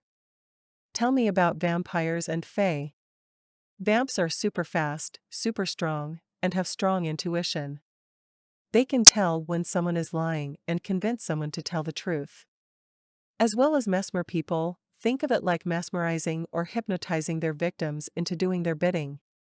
I grimace, recalling the look the female vampire gave me on the street in the Earnest. Okay, so for fae, there's so much to say. They're composed of light and shadow. Unseelie fae veer toward the shadow and seelies toward the light. But mostly they're supposed to balance the two. Oh, this is a cool thing I learned recently. Fae can use their shadow to remain relatively unseen. Well, they used to. Then, the Fae King Melchior used some grim spell to transfer that power to the red, hooded cloaks his maiden Fae wore. In other words, the cloaks took on the magic to conceal them. Like an invisibility cloak? From Harry Potter? Not exactly. I heard it was more like wearing sunglasses, shading the Fae from view, especially from humans. The cloaks also had the power to repel unwanted forces. She waggles her eyebrows. Cool, huh? I take it you literally heard all of this. She nods. Klave knows a lot about Fae lore too. But tell me more about Corbin. I blow a stray hair from my face. Where to start? The first time I saw him I swooned, well, I passed out. The second time I hated him. The third time he spoke, touched me, smiled. I don't know when exactly I fell in love, but I did. He has handsome hands. Can hands be handsome? The answer is yes. He has broad palms, strong, symmetrical fingers, trim nails, calluses. I continue. Wolf girl, you've got it bad, not that you have a choice. Pepper and I talk until the sky lightens with the dawn. I'd better head back. Thank you for everything. Do you mind if I leave your clothes down there?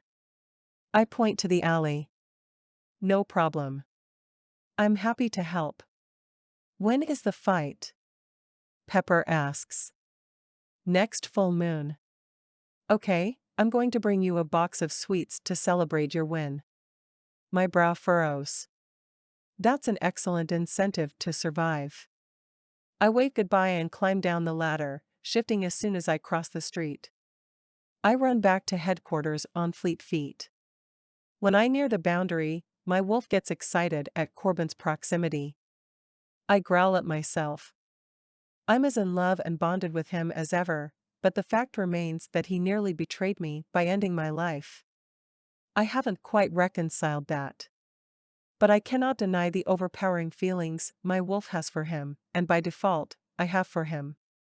I stick to the scrub and low bushes, loping along toward a trail on the side of the property. As I get closer, the wind kicks up a foul smell, sending my wolf senses on alert.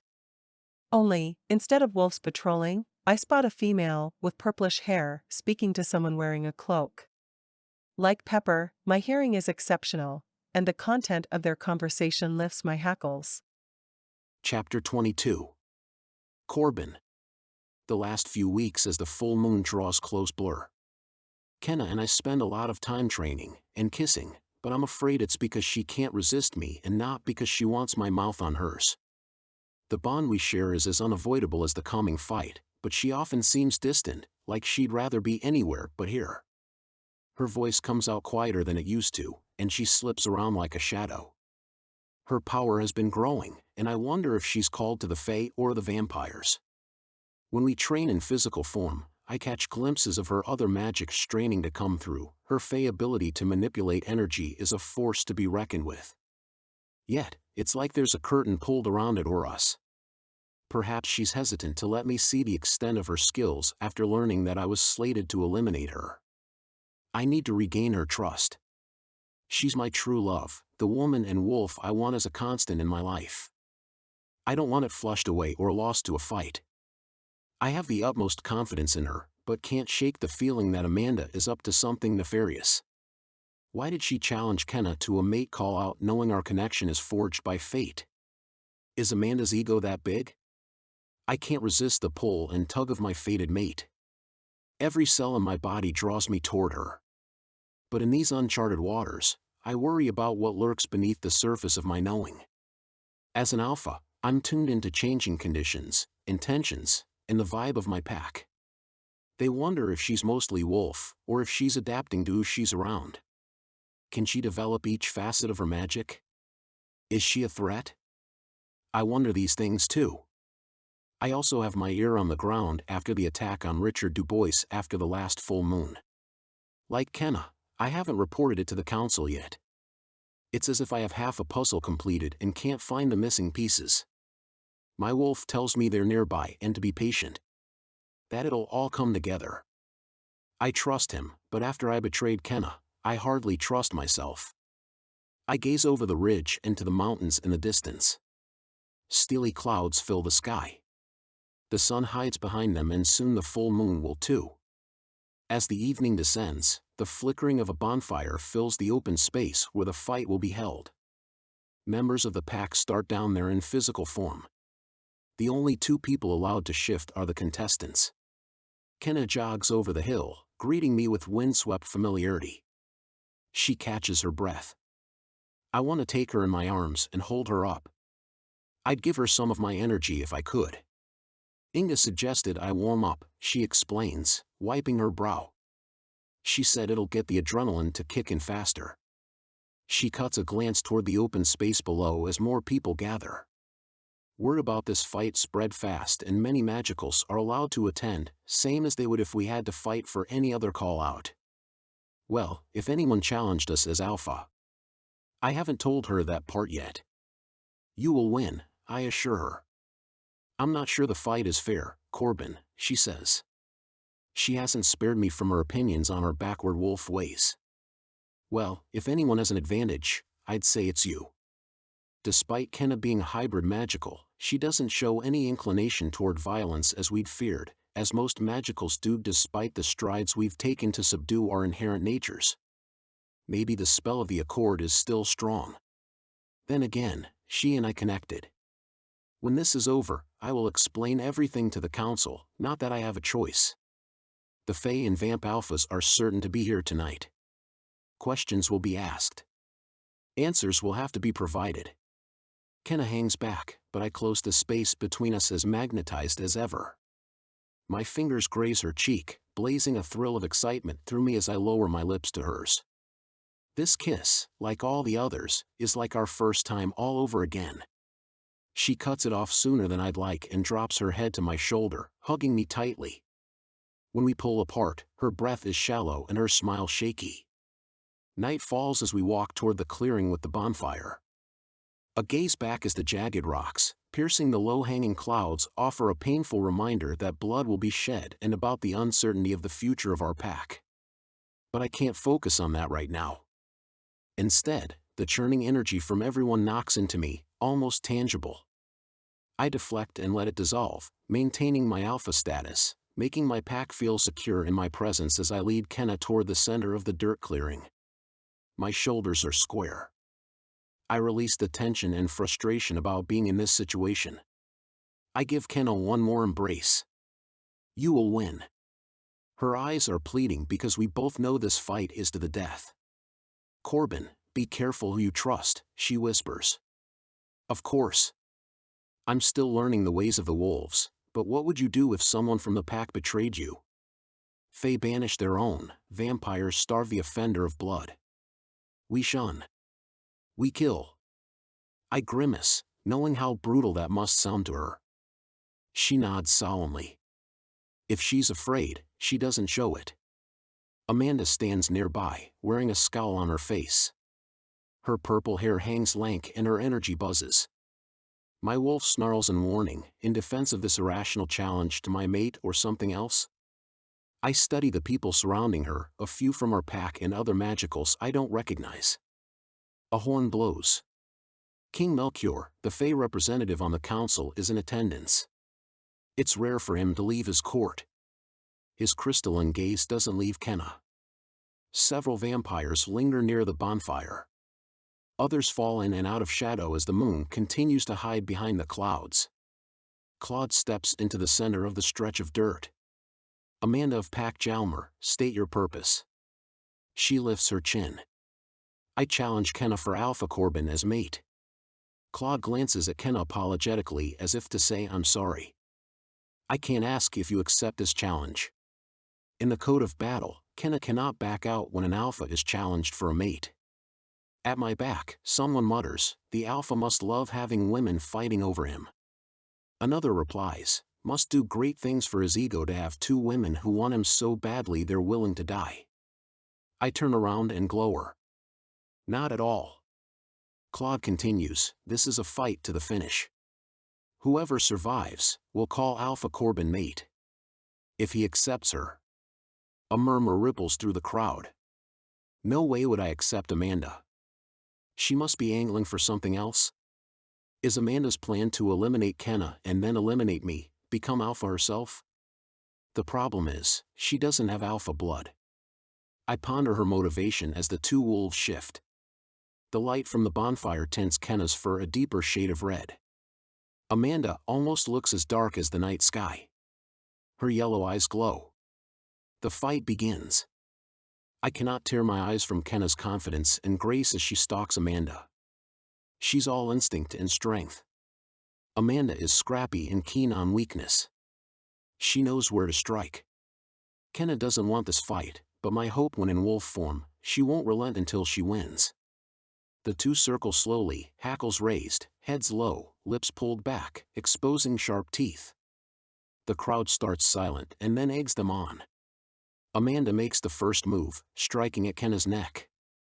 The magicals in her corner cheer. Kenna yelps.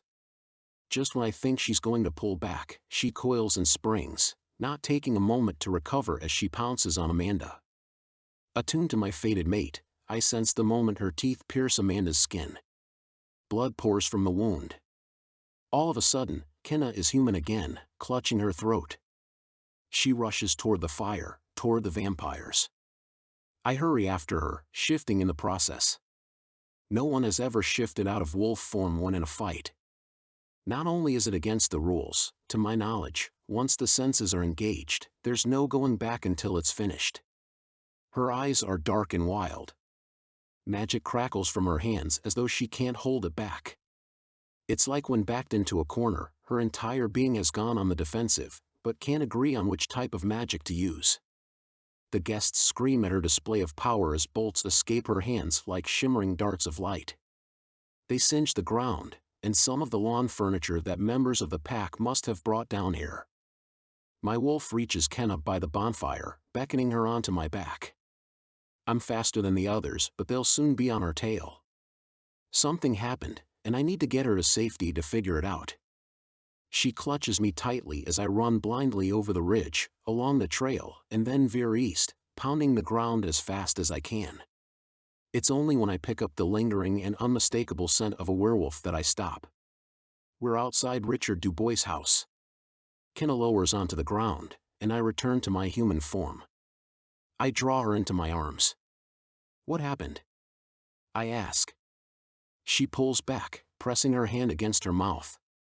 When I drew blood, I was suddenly thirsty. It was a thirst unlike anything I've ever known. My wolf fell away. You ran toward the vampires. Her eyes are wide with fear. I don't want that. I don't want any of this. I always thought the sight of blood made me sick to my stomach, but now, I recognize it as something else. More like the kind of stomach ache that comes from dehydration.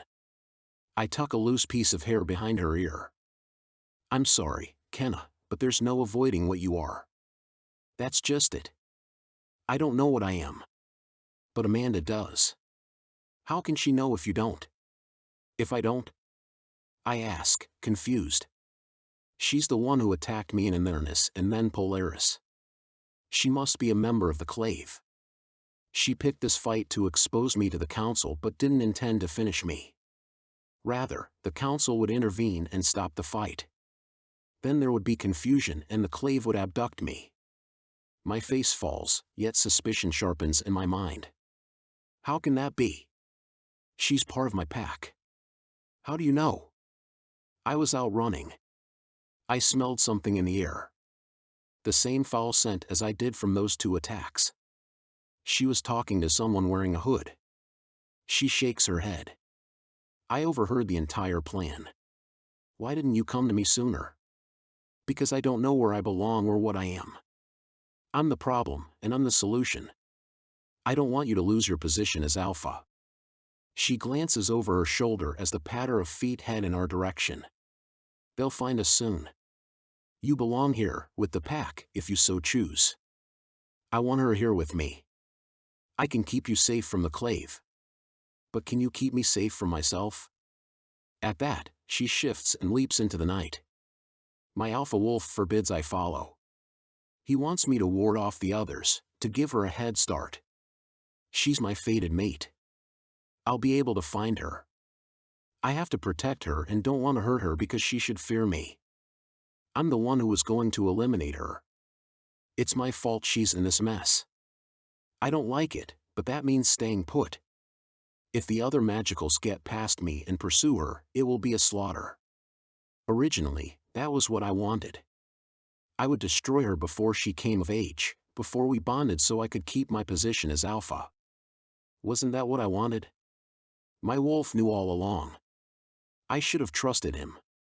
I do now, even if that means losing Kenna. Chapter 23. Kenna.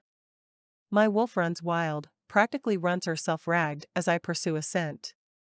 I pass the bakery and village to the south and keep going, past houses that are so dark they look abandoned. I wonder about ghosts and what this place is other than for people passing through. I think of home and the summer tourists along with the autumn leaf peepers who visited to admire the colorful trees. I keep to the rough terrain but don't hear a single car nearby or in the distance. My thoughts turn rusty and vague before falling away like autumn leaves from trees. I don't stop until I reach Lonsdale Manor. Approaching the gate, I sniff the air and ground, taking in the lingering scent of my last visit with Corbin and another smell that's vaguely familiar, but I can't quite place it.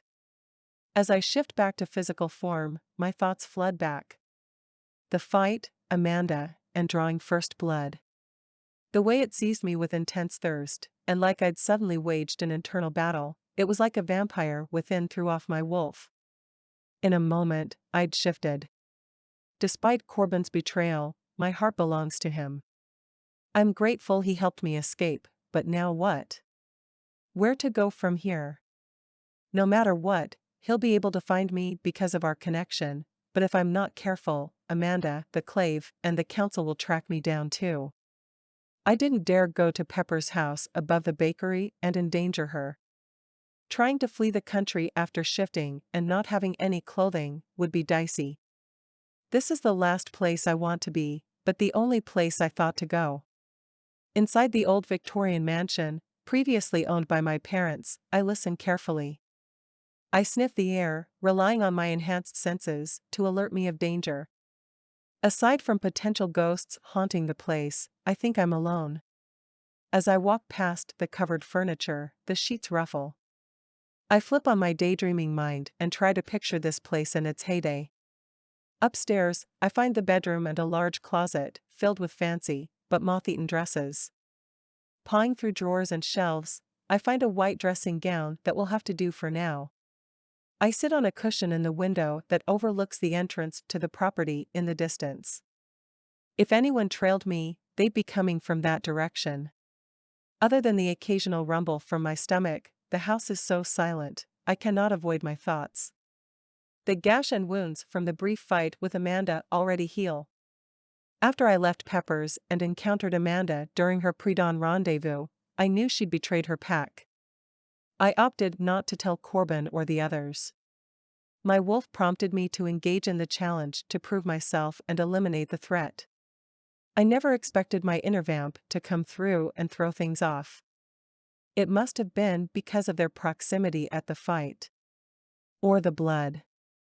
I've never been comfortable around blood and would never admit that the sight of it occasionally made me thirsty. Before I knew my ancestry, I figured my inner wiring got crossed up. Losing blood equated to wanting to replenish the supply, causing me to be thirsty. Apparently not. The air in the room suddenly cools and my hackles lift. At the same time, my vision takes on a reddish hue. I don't see anyone coming up the road or in the dale surrounding the house. Oh, right, it's haunted. Kenna, someone whispers. I whirl around to see my mother standing in the doorway. Only, she's almost translucent like a ghost.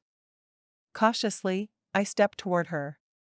The closer I get, the brighter she becomes until all at once her entire body heaves, thrusts forward, and then she's fully solid and stands up, slinging a bag on the ground. She pulls me into her arms. Oh, thank goodness. Mom? I ask, muffled by her shoulder mashing against my face. You're okay. You're okay. You're okay, she repeats, frantic. Her icy hands pat my arms, my back, and my face. What do you need? Are you thirsty? Hungry? What are you wearing? Some kind of fey getup? She holds her hand up in the universal symbol of surrender.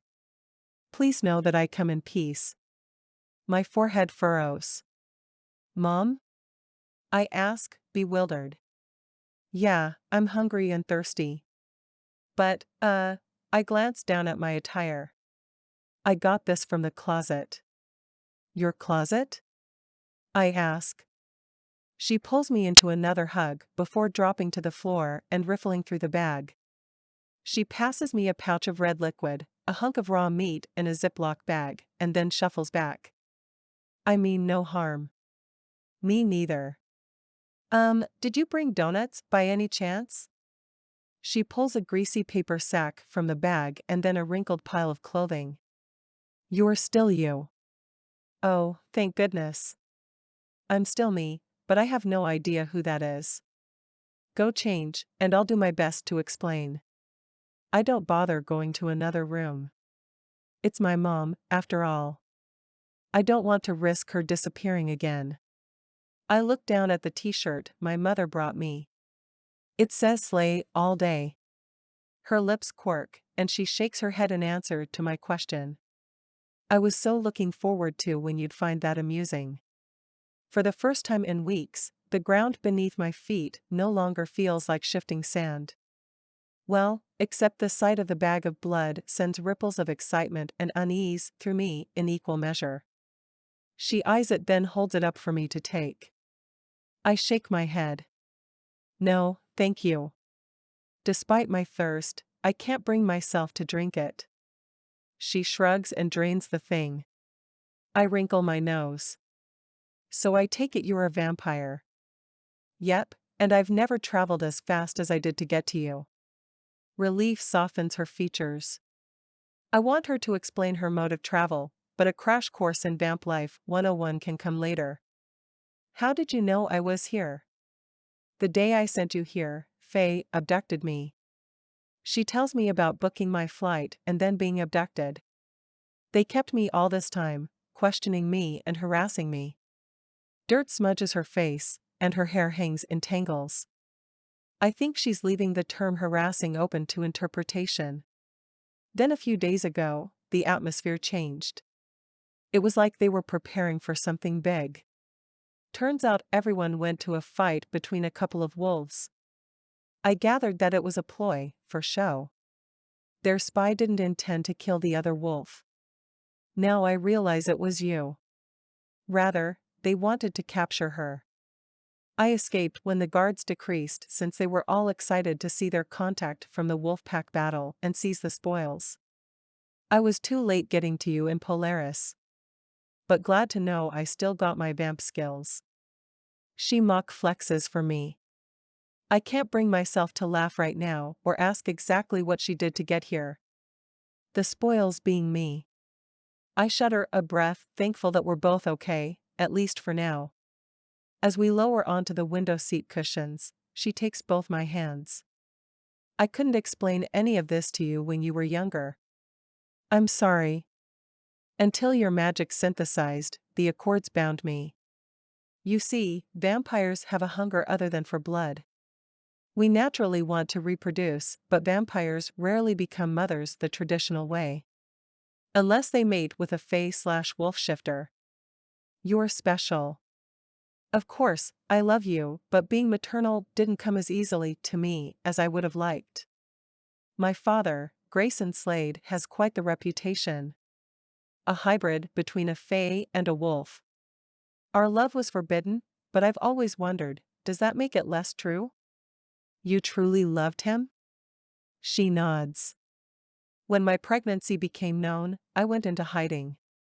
They bound your magic and my own until you came of age. However, if I'm not mistaken, you didn't synthesize suddenly as all magicals do if they haven't already by the age of 18. I shake my head. I've had stirrings, namely when you and Matt were fighting. I noticed. My wolf seems to be dominant. As for the vampire, I only sensed it when I bit Amanda while in shifter form. My throat burned, and I had an incredible thirst. But Faye? I shrug. She looks me over, in thought. There's no knowing because there's never been a tri-magical in the history of Terra. In Borea, the other realm, sure, but they have their own problems and laws about magicals intermingling. My lips turn down. Mom, I'm just a girl who's trying to do the right thing and be brave. I fell in love, but I didn't ask for this. For violence and fear. She pulls me into another hug. I know, my sweet girl. I know, and I'm sorry. What now? I ask. I thought you might be safe here. Wards protect this house against intrusion. Well, except for me, relations, and lovers. Lovers, Mom? I nose wrinkles. I don't want to hear my mother use that old-fashioned term. How old are you? She winks. Not a day over 30, multiplied by 9. My lower jaw drops. Is my father still alive? I believe so. I feel him among us still. Vampires have keen sense of intuition, sometimes even visions. Granted, I didn't foresee this. You should know that he's a complicated man. As I said, our love was forbidden, but I think he liked that. He had a mind of his own and leaned toward the shadow side. As part fae, he was unseelie. This was a long time ago, and I have to admit, we were both monsters, but the accord among magicals subdued us, and brought us you. However, like your father, because you're hybrid, you exist outside the spell. The monster inside of you isn't suppressed. I till the floor with my shoe. Should I be afraid of myself? I try not to think about it. But he left. Where is he now? She shrugs. Some say he went into hiding. Others say he became full werewolf. I've heard arguments that he disappeared. From what I understand, fae and shifters don't just disappear. They're not ghosts. I shiver. She pulls something out of the bag. However, he left this. I unfold a piece of silk to reveal a ruby and hold it up to the midday light. It gleams in the light. It's the vampire jewel, she says. I've always wondered if he's seeking the others, she whispers as we stand, mesmerized by the gem. So he was half fae and half wolf. You said some say he turned into a werewolf? I think of the man Richard Du Bois killed near the Pack territory. She nods. Let's see. I suppose my vampire genes are vying with the wolf and fae within you just the same as his wolf and fae split him. The accords subdue night howls, but his father, Alden Johansson, was bitten by a werewolf. ISA, his true love and a fae, gave him an elixir to cure him. Perhaps the curse was somewhere inside. I'd like to think not. But it's possible. Despite the shiver that wriggles through me, with the ruby in hand, I have the urge to find him. My wolf agrees. I'm about to ask my mom about the Klave when my wolf heart thunders in my chest to the beat of paws kicking across rough terrain and getting closer. I expect my hackles to lift. Instead, warmth floods me. Corbin is close. Chapter 24. Corbin. I've never had to outrun a werewolf. After Kenna took off, under the light of the full moon, hidden behind the clouds, I caught an unusual scent tied to Richard Du Bois' house. Only, instead of growing fainter with time as I waited out Amanda and the Klave who were sure to chase Kenna down, the putrid odor grew stronger.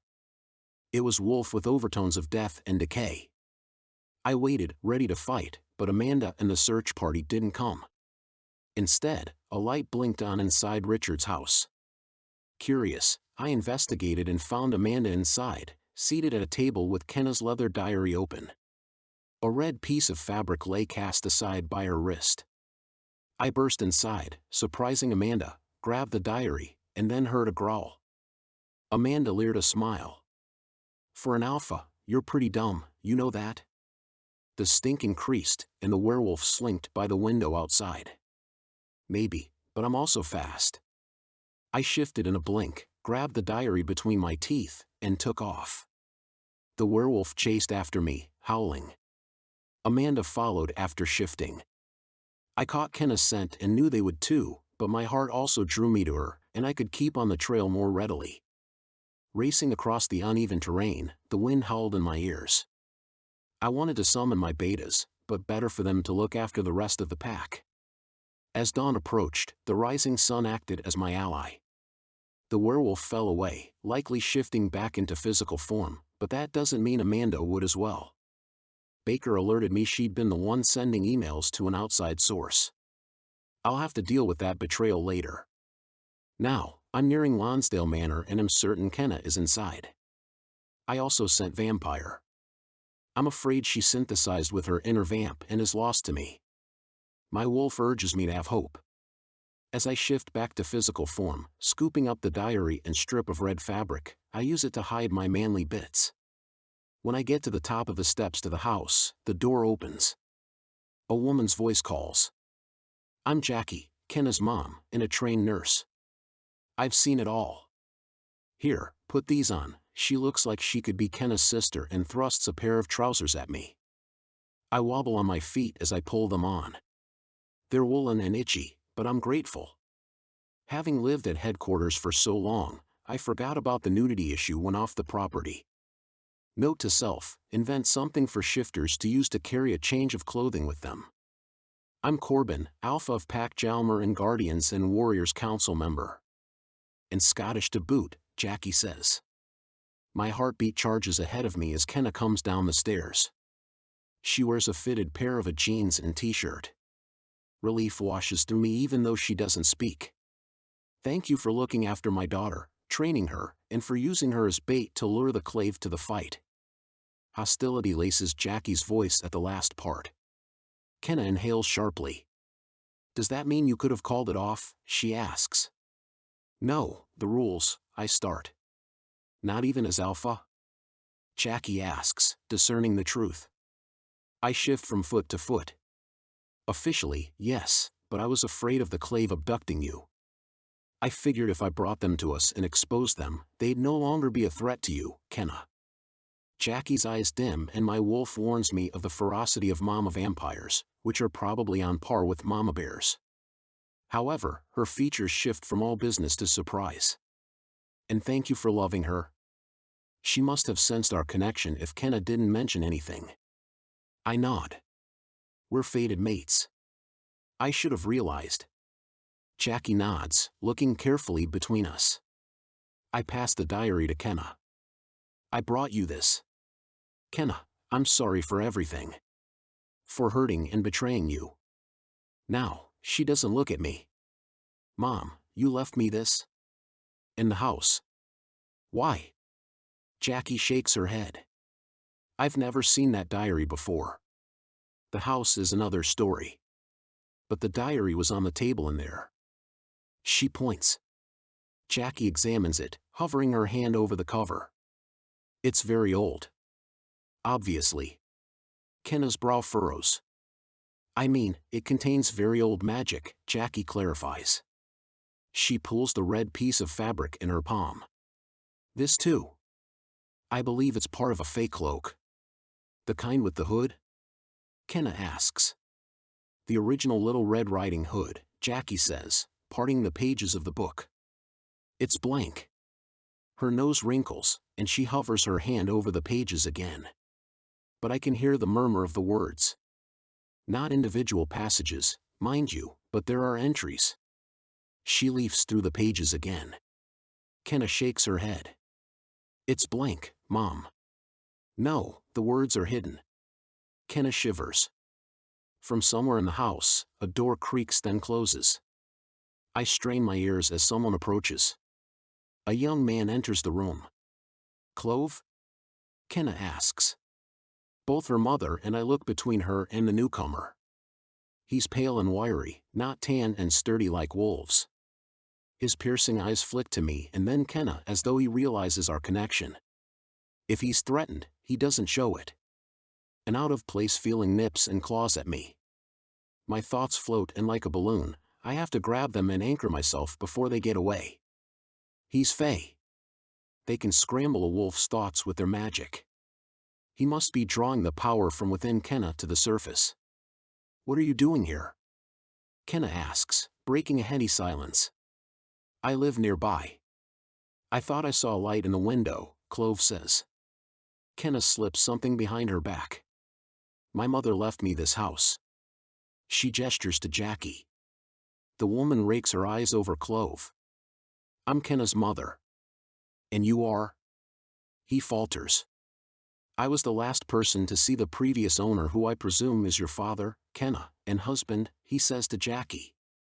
He adds, I was young at the time, but I've had numerous people question me over the years. Unfortunately, I wasn't one of them. I'm Corbin, Pac Jalmer Alpha and Councilman, I say with authority, not sure whether I trust this guy. I know who you all are.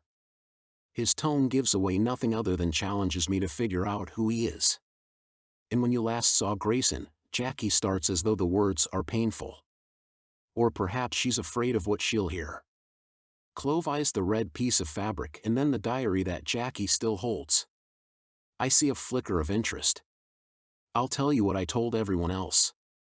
He was looking for a cloak. That's all I know.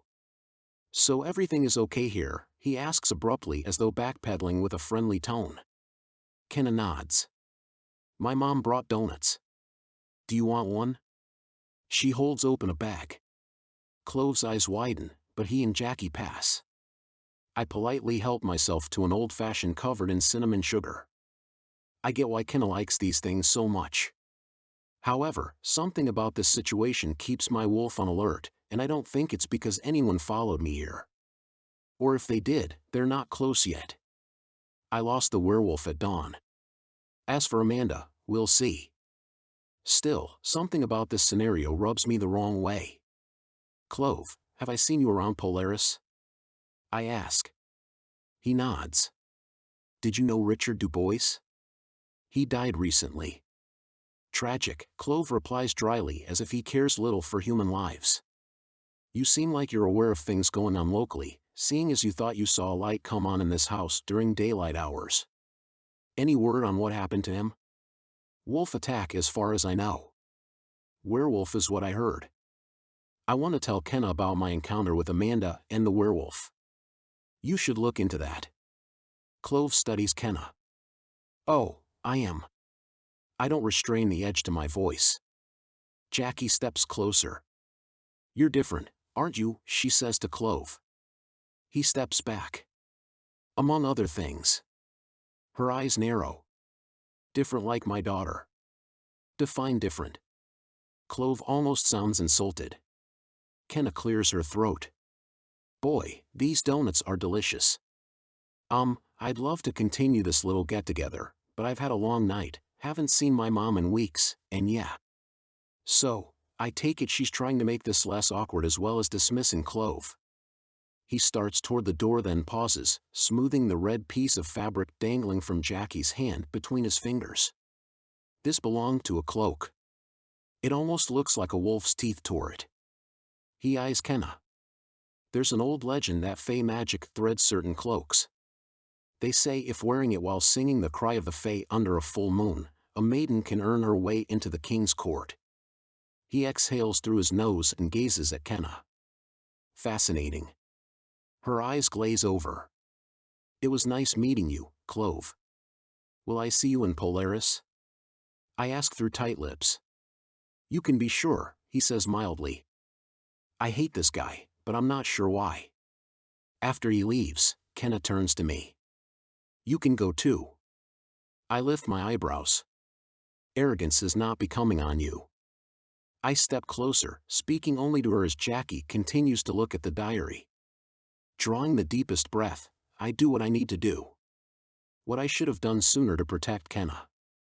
You may not have chosen me, but I choose you. But for now, don't come back to headquarters. Stay with your mother. She'll keep you safe. I sense Jackie's gaze flash to me. Taking Kenna's hand, I squeeze it. I failed you, Kenna. I'm sorry. I betrayed you, then brought you into our world and betrayed you again. You deserve better. That's what you came all this way to tell me? She looks torn between anger and fear. What do you mean you betrayed me twice? My wolf's heart cannot lie to you. But I can. I was supposed to hunt you. Being together is forbidden. So this is about you keeping your alpha title? No, it's about protecting you. I wanted to draw out the Klave, so I used you as bait at the battle. It was selfish, yes, but only because I feared they were hunting you just as I had done. It breaks me to do this, but it's for the best. Either that or turn her over to the council and risk them destroying her all the same. I failed. I hang my head and leave. As I walk away from the house, I sense a vampire join me on the walkway. You're interesting, Corbin. I know my daughter, and her heart wouldn't choose falsely, but why are you really doing this? I know you could keep her safe. I turn slowly. Being together means we must prove our status. I already fought my way to the top. I don't want to do battle with my fellow wolves again if I don't have to, and I don't want to involve someone with as pure a heart as Kenna in fighting. She crosses her arms in front of her chest. But it's the wolf way, and the truth is, you already did. My daughter is a fighter, for what's right. She was born into this world and will have to face what comes. Violence, maybe, but also love, connection. Don't disregard her. We'd have to publicly claim each other as mates, then we'd be challenged in an alpha call-out. She can do it. She's full of power. I shake my head slowly and walk away. Inside, my wolf chases me, trying to coax me to go back to her. For once, I don't listen. And it feels worse than any scar I've ever endured. Chapter 25. Kenna. My mom comes back inside the house and quickly pastes on a smile. Listen, we can go home. The summer carnival will come to town soon. It's our tradition, she says cheerfully. I toe the rug as my mind drifts across the sea. The craft tables are cool. It's cheesy, but I always wanted to sit at a little booth and enthusiastically share something crafty I'd made. In between customers, I'd write pages for my novel. Remember that dog leash leading an invisible dog you got when you were little? She asks. I named him Bruno. I almost laugh at the memory. And all the food, she adds. Fried dough, I say, feeling slightly cheered up. Kettle corn, she says. Cotton candy. Whoopie pies, we say together. So then home, she asks. I hesitate. I take it that's a no. I know true love when I see it, my mom says slowly. I sigh, hoping to release all the tension, but it lingers, hovering over my heart's desire. You've always taken care of me, sweetie. Let me take care of you for a minute. A minute? I ask. Long enough to listen to what I have to say before you go after that wolf. But last time I saw you, you warned me to stay away from guys. She nods slowly. True. Fair point. However, this is different. All the guys I dated were not your father. Flickers of curiosity alight in my mind. What were they like? You were true loves? It's complicated. I bite my lip. Love is complicated. She shakes her head. No. Love is the purest, simplest, and most beautiful thing there is. It's us people who make it difficult. Trust me on that. That's just it. I want trust and security, and yes, love. And you have that. With Corbin, she says matter of fact. I'm not so sure. He made a mistake. He's an alpha. The wolf system works differently than what we're used to. Think about it this way, he'd never be the type of guy to break up over text. I chuckle because from what I've seen, she's probably right. There's honor and loyalty. A code of conduct they must follow. He's compelled to look after his pack above all. He thought you were a threat. His heart told him differently. What does your heart tell you? She brushes her hand down my arm and squeezes my fingers. I wish we were back home when life was the way it was when I'd just graduated high school and had my future wide open in front of me. Then again, back then, I was hoping for something different. I guess I got it. My mother continues to gaze at me, waiting for me to answer. My heart? My wolf's heart. It knows what it wants. Rather, who it wants. My mind has something else to say on the matter. I'm sorry I didn't tell you more, well, about yourself. But if you think about it, you got a glimpse of human life. In the long run, it'll help you better understand the humans we're meant to live among and protect. I've seen countless magicals who think they're superior. I mean, we are, but well, never mind. They have their merits. My lips pinned down because I wasn't expecting her to say that. Sweetie, this is hard, but you can do hard things. In fact, you were made to do hard things. It's your fate. Made to do hard things? The version of me who grew up thinking she was human doesn't like the sound of that. But she's not wrong. She leans closer to me. This world you're now a part of isn't exactly as it seems. No, it's insane. It's magic and shifting, and vampires. Mom, you realize that you're a vampire, right? She chuckles lightly. Yes, I realize that. There is corruption in the magical world, plays for power. I don't think the council are quite what they seem. The Klave either, if there's even such a thing. No one has ever seen a member.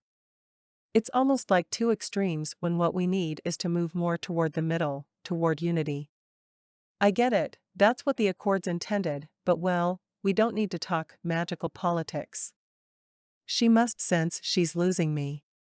I've never been one to talk politics. Where does Corbin fit in? I don't know. I'm not sure he realizes what's going on. Listen, find your father. He can help you understand. Why don't you find him? Or we could do it together. He refuses to see me, and I don't understand it entirely, to be honest. I'll just sound paranoid. But this diary and the fact that you're a trimagical is big. Many people think you're here to make things right, a prophecy of sorts. Me? I didn't know things were wrong, and according to Corbin, I'm Magical's most wanted. Exactly. She winks. The Accords may be flawed, she says carefully. There's more to it than protecting Magicals and humans. At least your father thought so. But he's the reason it exists. Sweetie, it's complicated. Mom, you're not making sense. No. I'm not. Just trust me. No, trust your wolf and your inner vampire. She wrinkles her nose. Maybe not your fae. They can be tricky. I eye the dale, wondering where to go. What to do. While love is the greatest thing we know for humans and magicals alike, it's not the only reason fated mates come together. Go to him. You and he have a life fated. When I think of a life fated, I imagine two beach chairs in the sand, a happy couple clinking frilly frozen drinks and watching the sunset. If you think I should go, why did you send me to this haunted house, Mom? She sighs. I thought if you were here your father would come. Isn't he wanted by the council? I ask, as confused as ever. Yes, and that's the only reason I could think of why he wouldn't come to you. Where was he during the previous 18 years of my life? Because we broke the rules, you and I were in hiding. Your magic was suppressed. Now that you're synthesizing, he'll sense you. Nervousness rumples her expression. You can find him. But first, go make things right with Corbin. We never regret being with the people we love. She looks at me tenderly. I wrap my arms around her in a hug. No, I guess we don't. What about you? I have to get back to work. I have the dreaded 2 on, 2 off, 3 on schedule in the ER coming up. Mom, did you become a nurse because of? I don't want to say the word blood or even think about it. I consider it a perk of the job. There's a fund for vamps, thanks to the Brooklyn Vampire Club, and they compensate blood banks for their donations. There are also blood depositories, but not where we live. My stomach turns, sort of. You think I should stay here? She nods. Now, I'd better run. Literally, she gives me another hug, and then, in a flash, she disappears as fast as lightning. I linger in the house a moment longer, wondering what to do, where to go. I'm guessing Pepper would let me stay for a day or two until I figure things out. When I step outside and into the fresh air, I breathe deep. My wolf's heart patters in my chest. I feel Corbin lingering there even though he's long gone. I gaze at the dale, and my mind fills with the kind of static that my heart recognizes. Maybe not gone. In a voice as soft as the pussy willows in the distance, I whisper, Corbin, you were right. Home isn't a place. It's certainly not this house. Home is wherever you are. A hand slips around me, pressing against my belly. A hand I recognize. A handsome hand. Corbin nuzzles my ear. I inhale his woodsy, wolf scent. I turn and like seeing him for the first time all over again. I warm at the sight of his dark brown hair, his copper eyes, and full lips. What are you doing here? I ask. I was halfway back to headquarters, and my wolf stopped. Wouldn't run a measure farther away from you, he answers. A grin sneaks across my lips. I felt terrible, Kenna. Corbin grips the back of his neck with his hand. I can see that. Rather, I can feel it. There is no ignoring my wolf's heart. I know he's telling the truth versus the times one of my mom's boyfriends typed out a text telling her how awful they felt. That means our bond is strengthening. And the Accords are doing the opposite. Well, never mind. We can talk about that later. Concern dips in his brow, but then he brightens. I said I choose you now and always. I won't ever betray you again. I lift a wary eyebrow. Unless you're trying to protect me? Well, maybe. Corbin. He grips my upper arms and gazes into my eyes. A surge of heat and electricity and magical energy rush through me. I can make this promise, to always be loyal to you. To do everything I can to protect you. That's the alpha in me. We're powerful, but we're not perfect. I may screw up. But I trust your wolf will keep me in line. From within, she yaps in affirmation. I'm afraid. Afraid for us and afraid for the future. My mom said some things about the Klave and the council that contradict what I've gathered elsewhere. You don't have to be afraid. I place my finger over his lips, silencing him. Yes, it's okay for me to be scared, but that doesn't need to keep me from loving you or doing hard things. I can also be uncertain and questioning at the same time. About us? No, about my fate. Our fate. I think that's what my mother wants from me. She was saying some stuff about my dad, and it's all much bigger than we think. He juts his head back as confusion flickers across his features.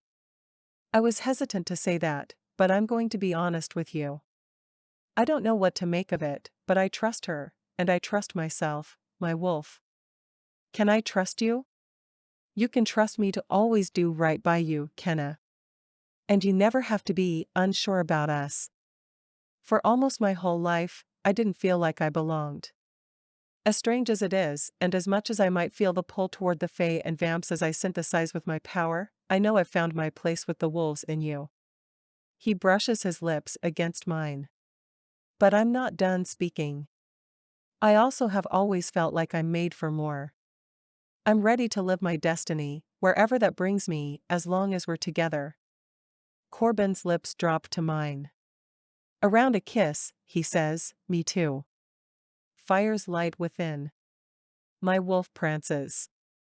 My vampire purrs. The fae makes me feel electric. I lose myself in this kiss as our lips press together firmly. It's like he draws breath and something more from me. I'm all too willing to give it. After a little exhale, I find it comes back to me, stronger, more potent. Whatever it is we're sharing and trading is bigger and deeper than a regular kiss. I grip his jaw, rough with stubble. I like the scratch of it against my cheek. As Corbin deepens the kiss, the truest part of myself warms through to the core. My wolf wants to howl. What's next? He asks when we part. Let's do that again, I answer, leaning in for another kiss. When we part a second time, I pull out the ruby. This and the diary point toward something more and toward whatever is next. I know it. Oh, and we're going to have to break some rules. Or at least I am. I have to find my father. Corbin lets out a long breath as though the prospect of doing so makes the council member in him uncomfortable. First though, we have to announce our status, then perform the ritual to seal our bond. What are we waiting for? I kiss him on the lips, lingering a moment, before shifting into my wolf. What if I say yes to this magical life? What if all of those last times were leading to this? If so, I'll take it. I'll take all of it. Whatever comes, it'll be worth it because I found out who I really am, I found love, and a person to call home. Corbin grins, fixing his copper eyes on me. Mine, he says. Yes, I am his. He discards his trousers and morphs into his furry and fierce wolf. We rollick on the dale for a moment, pawing at each other and yipping with glee. As much as I love kissing Corbin, running wild with him is pretty amazing too. I take off in an open sprint. He chases me until we're side by side and free. For now.